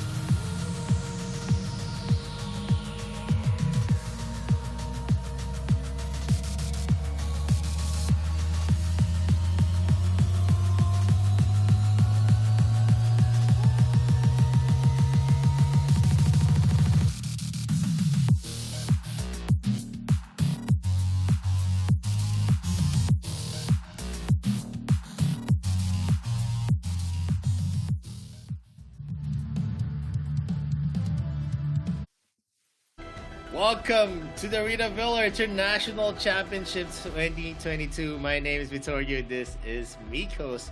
And we are down to the last series of the day. We are at the lower bracket. It is going to be Valencia CFE Sports against a dope team in the grueling best of 5. Whoever loses is going to be saying goodbye to the AIC 2022. But we'll don't scare enough, because if the one of them lose, they will bring back 40,000 US dollars. So it is okay, but it's not okay if you can just bonus it up with the next stages with the win, and also rank it up with 70, 80, and maybe 100 US dollars, 100,000 US dollars to be played with. For now, ADT versus Valencia CF. Who's going to take the win? We have seen a game that Valencia bring before this, and a little bit of an underwhelming performance coming in for ADT.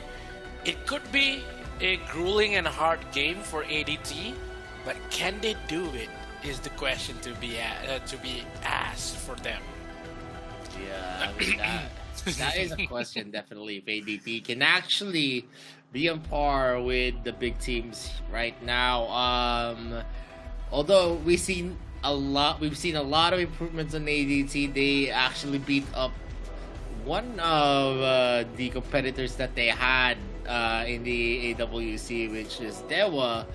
They eliminated them in the group stages, so that's already a big step, because a lot of the people, a lot of the fans, a lot of the analysts say that Dewa would have won against ADT, but ADT proved them wrong. And Same that's as already you, a big, bro. yeah, I thought it was going to be Dewa, because ADT, I don't know, they don't really have the flexibility of using the heroes that they draft. They draft poorly. In terms of hero picks, I think they just copy the drafts of others, and the way they copy it, they don't even they don't know even the winning factor, why that kind of draft is being used, or is there something special on the draft. It's just that whenever they draft, I feel like it's a copy, and they don't even know which draft it actually counters. And in the drafting, you always have to think about what kind of composition are we going? Are we going for a strong composition in the late game, in the early game, the mid game? Are we going to draft this kind of composition because we want to counter their composition? Like, those kinds of drafts don't make sense. Like what we saw on KFC Talent against, I think it was game 2, where we saw it was a Lorian, it was a Zuka, it was a Hayate, and they picked up double marksman, and it was a Wisp, who is actually one of the detrimental. We already have an Ellender with kind of short range in terms of the range that he has on his normal attacks, and then you add a Wisp whose only long range is probably the Napalm Strike, and after that's basically it. He has the same range as Ellender, so no one had the advantage. It was like, yeah, you could probably kite someone with that kind of composition, but once there is going to be a hero that closes the gap, two of your ADCs are basically dead. Yeah, because of how in the first matchup for ADT they draft really poorly, and they had a little bit of a investment going on in game 1 and game 2. It is giving the hard time for game 2. They have the whips, they have the Elendor, they invest a lot of ADCs to be played, and they haven't get much of a profit in terms of that game. So we saw how Valencia CF invest in the second series. They invest a lot in game 1 and game 2. So in terms of this matchup alone, I would say if Valencia is still doing the same investment, it would be hard for ADT. ADT really needs to invest a little bit less in terms of what Valencia could bring in the game number 1. This matchup will be something that Valencia could not let their hands off, because of this is the matchup that they need to win if they want to secure their places inside of AIC. It's going to be something that Valencia really needs to invest maybe 5 heroes to be invested in this matchup. So it's going to be something ADT really needs to think about. ADT needs to find a way to bring this game into up par. What they do for Dewa and also by Katopia, that kind of composition and that kind of dynamic needs to bring in this matchup. If not, Valencia will mow down ADT with a 3-0 win. Yeah, I mean, the problem here is that in terms of having the leeway to pick up the compositions that you want, you actually need to plan it out up to the best of 5. And basically, ADT can't actually go for a commitment. It's either they invest half and then they lose 2 picks just because they think they're going to be losing. I think that's not the strategy that you have in mind. If you're going to be investing, you need to take a risk. It's either you invest all in or you invest half-heartedly.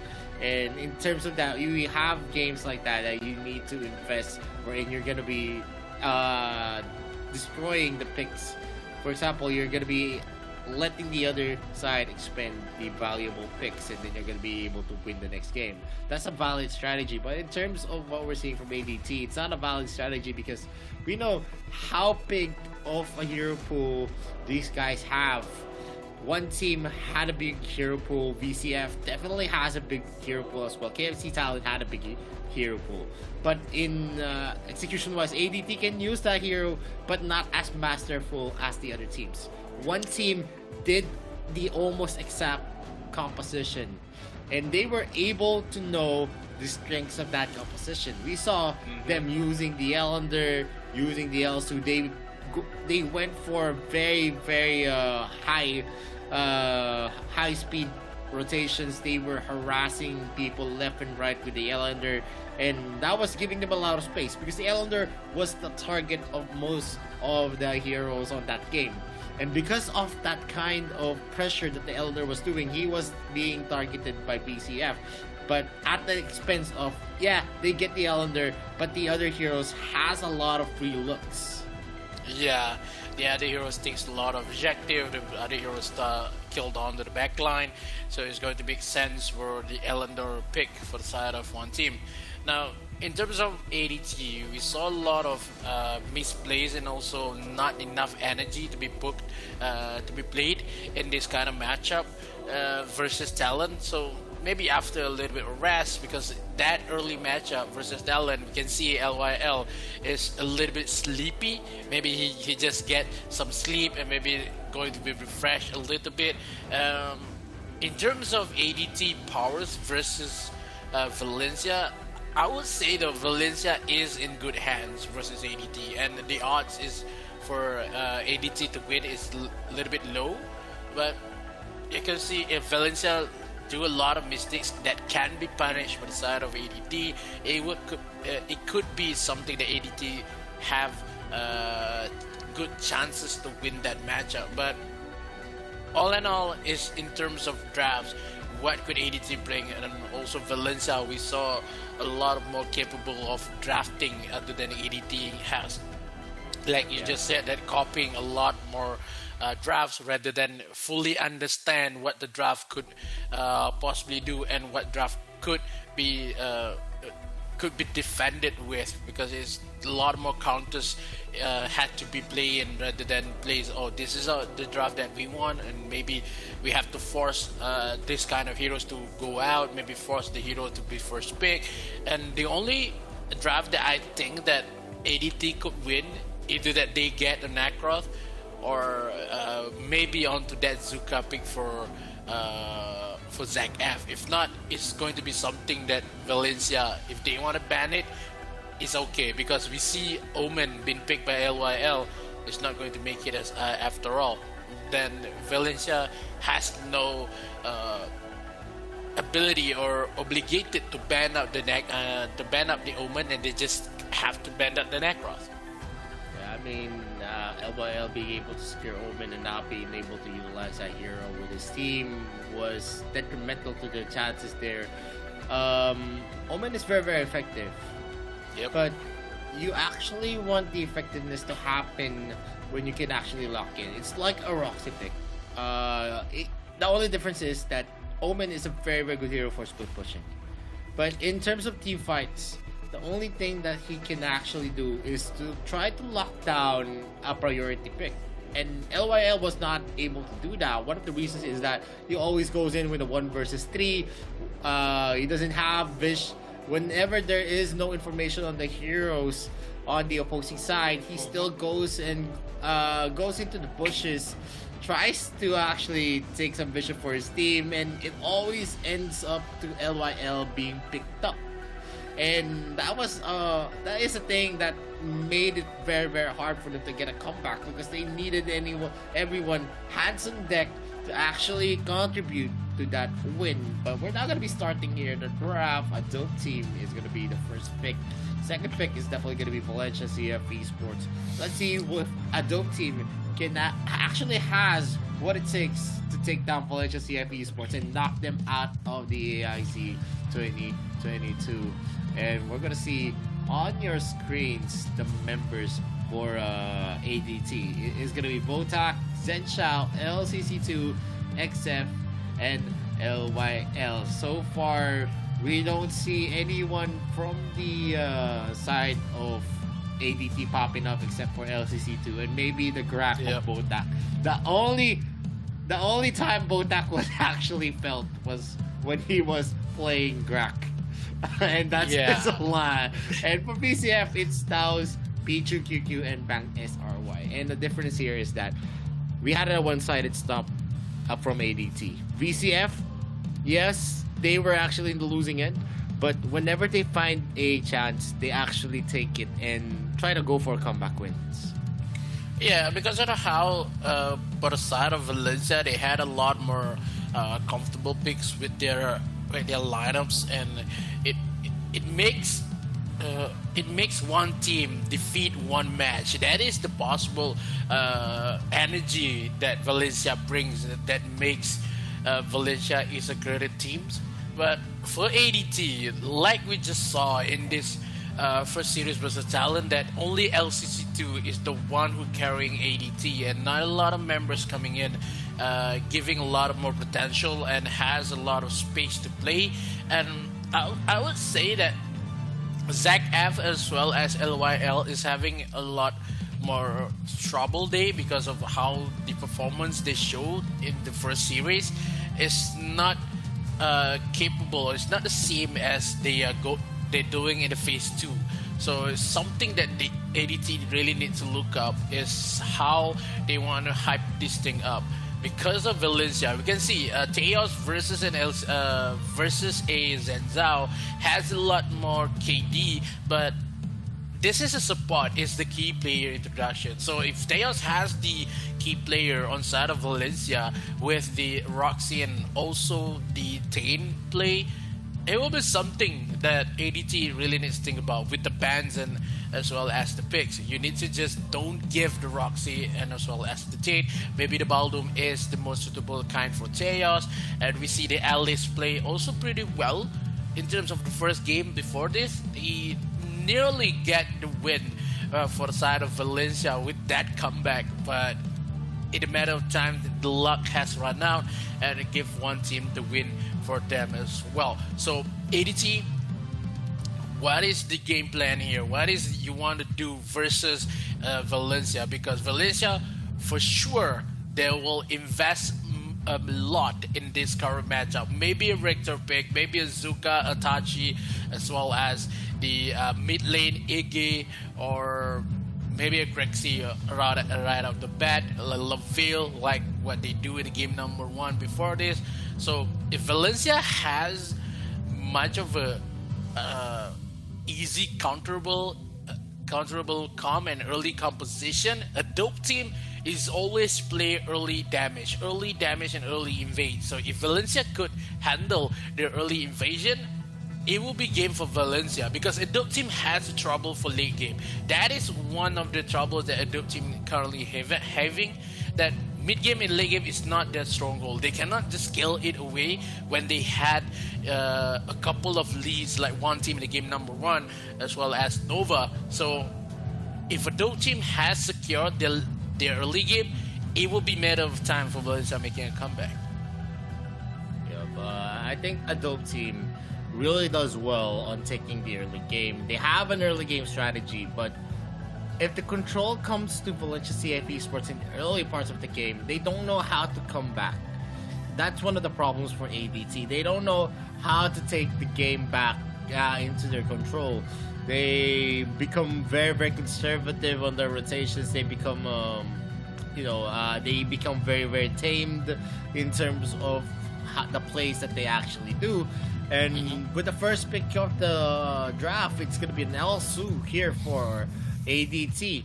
And the answer of Valencia CF Esports is going to be a Roxy and an Iggy to counter the Elsu pick. As long as they're going to be able to zero in onto Elsu with the Roxy pick, it's definitely a no-brainer. But we're seeing ADT actually take the Lumber to give some protection to the Elsu.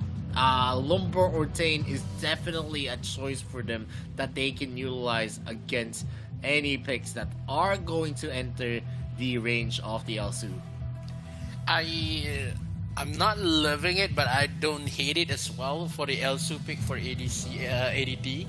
That it is pretty decent that ADT picked down the Elsu. Yes, Elsu has much more damage with the book, but in the recent history, that if ADT takes down Elsu, it would means that ADT currently is playing on the meta picks rather than they are playing on with their comfort picks and winning strat, because of how we've seen a lot of damage coming in for Zenzao. The snipes is not going, maybe like a 10 snipes, it will be hit like 7 or 6. It not as detrimental as Kai or maybe the Foxin with the snipes, but yeah, they are playing safe in game number 1. The investment coming in for ADT, they bring out the talent for LCC2.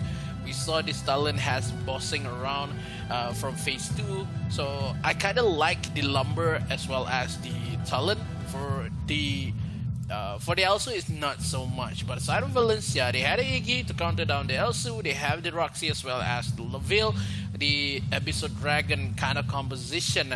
I like it with the Double Trouble and the Endless Grips. So it is something that Valencia bringing with a wombo combo instead of a dope team still has a combo that is not 100% reliable because of snipes, and also the splitter coming in for Lumber, and also Thunderbird coming in for that talent.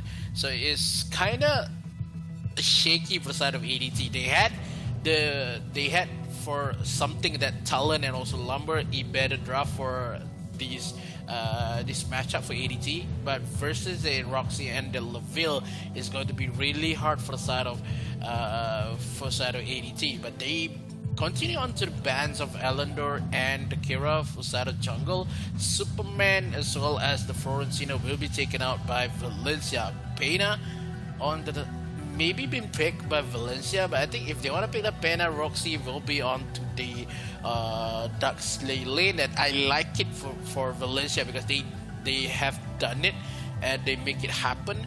But it would be something that is hard to deal with because they doesn't know what Dark Slay yet for the side of ADT versus a Roxy. Maybe they want to force out Chi, and maybe they want to force out maybe a Yedna for the side of ADT. But yeah, the last 2 picks here, maybe a Chi and also the jungle. It's hard to say currently.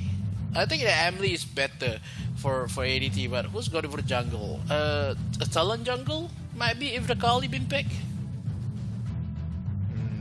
That is I think it is going to be a Talon jungle if they do pick on the Kali. Kali is kind of good in terms of the range. She's definitely going to have the upper hand against the Iggy if she has his ultimate ready. But that is still a what if, since it's more one-dimensional. You're just going to be using your ultimate in one direction. And sometimes that is something that makes it hard to maneuver that hero. But there is gonna be a Raz being over there by Valencia CFE Sports. I hope they don't pick that up. But anyway, they're still missing up a jungler for Valencia CF. It's impossible that we're gonna see a level jungle since it's a very slow starter. Whenever we see, it used to be a meta wherein we're gonna see a level being used in the jungle, but everyone found out that it was just too slow. So Valencia CF Esports is gonna be locking into a Volcat. You have 3 heroes that definitely is gonna be your setter for Valencia CF Esports. Someone that can actually make some boundaries as well with the Nature's Rally coming in from the Pena, the damage coming in from the Iggy in a certain area, and then you have the Roxy that can just use Agnes Grip, and also someone that can wreck the backline whenever the ultimate from the Volcan is ready. On the side of a dope team, it's a mismatch. It's a mishmash of long-range heroes. You have someone that can actually go close range with the Tulin, but definitely not someone that can tank damage. The only sustainable heroes on ADT is going to be Amelie and the Lumber. I'm pretty curious on how they're going to be able to execute this. They're going to be relying heavily again onto Zhen Shao's El Su. Oh, this is going to be something for ADT. The game number 1 versus Valencia CF. Better draft? Maybe. Mismatch? Maybe. But in terms of how they have range and also has damage, it's going to be something for something to be punished for the side of Valencia in terms of this game number 1. The Volcath is already a couple of days. We haven't seen the Volcath in action, but now being placed by Valencia CF. They want to just give a little bit of investment onto the jungle role. They put much more of maybe a damage and late game kind of Volkov in this matchup. So ADT, they bring up the Tolan, but not in the hands of LCC2. It's gonna be something for the side of this early game. If game number 1 wins, whoever wins this is going to take the momentum and dictates a little more of the game plan. But now a couple of trades in the mid lane. Kali trying to clear the wave, but a little bit too early for the Pena as well as the Iggy. Too much aggressive. Oh, QQ is not giving some space at all for the members of ADT. They want to steal away with the buffs. They take the buffs, and now the members of ADT doesn't have any buffs just yet. They only have the blue buff, but they doesn't have the time to go on the red buff top side. One stuns comes in, maybe a first blood, but no, the healings comes in for Teo. Teo is still alive in that matchup. And this is definitely going to be harder since they do have a Pina and they don't have someone to actually secure that. Pichu is going to be suffering from that snipe. Zhen Shao is going to be hitting that into the right spots. He's going to be forced to recall, but not much. He was able to clear out the wave. QQ is there to actually give pressure to LYL. SRY and LYL are in the top lane. Well, there is going to be a rotation here happening for VCF. They are going to get a miss on that second ability of N-Bank, and it's not going to be connecting as well. For Sentry, is going to be used to get that mini stun in. Taos is just relishing himself in that AoE field of effect coming in for the Kali. Snipe might be connecting again, and the answer is no. Yeah, it's going to be something because of how ADT currently been watched. Every movement comes for Valencia CF. They take a lot of Mr. Dragon currently, and if Adbang has the potential to be much more aggressive on bot side, as if on the top side here, members of Valencia, they sure know that the ultimate has been pushed a little bit too early. With the healing comes up for Teos here. The ultimate has been pushed. I don't think that is necessary for the members of for LCC2. Maybe trying to kill away the monster camps, but I don't think that is much more needed with the ultimate with Stargazing as well. So Valencia still has the upper hand in terms of goal, really make it slow and onto bottom side. Elsu with the range he doesn't have. Now ultimate has been pushed away by Bota, trying to dash in but not damage, and also the health comes in for Zenza a little bit too low, and as well as Bota with a couple of seconds left. If Bota really made it alive, but too much of a damage coming in for Valencia. The goal gap and as well as the DPS coming in for LaVille is making the play for Valencia CF. ADT doesn't have enough more information to deal with, but Tulen has none. Tulen has none red buff currently because I have been camp wave coming in for the players for Valencia CF. They cannot do anything, but the ultimate has been pushed here by Bota. But now the disengage is really needed for the side of ADT. Yeah, but right now that's gonna be a contest here again. NBank is entering the area, but XF is now gonna be able to secure it. And this is a problem of having the Kali. You don't have much of crowd control. You have some slows as well, but most of the time, if someone flickers right out of the area of effect, it's an easy skill to dodge. Just like this, he needs to adjust himself just to hit that ethereal pulse, and it's not a skill that's gonna be flexible enough to actually fight it out. But in the late game, definitely when you're in a defensive setup, it is gonna be felt. The ethereal pulse is gonna be an effective way to go for the defensive strategies, but that's basically it. Yeah, it's gonna be something that ADT really needs to think about. This early game, they lost a lot of resource. Bottom side here, but the two tower has been pushed. Ultimate comes in with a combo, has been landed by ADT, but deals no damage at all to the members of Valencia. They just amputate the abyssal lane for ADT.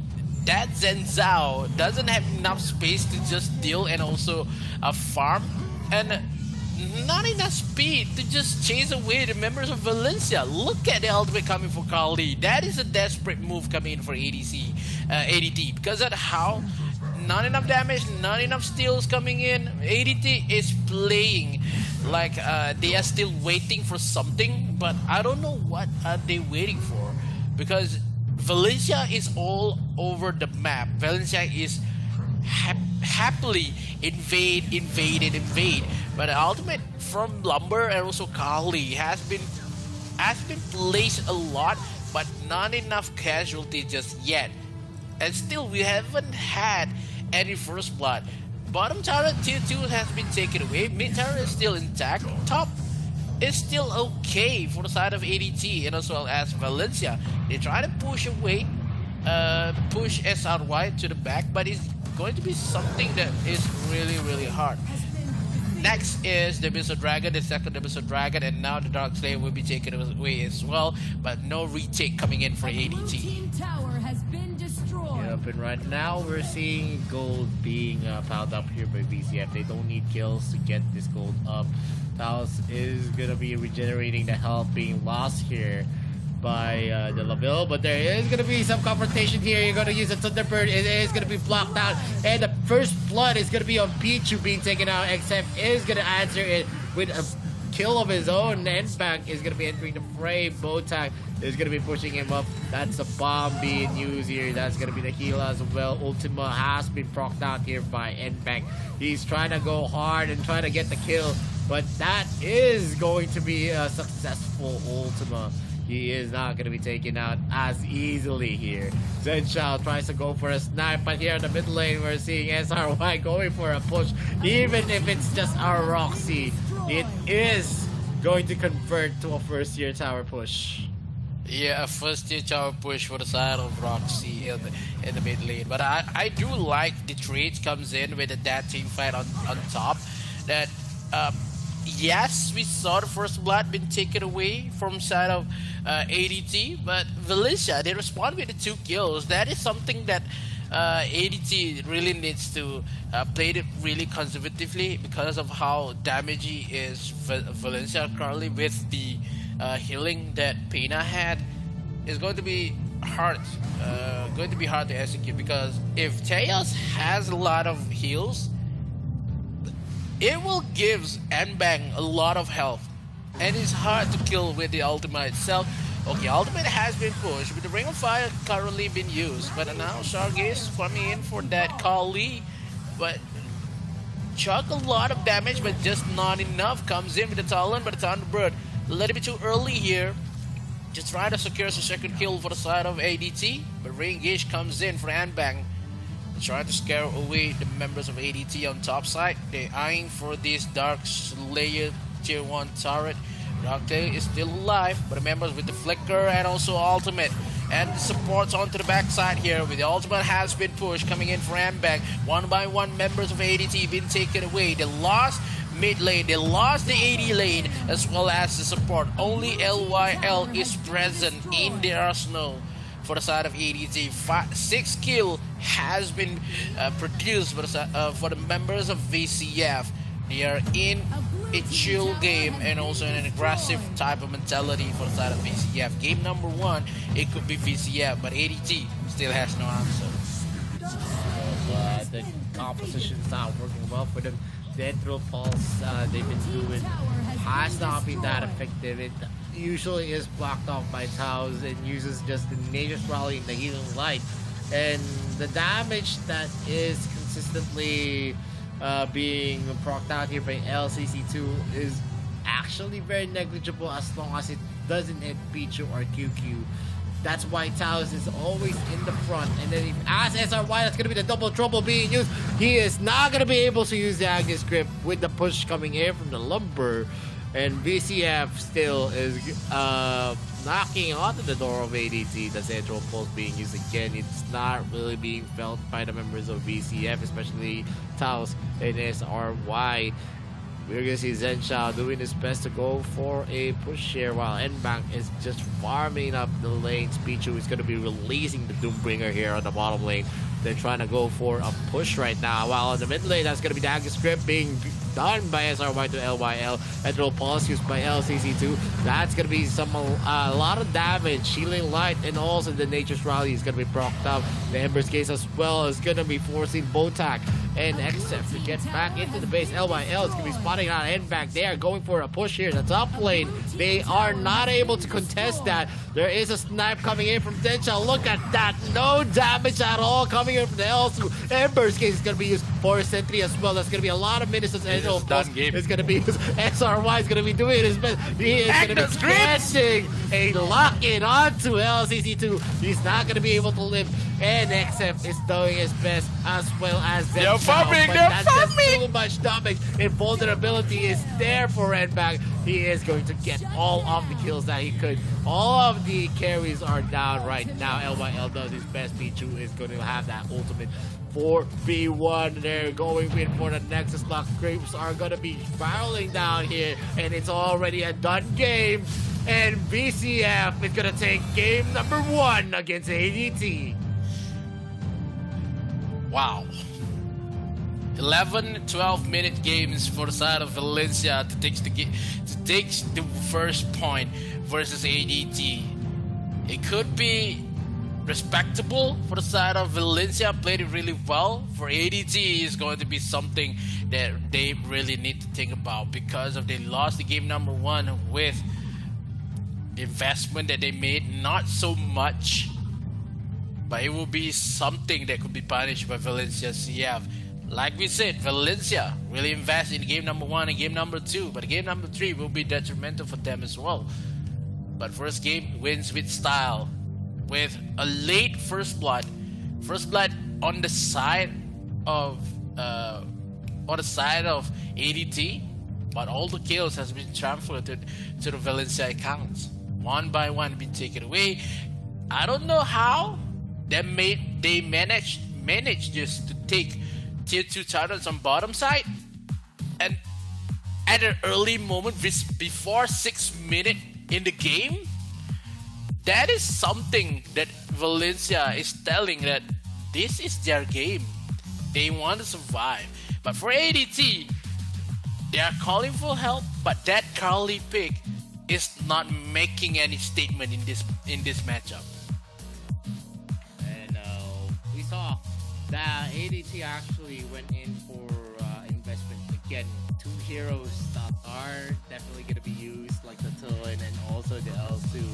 And after that, that's basically it. They invested two heroes. While on BCF, they actually took out the Iggy, the Roxy, and also the Laviltic. So not much of the picks were expected. Only 3 picks is actually seen to be on the BCF side. Yeah, because if I just want to point it out, if you guys heard me laughing, it's not because of it's not because of how the picks has been explained, but because of someone is making me laugh at the backstage. But yeah, investment has been made. Game number 1, 11-12 minutes into account, and all turrets has been taken away by Valencia. So you have a lot more to become in the game number 2, but instead, the level of Valencia showed here in this lower bracket is out of this world. ADT could not push back. ADT could not get the red buff because it already been camped out by the members of Valencia. They had the much more comfortable pick, but if Valencia had Richter, Valencia had Ryoma, I would say it's going to be an early game as well. It would be something that we saw from Nova itself. 10 minutes matchup already done with that game, so it's going to be hard for ADT. Game number 2 will be much more mental game. What could they bring? I just want to see stats. How many damage that the LCC2 dealt in this game, because he pushes a lot of ultimates, but with the Kali pick, with no Hecates, I think that is too much of asking for the side of ADT because of how that Kali can push, but not enough damage to be dealt with that ultimate itself. Because only we can see it's a Pena. Pena has a healing. Pena is just receiving a lot of ultimates coming in for that Kali itself, because he thinks that, oh, the ultimate doesn't not enough damage yet. He can just heal everybody else. But Zach F again, nowhere to be seen in the rotation on the bottom side. Yeah, definitely. It's, I don't know, it's just so hard for ADT right now.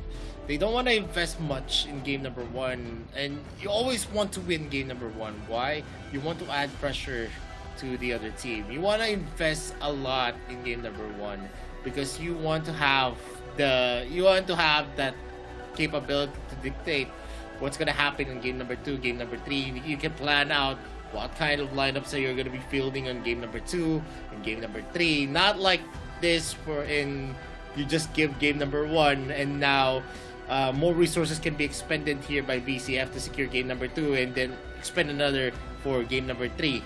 And with that kind of mindset, I don't think ADT is gonna be taking this series anytime soon. Wow, that is some bold statement coming in from Victorio. So ADT, if you're listening to this, please prove Victoria wrong on this side, because I've been holding the Malaysian flag, but I've been fighting alone here. I need some help in the gameplay. But because I had high hopes for ADT to win in this matchup, but when it comes to reality, the reality is they need to do the better draft. They need to play on their hands, and also an early composition suits them pretty well. They need something that could win the early game, the early matchup, the invades that they always do. That is something that they need to do again, because Valencia is not Valencia has played aggressive. Valencia can play pretty well, but in terms of ADT, you only had one game, played it back, the early composition, the early invades, and play aggressive as possible you want, but be patient in terms of mistakes that you could make with that aggressive, because we've seen how Nova do it, and Nova gives 3 kills just like that to the side of Flash. ADT is not the same as Nova. They can play aggressive, they make less of a mistake, but with an early composition, they can manage to do it. But with this type of composition, they have burst damage, they have Emily, but with the Kali and also Elsu pick, it's kind of questionable in terms of picks. But I can say yes, Talon is maybe a finisher type of jungle, and also they have support mid lane. But in terms of maybe they need something else. Maybe they need something that could support along with the Zac F Talon pick, but it is not enough in game number 1. And now the MVP is QQ. Nonetheless, with the damage coming in with Umbral and everything, takes the game number 1 for Valencia. Another MVP here for QQ. The only most of the times that we see earlier we saw QQ actually become the MVP when he used the Iggy pick. And it says a lot on how proficient he is on using that hero. He's been countering the Elsu so far. Every time you see a sniping position from Elsu, he's just going to be putting the Empress Case to actually harass him and, move to a deeper space where he's not going to be able to snipe comfortably. And at this moment, I still stand to VCF actually having the bulk of the power index onto their hands.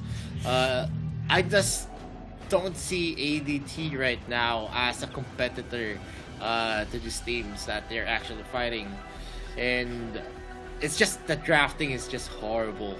I don't see ADT actually winning this because of the draft that they're actually showing us. Maybe they need a breath of fresh air. Maybe they need to get more picks that they are comfortable with. Yep. Zen Chao on the Elsu, yeah, it is kind of okay.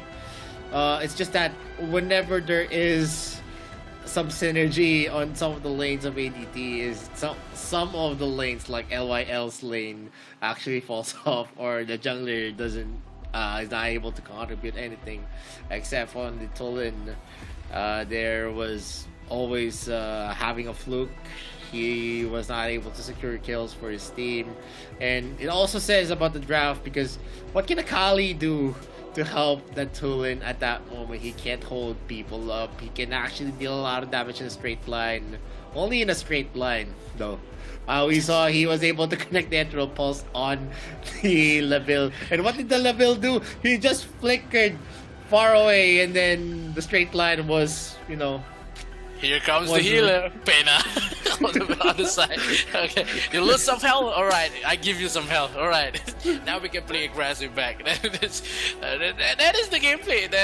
I mean, whenever we see a low health hero, Pena is just gonna come with a healing line, and then we go for another round. Ethereal Pulse again, low health hero, healing from Pena, and then we go back into action again.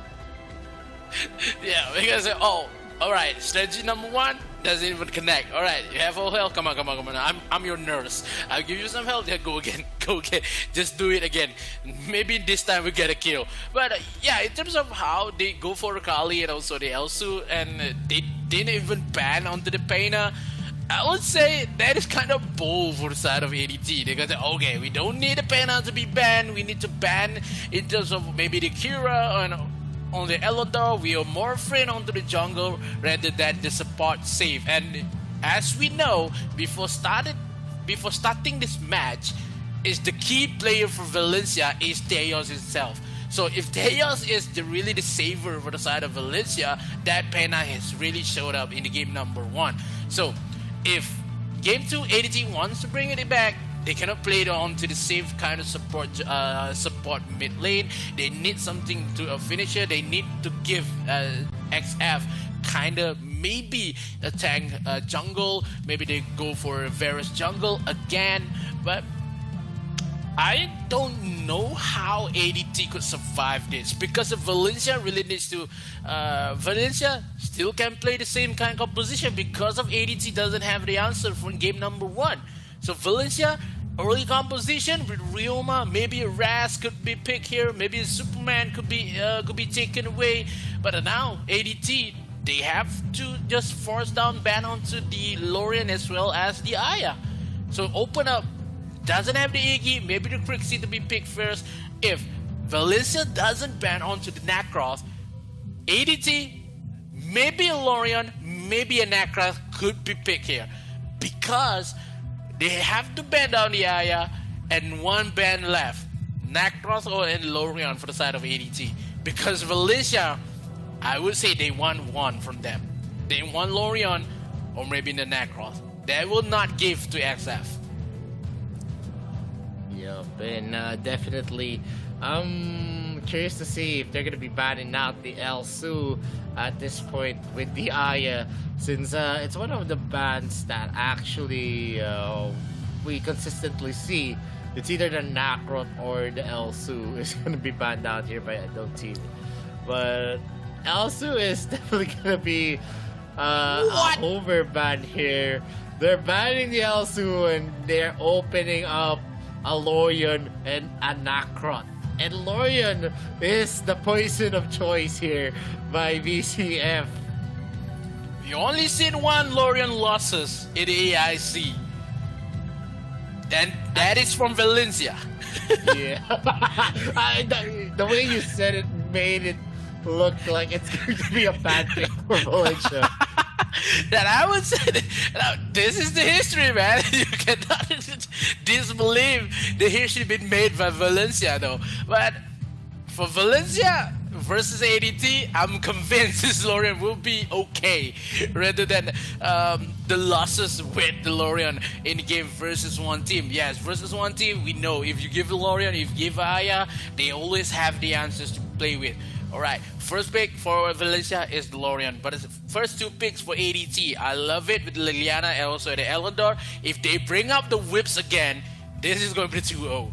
They need something, maybe a Richter on the side lanes, maybe a Varus onto the Dark Slayer. Support, Varus is okay for Bota. Bota excels with the support, but they had the opportunity to take down Nacross, but they don't want it. They give two major picks for Valencia and as well as Yetta.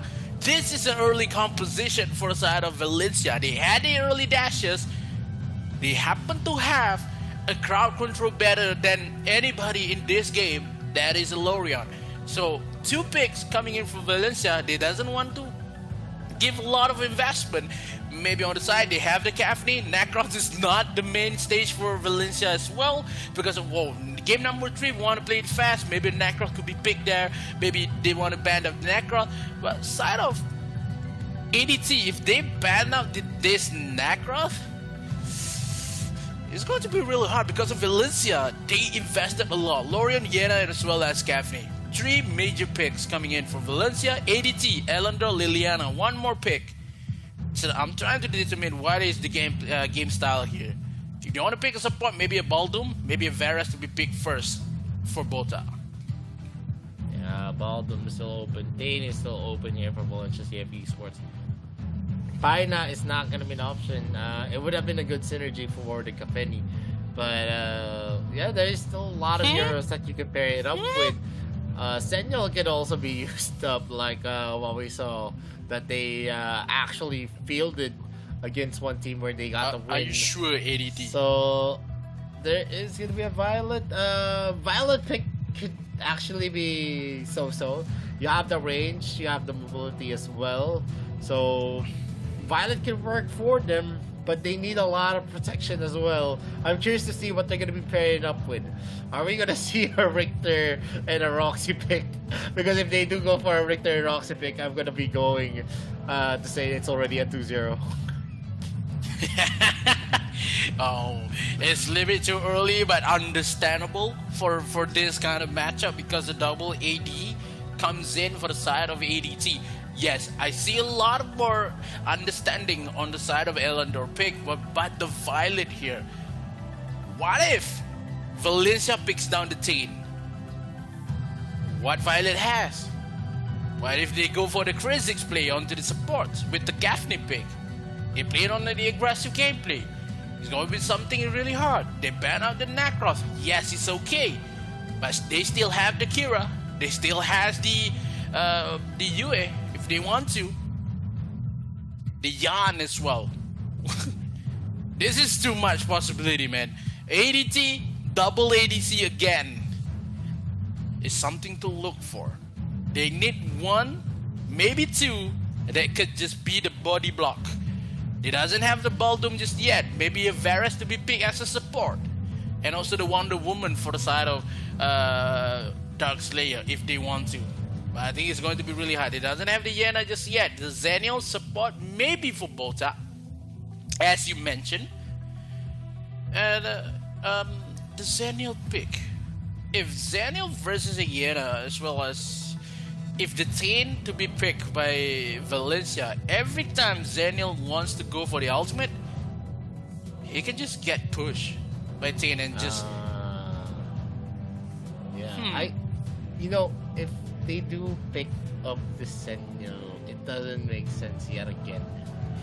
The Ellender just dashes out of danger. Doesn't make sense from the beginning though.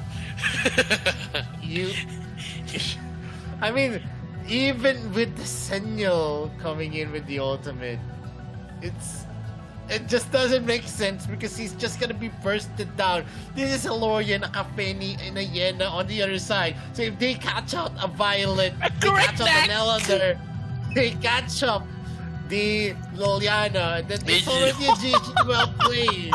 So I don't think that, you pair it up with a Sentinel is gonna make it work. You pair a Sentinel with a hero that can tank. Maybe like the Yanda we saw from the earlier matchup from Valencia CF Esports. That could have worked.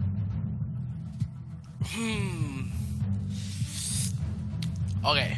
They saw the Zenial and they instant lock onto the Alice as well as the Crick deck. So Crick deck has one job and one only, to kill down the Violet, as we know. And as well, if Zenial uses the ultimate, we have the Starry Knight coming in for Lorien. Stuns, knockup. We have the Silence coming in for the Yena, and as well as the Silence from the Hitsafits. But now, ADT, last pick possible. They want to bring up the Florentino though. Zenial could have a better drafts, but with the Florentino LYL, yes, we know LYL, if he gets the Florentino, he is a beast. But in terms of this draft, with the synergy that this draft has, too squishy, and with the burst damage that Valencia had, something could think about, because they already have the Yena in third pick, that they brought the Florentino back. Yena versus Florentino with the silent as well as the burst damage that Yena had versus Florentino. It's a bad matchup for Florentino. I'm not gonna lie, it's a bad matchup though. Yeah, it's a bad matchup. One of the known heroes that you want to counter a Florentino is a Yena and also a T. And in this instance, we see a lot of damage coming in from Valencia CF Esports side. Sentinel is a very nonsensical hero unless you're actually gonna be able to time everything right down to the down to the stats, and that's basically almost impossible in this kind of moment. It's just a lot of squishy heroes, a lot of squishy objectives are going to be found here. And whenever the Sentinel lands, his fit could actually be propped there, and he's just going to be silenced at the first opening seconds of the clashes. I want to know if that Alice uses Frostcape though. If the Season 5 kind of Alice. Frostcape Alice... Frostcape still works for Alice, definitely. You have additional health, you have additional movement speed, and then you have slow and some magic damage as well, so that synergy is there. So what do ADT have? They cannot have the speed, they have damage, but it doesn't have much of a defense. Look at the damage when Tejas gave onto Bota. Bota having trouble right now. With the QQ on mid with the Lorien pick, ADT need to show something here. If this draft could work for them, is something that telling that, an unorthodox kind of draft is the best for ADT, and they have to show it. Prove us wrong. That ADT could even stay in this game. because of an early and burst damage is Valencia is still on the odds for Valencia. So if ADT plays aggressive and takes a lot more scaling type of composition, he could win. But look at how LYL plays the Florentino. It's pretty convincing. This game, LYL has a better game. So the problem is with the team fight. How do ADT try to cope with the team fight that had? One stance comes in, a couple more damage, but the red buff is not going to land. Oh, there goes Zen with a couple more bursts down with the shields coming in for Zenio. There's a kill of the first blood. ADT says otherwise in the first early stages. They have the advantage right now. Let's see if they're going to be able to build it more. Botak is going to be using Malleus to get out of the way to leap forward. And Angelic Splendor is definitely going to be a key here. LYL is definitely going to be one of the biggest recipients of the ultimate of the Zenio. They have to wait, and now the side of ADT, they want to just drag up the Fusilage onto the backside here, but has been steal away by NPAC. And now Retribution comes in with the ultimate. LCC2 takes down Teos first, and they kills number 3. Makes it. They kills down the Crickneck, and now Crickneck has to buy back from now the members of the side of ADT, trying to fill away the void inside of their hearts, trying to go for an aggressive invade, but now has been spotted first for the Zach F, and now N-Bang onto the side takes down the blue buff first, and the Zach F is still be mad at the members of VCF. Early gang, early composition, this is what I'm hoping for. This is what I'm asking for ADT. Plays early aggressive, played it really well, force down Valencia into the jungle, force it away into the late game itself, and they take the lead much more. But in terms of 3 kills that ADT has, the goal gap is not widened enough.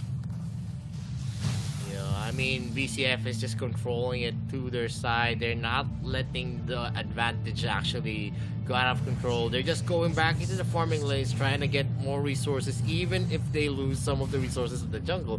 Zenshao is in the area. Pichu is just going to be using the railgun to put some damage into Bodak, but it's not going to be proccing another crit.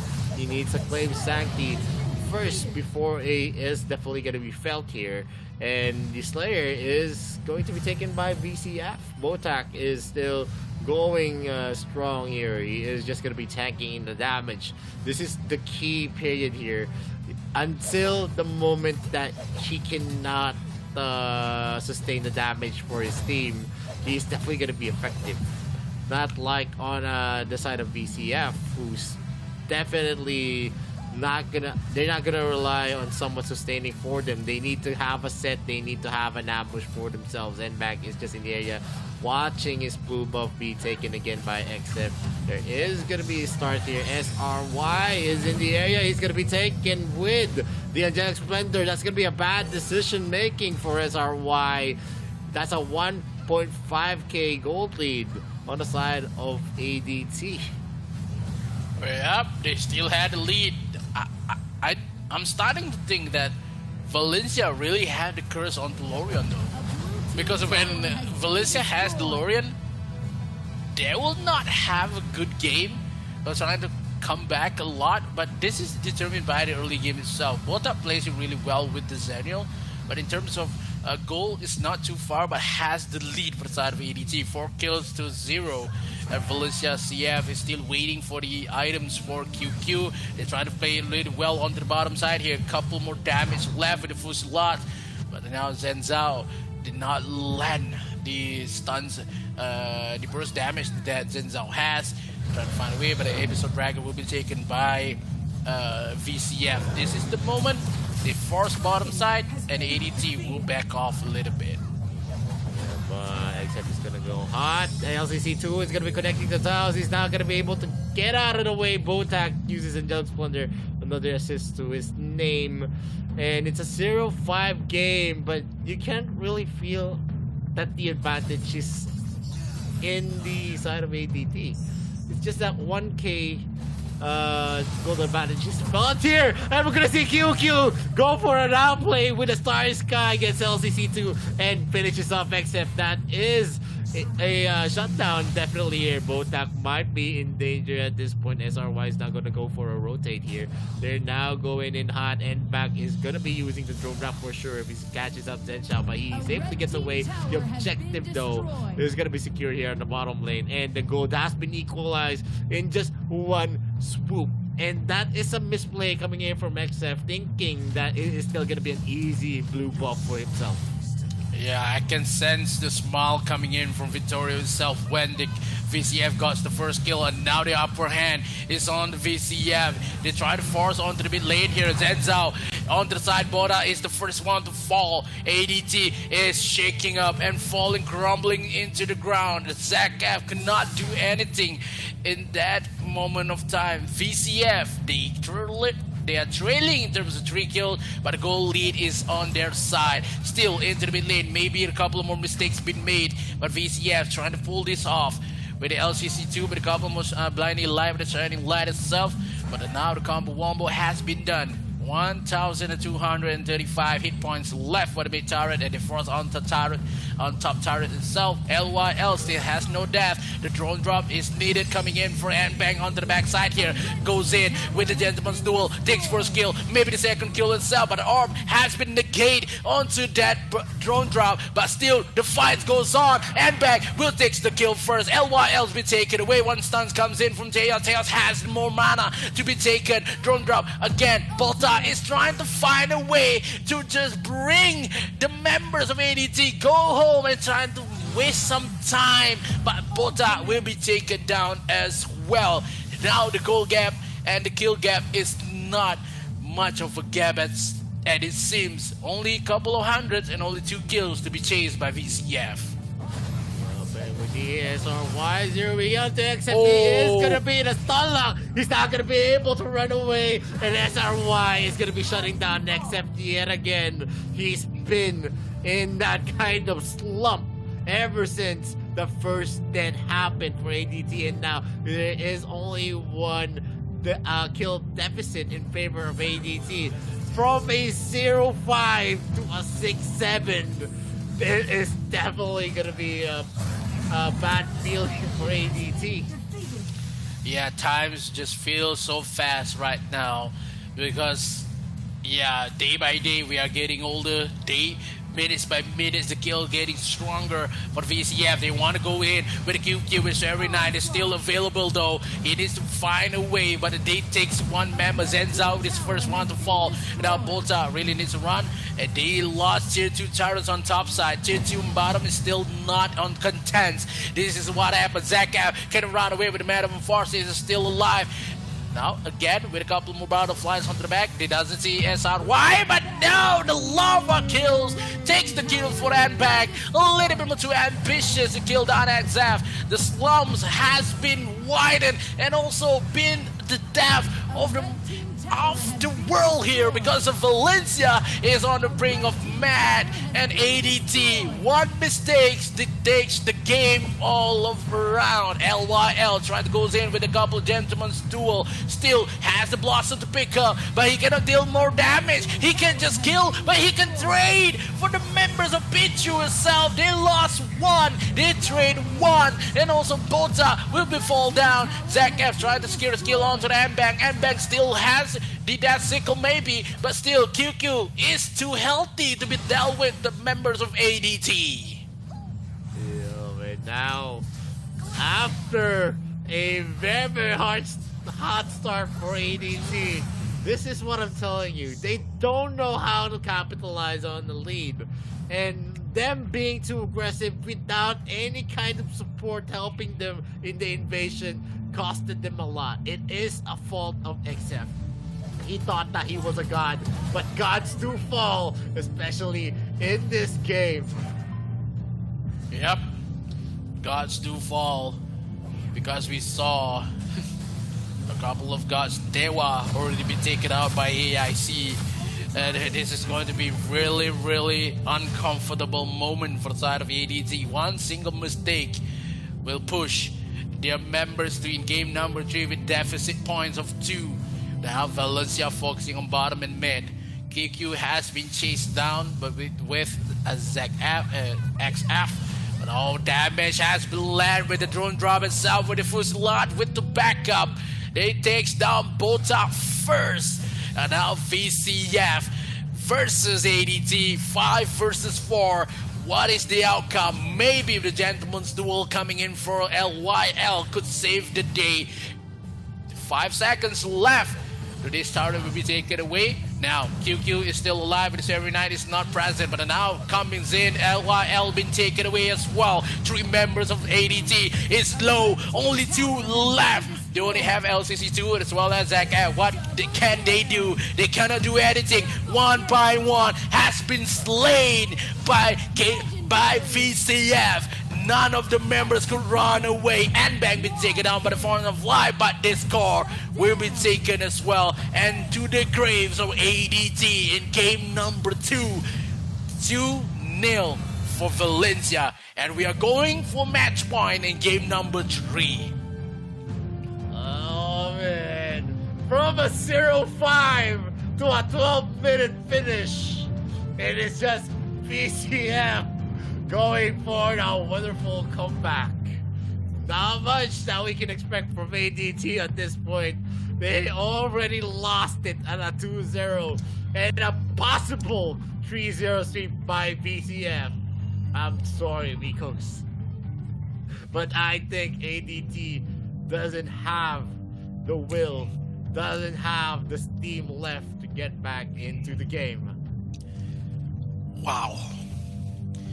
It's hard. It is hard to just know that this game will be in the hands of Valencia after that cruel game in game number 2. Early phase is on the hands of ADT.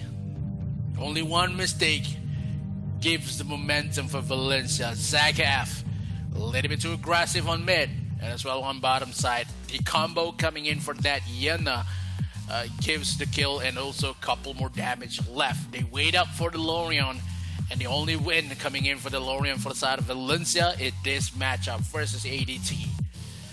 It's hard to just realize that ADT, this game is better for them. They have the will to win, but one single mistake give the game to Valencia, and all the momentum is left. Is only left is game number 3. Match point for Valencia. Yeah, I mean, that was a problem that was occurring. I already predicted that the problem here is that Botak is not going to be enough to actually suffer from to actually tank the damage coming in from the VCF members. That's a lot of the heroes. That's a Yin, you have a Kafeni, you also have a Lorian, then you have a Quicknack as well. So yeah, in the early parts of the game, they had the advantage of having the Ellender for them, and they had the Florentino for them as well. So that's one of the reasons why they were actually winning the early parts of the game. They had that advantage. They were not able to keep that advantage, and one of the reasons there is that the Ellender XF made a crucial mistake there.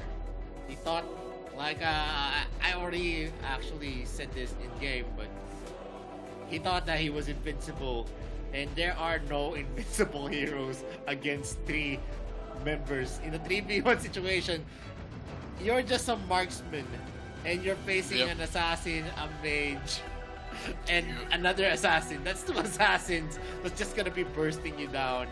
And the Quicknack wasn't even able to join with the drone drop. It was just all the Yena and the Lorian as well, and they already secured the kill.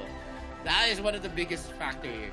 He went into the brush without the help of Diseño, thinking that he could have done it, and without the help of the Florentino as well. They were just trailing behind, and he was just, I'm a marksman and I can tank.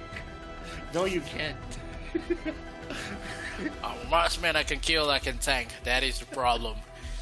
It's just too hard to realize that they want to give him away to living in AIC for ADT, but they still have time. They still have the drop they could do.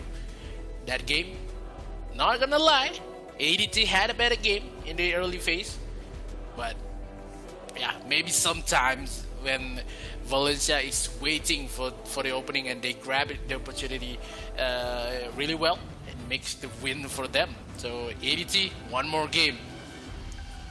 One more time. Yeah. Can you make it?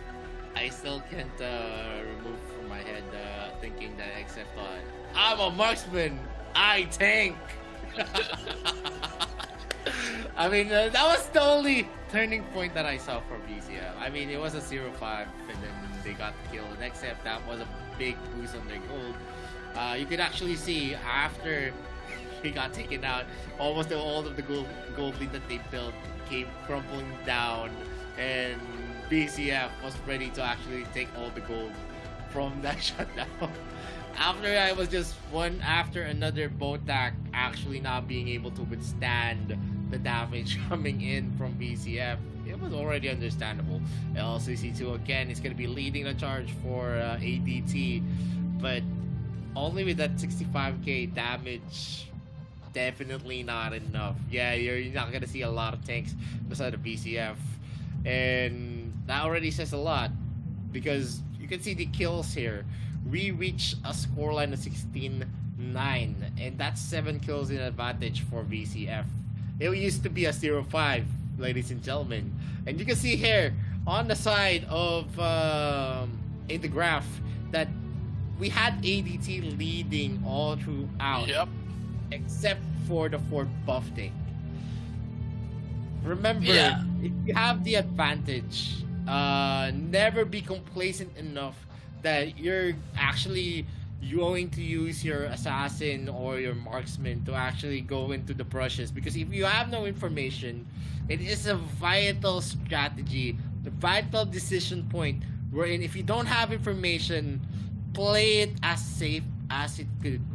You need to group up if you want to go for a vision war, and even in that moment when you check for the brushes for the vision, there are a lot of instances that you're just gonna be wiped out when you are ambushed, and that's definitely what happened here for ADT. They got complacent. They thought that they were always going to be in the lead. They thought that they were unkillable because of the damage that they could deal in that short amount of time. And the MVP of the game definitely is going to be Pichu, dealing a lot of damage for his team. 29.3% on that ADC, 75% KP, 646 on that KDA. Definitely a good game for Pichu, being able to overcome the obstacles of the enemy being overfarmed. But we're gonna see more of BCF against ADT in game number 3. Because at that moment, we're gonna see if we're gonna say goodbye already to ADT, or do they still have some fight left for themselves. We're going to see soon enough as this series is going to progress. And of course, as we go to game number 3, we're gonna go for a very short break. So this is the Arena of Valor International Championships 2022. My name is Vittorio. This is Mikos. We'll be right back. To attack. Easy peasy. Now, raise your weapon and smash that crystal. No! God! Please, no! Well, maybe your gaming life is not so smooth after all. Don't be nervous. I know you think you have learned everything about winning, but your enemies are not sheep waiting to be slaughtered. To get your game victories easier, you'll still need to learn some little tricks. First, you need to know about the 3 lanes. In AoV, there's the Abyssal Dragon lane, Slayer lane, and Middle lane. Don't forget about the Vast Jungle, which is a special path between all 3 lanes. Now choose your lane and march onwards to victory. No, stop! I know you're trying to be different, but as a rookie, you should begin by learning the most common and easiest ways to start the game. Once you're partially in the lane, you'll face an equal opponent. Do your best against them and level yourself up. Of course, there will always be enemies coming after you. Don't worry, AoV is a team game. This means you must focus on team fights, fight alongside your teammates, and eliminate your enemies. During team fights, you must cooperate with your teammates to find every opening and opportunity to kill your opponents and ensure the survival of your own team. Victory lies ahead of you after you wipe out all of your enemies' defense towers standing in your way. That is, if you are still standing after the team fight. Oh, dear Lord, don't ask me what to do if your rivals have respawned. Just repeat what you did earlier until you have won this match. That is how you win a game in Arena of Valor. You must be in harmony with your team every step of the way. Understand, rookies? Okay, I know that you cannot communicate telepathically. To be more effective at each stage of the game, maybe you need to know some terminology in order to communicate with your teammates. Carry, leading or majorly influencing leadership on a team. Double kill. Onslaught. Bloodbath. Gank, a surprise attack on an enemy hero.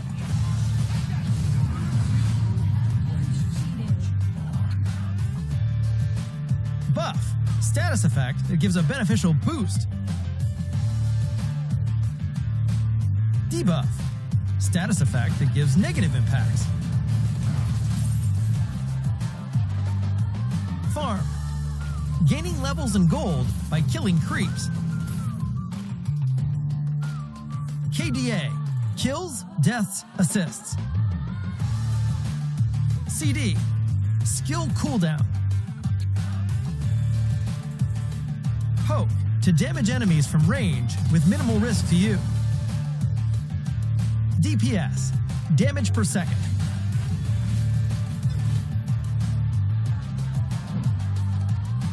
That's all the rookie training for today. Let's start a match and get fully absorbed into the world of Arena of Valor and win glory with your teammates. What could be more enjoyable than praise from your team?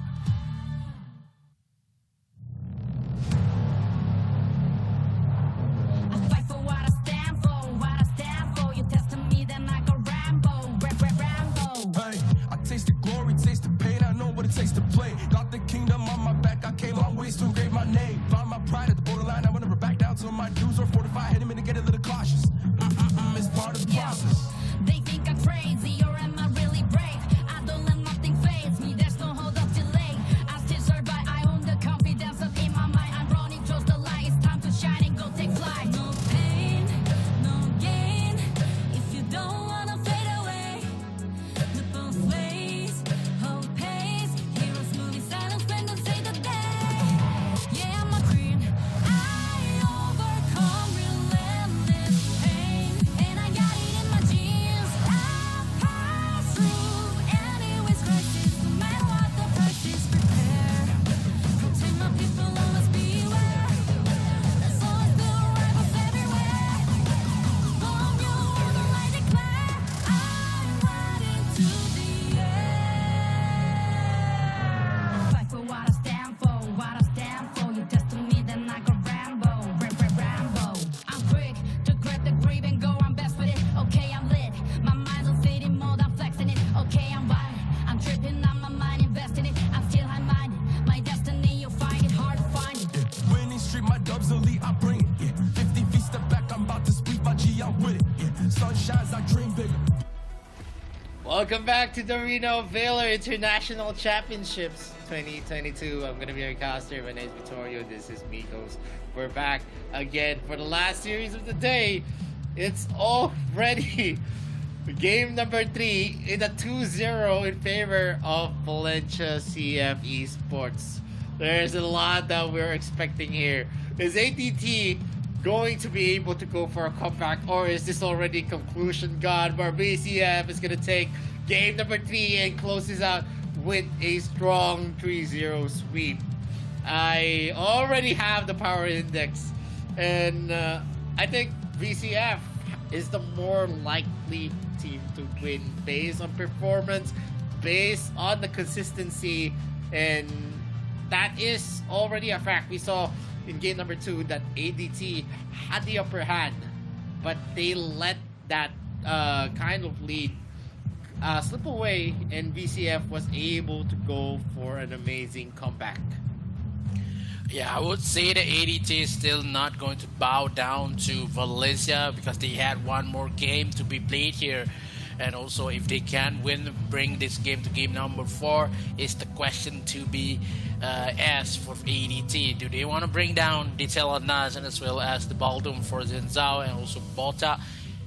They want to play the Varus onto the support for Bota as well, because we've seen a lot more composition that if Bota has a good game with support play, it will be a better game for a dope team. But Valencia CF, they had a Hayate to be played here. They still have the Baldum to be picked, and still they can fire up the Baldum and also the Tate, but now the Dope team bans onto the Elsu and also the Aya, opening for the Omen for the side of Valencia CF. We happen to see Omen could be picked by LYL because of how Valencia still want the Crixie first. They ban out the EG, doesn't want to fight down the Crixie. Omen will be taken by LYL. This goes onto the Dark Slave first, and after that maybe a Varus pick here, or they want to go for the mid lane push with maybe a Necros sounds pretty good as well for the side of a Dope team. They still have a. They want to bring out maybe a Dirac, maybe a Illumia in the early, in the mid, or maybe a Raz for the early matchup. Maybe a Zata could be played by LCC2. We haven't seen a lot more combination coming in for Dope team. These two picks is really strong for them, but could they do better with the last 3 pick possible? Because if Valencia only have the Crixie, they could play the Baldum pick, and also maybe the Telanas can be played by Valencia as well. Yep, and they're still hovering it, but they are now locking it with the timer already expiring. A Nakrot and an Omen, that's a big advantage usually. Oh! Usually, that's a big advantage. If you have an Omen and you have the Nakrot, that usually boosts the win rate up for your team in taking the game. But ADT has failed me so far in that kind of expectation, so I'm not going to be expecting anymore. And we're seeing here a Crixie, a Florentino hover, and also a Yan hover. We've seen this kind of lineup before. Yeah. And definitely it's going to be in favor of BCF if they pair it up with a Sentinel again. They can do this with the Zenial, but I do think that Dope team has a bit of potential to ban out the Zenial because they cannot pick down the Zenial. Is somehow the ADT needs to ban the Zenial here, but they take down the Hayate first. They had a better draft, 3 best draft for ADT. They had the Judgment, they had the Kuna Blitz, and as well as the Lock coming in for Omen. This 3 draft has better understanding in terms of early game. But the last 2 drafts, do they want to go full on? I think this is the time to take 1 game from the hands of Valencia. Hayate, just lock it in. Mid lane, maybe you get Raz, maybe you get a Illumia to be played here. Maybe a Zata could more okay to be played by LCC2 because we saw that happen before, and Zata just killed down the Dark Slayer, trying to make a comeback for versus Bicotopia. And I do think that they need to ban out the Zenial, and if they don't ban out the Zenial, then Valencia still has the upper hand with this current matchup in game number 3. They ban out the Teen first, and giving up Baldum maybe by the side of Valencia. They need to ban a Zenial, or maybe ban out the or take the Baldum for themselves. But if they want to pick the Baldum, I don't think that versus the same composition that they had with the Hayate and also as the Nakros will be crucial, because they seems like if they had an Alice, maybe a Toro could just play it pretty well. And I don't think that they want a Varus or maybe a Mina to the side of a Dope team. So it still has a lot of contention. Look at the phases of play for Valencia. They already know what's going to be banned, and they already trying to predict what is going to be picked by ADT. So the Zenial could be the number 1 potential to be picked here. Yep, they banned out 2 big supports like the Baldum and the Date. I mean, there's a lot of ATCs left that you can actually use. Joker hasn't been picked out just yet, and it's one of the direct counters against a Hayate, and also the Nakrot as well. So definitely that hero is a pick that they could utilize here. So to speak, Thorn could actually be used as well. We haven't seen a lot of Thorns just yet here in the AIC. It's not a hero of choice that we've seen so far for I want to see a Slims, man. Competing, maybe not a Slims. It needs a lot of items and you need to hit all of your spears if you really want to use that hero. But Azada pick here for Whoa! LCC2 is actually been worked out. I don't think that they're gonna be using the Preta pick since they already have a mage already here for VCF. But it would have been a sight to see if we can actually see a dominant Preta. A marksman could actually, or maybe they're going for a Preta marksman. Now you're going back and forth, man. If it's a Preta pick here, it would be something because of already have the Crixie, maybe the Preta side lanes. Yes, because if they want to pick down the Zenil, they need someone that is going to clear some wave that is faster than anybody, though. So Preta has speed in wave clearance. They doesn't have any ADC. They only have the Yan onto that jungle. But Rui, oh no, they bring out the Rui from the side of ADT. They could play it really well. They want to just shut down that Preta early, and also the Crixie. They have an early advantage for the side of ADT. But for Valencia, do this Rui Mei. I remember what Goyang Gaming said to me, that only V Gaming could play the Rui well. In terms of all the teams that try, only V Gaming wins with the Rui. Yup, and right now it's a very confident VCF actually using Preta as an Abyssal Dragon laner. I mean, this is a proceed, but maybe they could make it work. I've seen a lot of good Preta players, although I don't see it much since, you know, it's more like an Elsu that has a lot of AoE because you're just gonna be charging your skill as well. So at this point, let's see if Pichu can do justice to this pick. Or are we gonna see a reliance of SRY and NBank with the Yan, the Florentino, and also the Crixie pick? ADT, they need a lot of things to prove to us that they are still capable to win games and actually secure the lead for themselves consistently. Yeah, how do they want to do this? Because they have the Necro, they have the Omen, also as the Hayati. They had a better draft. They win it, but one single hero that I'm asking about is the Rui pick coming from Volta. We haven't seen this, but can this strat will work for the side of ADT? Because they doesn't have a lot of sustainability, but it's going to be really hard versus the Zenil itself. Now, a couple of pushback in the mid lane. They doesn't have enough more damage because of the Zata itself. Then it's going to be something that Rui is going to have is a hard engage. He has the portal to just push away and also put some games with a couple of plays. But yeah, VCF still thinking that he had a couple early matchup that they can fight, but ADT with the base stat that he had is too much to be handled by VCF in this current matchup. If this happened like what we see in game number 2, it will be the VCF game. But ADT, if they had a lead, just hold on to that. Yeah, and we're seeing a very confident Hayate against the Florentino pick.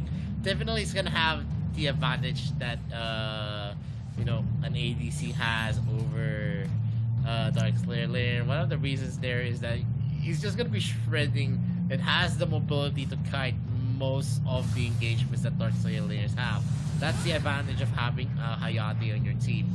The problem here is that if he's just gonna be playing it as passive as he could, we're in the advantage that, you know, he's gonna have in just boxing out and zoning out SRY on the creep waves.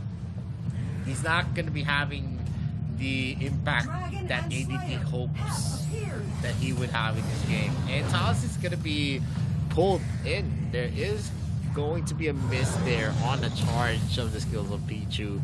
He still has his ultimate ready, so definitely BCF is now committing to the Dragon Take. Not much that ADT is gonna be doing there.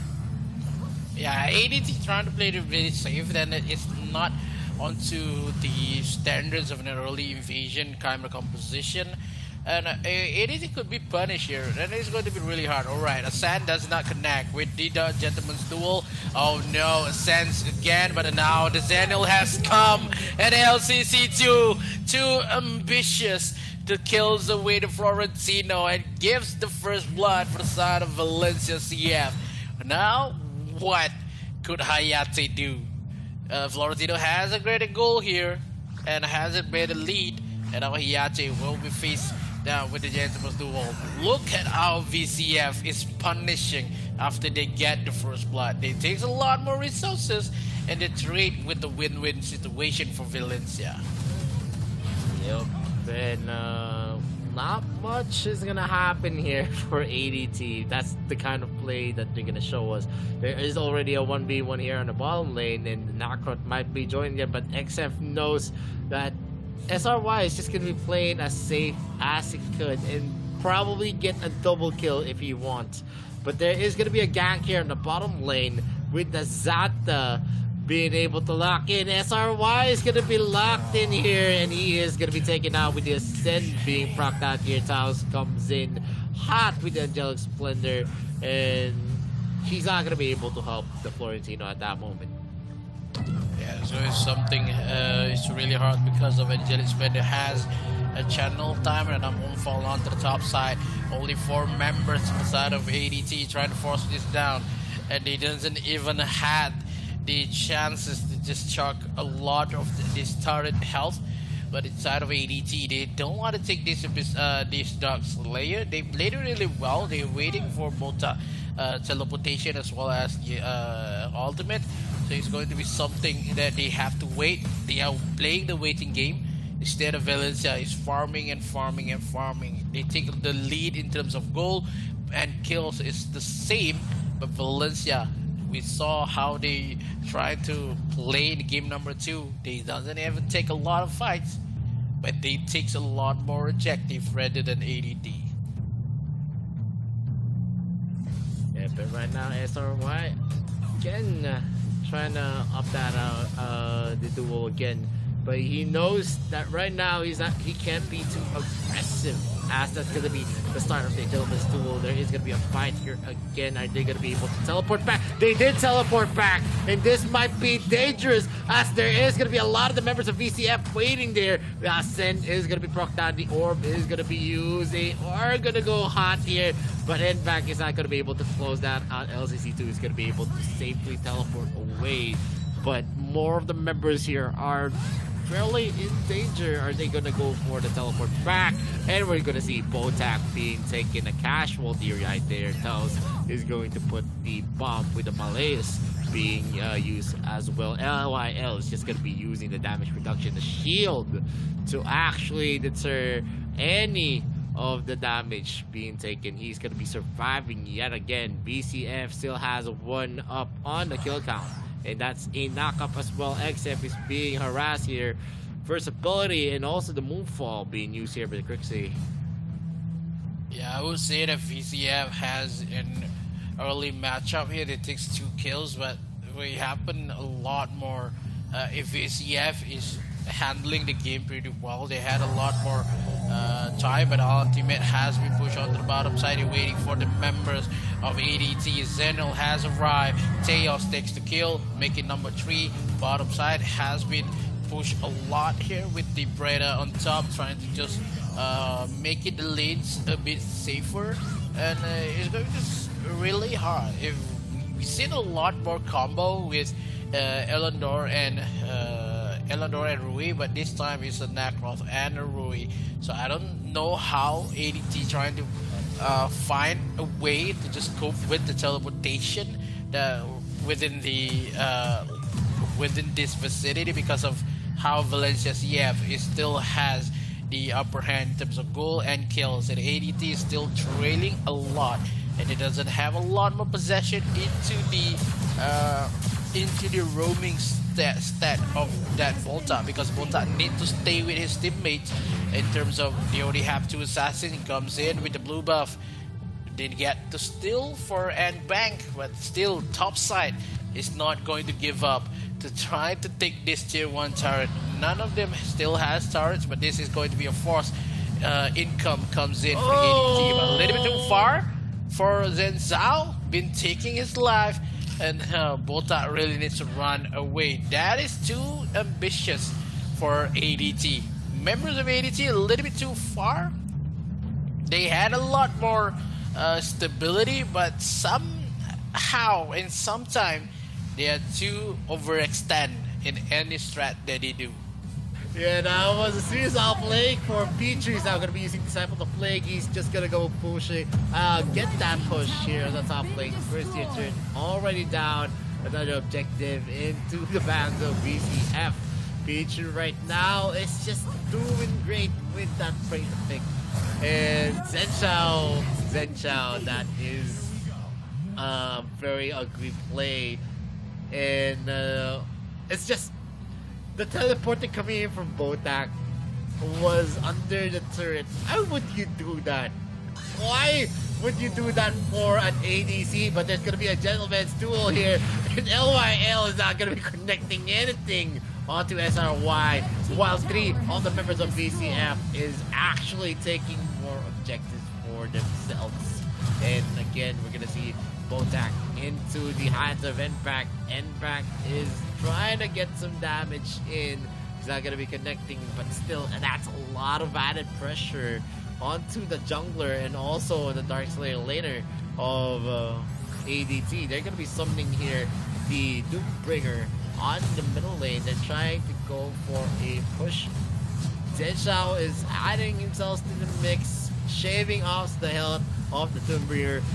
BCF members are not yet ready, as Taos is going to be caught out here. He's going to be too tanky. The orb is going to be using LCC2. It's going to miss out that ascend, and that's going to be costing them a lot, as the members of BCF are actually going in hot. He is going to be able to stun Zenshao, and Nbank closes that off with another kill for himself. A 6-over-1 with a kill deficit in favor of BCF. There is more judgment play being used by XF. XF is going to miss out that teleporter, and basically BCF is just going to be on top of ADT.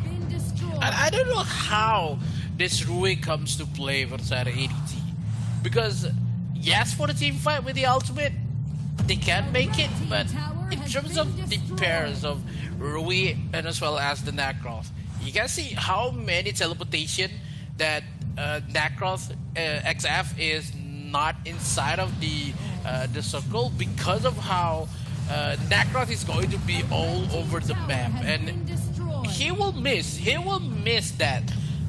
He surely miss that teleportation, but you can see how the teleportation has been placed in front of the faces of the members of VCF. That is a problem. Now re-engage coming in for ADT. Maybe one kill could be claimed, but none of the members of ADT trying to find a way to kill this. But being pushed a lot more for the tier 3 turtles on bottom lane here. Abyssal Holy Abyssal Dragon has been spawned. They want to go for the inner turret first before forcing out onto the Holy Dragon, and now the members of ECF trying to find the kill onto Bolta first. No teleportation left for the defense coming in. ADT is crumbling onto the ground, onto the backside as well. Has Yan, has Nbank onto the backup, but no, Nbank says no. He wants to kill, he wants to give some mental state, and the statement has been written by Valencia CF with Nbank. Dive into the font of life. ADT has no lifesaver just yet. BCF is going to be deterred on their push, but looking at the strong engage that BCF is actually showing us, they are capable to go in, and they're not afraid to actually go for a commit. NK is doing his best, XF as well. That's going to be the dance back and connecting to SRY. He is going to be stuck there, but the damage coming in from ADT is negligible.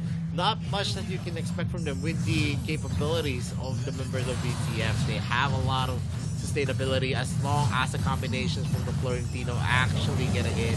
And you can see here, they are just gonna make a short work on a Dark Slayer. They have the Doombringer ready for them, LYL, and also the boat tank is in the area. They're gonna be able to get away, and the Moonfall has been procced out here. They are not gonna be teleporting back into that sacred ground. Yeah, because there is some divergence. Divergence has been made by Bota on the top side, but giving a lot more on now. The jumps comes in, still has the style of the M-Bag. Will 1v3. M-Bag is still alive, goes in back. M-Bag takes the kill. M-Bag is alive. M-Bag will not be taken down, but the 3 members of ADT, XF is the one to fall. He is not going for that teleportation. I've said it. It's hard to play with the Nacross and the Rui. Now 1v2 on top side as well. Zenzao could not live. One more dash. Kunai Blitz has been popped out. Pichu, no damage left. And that Parada is making the game for Valencia. CF goes in with the teleportation as well. But no, top tower will be fall down. Mid tower will be the next to fall. Bottom tower will fall down as well. But none of the members of ADT could respond with the 3-lane push. Has been made by Valencia CF. ADT is on the brink of losing from the start of the game because of the Parada pick. VCF trying to go, knocking on the door into the mid and bottom side. None of the members, only 4 members of ADT that lost Zenzao comes in with the moonfall onto the backside here with Nbang giving a lot more damage, but XF does not give the judgment in talk. VCF takes down 3, LYL falls down, LCC doesn't do anything, and Pichu takes the kill on the LCC too. Only Zenzao and Bota is left. XF is the next to fall, and Valencia is eyeing for the win, and the core is the next objective. It takes a lot more courage to take down the members of VCF, but VCF is still alive. The Kunai Blitz is not even give much more damage, but now he is going back and back and back with that teleportation, and they are going back home today because of VCF claimed their spot in the lower brackets. Look at the happy faces of the members of Valencia CF Esports as they crush the dreams of a dope team. And looking at this, it is going to be a very, very sad day for ADT as they lost the game against a Preta Abyssal Dragon Lane. That is very, very sad indeed, and a very, very good play for Valencia CF Esports. They were able to use this kind of composition. That's how big of a confidence they have on themselves that they're going to be winning game number 3 with this kind of composition. And it works very, very well, Mikos. I'm sorry, but I know you support ADT, but we're already saying goodbye to them. They are not yet a big of a competitor for the teams that are left here in the AIC 2022. It's hard to believe that I couldn't see the lower brackets coming to play for ADT. But now the 3-0 win for Valencia CF makes the play as well, but I cannot believe how Nbang is still alive with that 3-man gang on bottom side. That is the moment when we saw Nbang is confident, he knows what he can do, and the help coming in for Teos at that moment itself, proving that Valencia has the upper hand and has the ability to stay in the AIC and give a lot more hardship in the lower brackets. But now ADC is hard to say goodbye, but it is what it is. This time, how in the hell that Nbang is still alive? Ultimate comes in, Teos, but no, where SRY arrive as well. They played in a 3-man clump, and he's not going to give with the gentleman's duel that they made by SRY and make the dreams came true for Valencia CF. They won with 3-0, and they are going to move to the next stage on the quarterfinals on the lower brackets. So yeah, goodbye to ADT, and for on their behalf, I would say terima kasih. Yeah. I mean, I didn't expect a lot knowing ADT was performing like that for the first series going into after game number 2, I just lost hope for ADT. It's just that Wow. after that kind of play, it's just that I just know that they don't know how to take care of a good lead. They don't know how to actually play in the middle game, in the late game. They're just basically conservative when it comes to them losing out. And that's one of the biggest problems. I guess it's more of the mindset that they have, that the plays that they're going to be making is always going to fail, since you see that there is no confidence at all whenever they go for the mid game and the late game, whenever they are in the losing end. And what actually amazed me the most in the last game is how useless the Ruby was. They actually relied heavily on the teleporter, and if you rely heavily on the teleporter, it makes it predictable. Why the hell would you use that teleporter in front, under the turret, instead of just putting it at range?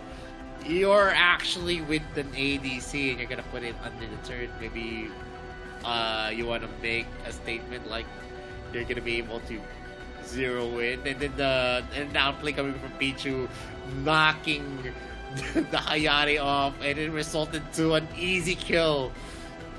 You're just adding some gas to the fire with the pick of Botak on that Rowie. It's just, I don't know, it just hurts my eyes to actually watch that Rowie play all throughout game number 3. And I'm not gonna lie, I mean, the Rowie pick didn't make sense at all. You have a lot of mobility in your team. You didn't really need more mobility with the Rowie pick, which doesn't bring a lot to the table.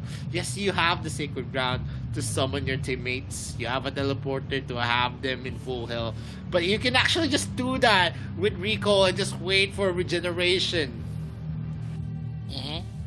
I mean, having that kind of support that doesn't have much utility except for the knockbacks, that silence, and then after that, no damage at all is going to be contributed by the Rowie. Nothing that she can do. She's not going to be able to soak damage for your team. And it says a lot here on to the stats of BCF. Yes, you have a lot of time to get back into the game with the Sacred Ground. But after that, you're just going to be losing some of the resources you have on the other lanes. 14 kills over 4 kills of ADT. That's 10 kills in deficit in favor of BCF. In terms of the gold, at 11k gold lead. In terms of the objectives, that usually is capitalized by a team with a Rowie. When you have a Rowie in your team, it makes it easier to take objectives. That is a fact. But it didn't happen for ADT probably because their lineup really doesn't fit that kind of playstyle. They already have a lineup wherein you're going to be able to split push. You don't need much of the utility of Rowie in that game. And the MVP of this game is going to be Pichu on that Preta. The first Preta pick. First Preta pick that we've seen since, I don't know, 2019? Yep, yeah, the last Preta is 2019, Yeah, and that says a lot. You guys have been beaten by an old meta, so I guess back to the drawing board. If you say that old meta, that is kind of... I was there in 2019, and it just feel that I'm old already. Come on, man. Yeah, I mean, if you're a first generational player, you're already old if you have to reach that kind of meta. But we're actually gonna see here on the screen the quarterfinals. We saw KFC Talon. They're gonna be facing up against one team in June 25. And we're going to say goodbye to ADT as VCF is going to be moving in the lower bracket. And they're going to be waiting yet again whoever is going to be losing on the upper bracket. Yeah, the next bracket will be proceed. June 25 is our Saturday and Sunday. For tomorrow we have Utopia versus Bacon Time, V-Gaming versus Flash for tomorrow, and who's going to be the lower bracket finalists to be played here. And kudos to the teams that win. For KFC Talent, one team, they are going for the next, and they are going to meet each other. Then upcoming matches for tomorrow, as what I mentioned, then it will be something to game because of AOG region will be faced out the same, because V-Gaming versus Flash, and also Bacon versus Bicotopia. So who's going to stay on the upper bracket and who's going to be lower bracket is going to be finalized or been revealed for tomorrow. Yeah, and definitely I'm gonna be excited about V-Gaming and Team Flash. Is there gonna be an upgrade here? Team Flash placed third and second was V-Gaming. Are we gonna see a Team Flash is gonna be again a force to reckon with here in the international scene? Or is it still gonna be V-Gaming with a dominant run in the AIC 2021? That is something that I want to see. And more of the matches are definitely gonna be you're gonna be able to witness tomorrow. So I hope you guys support the teams that you want, especially in the AOG, the RPL, and the GCS. They're going to be facing off each other. But yet again, it is another day of a lot of Arena Valor action, and we're already going to be at the end of the day. We're going to say goodbye to everyone.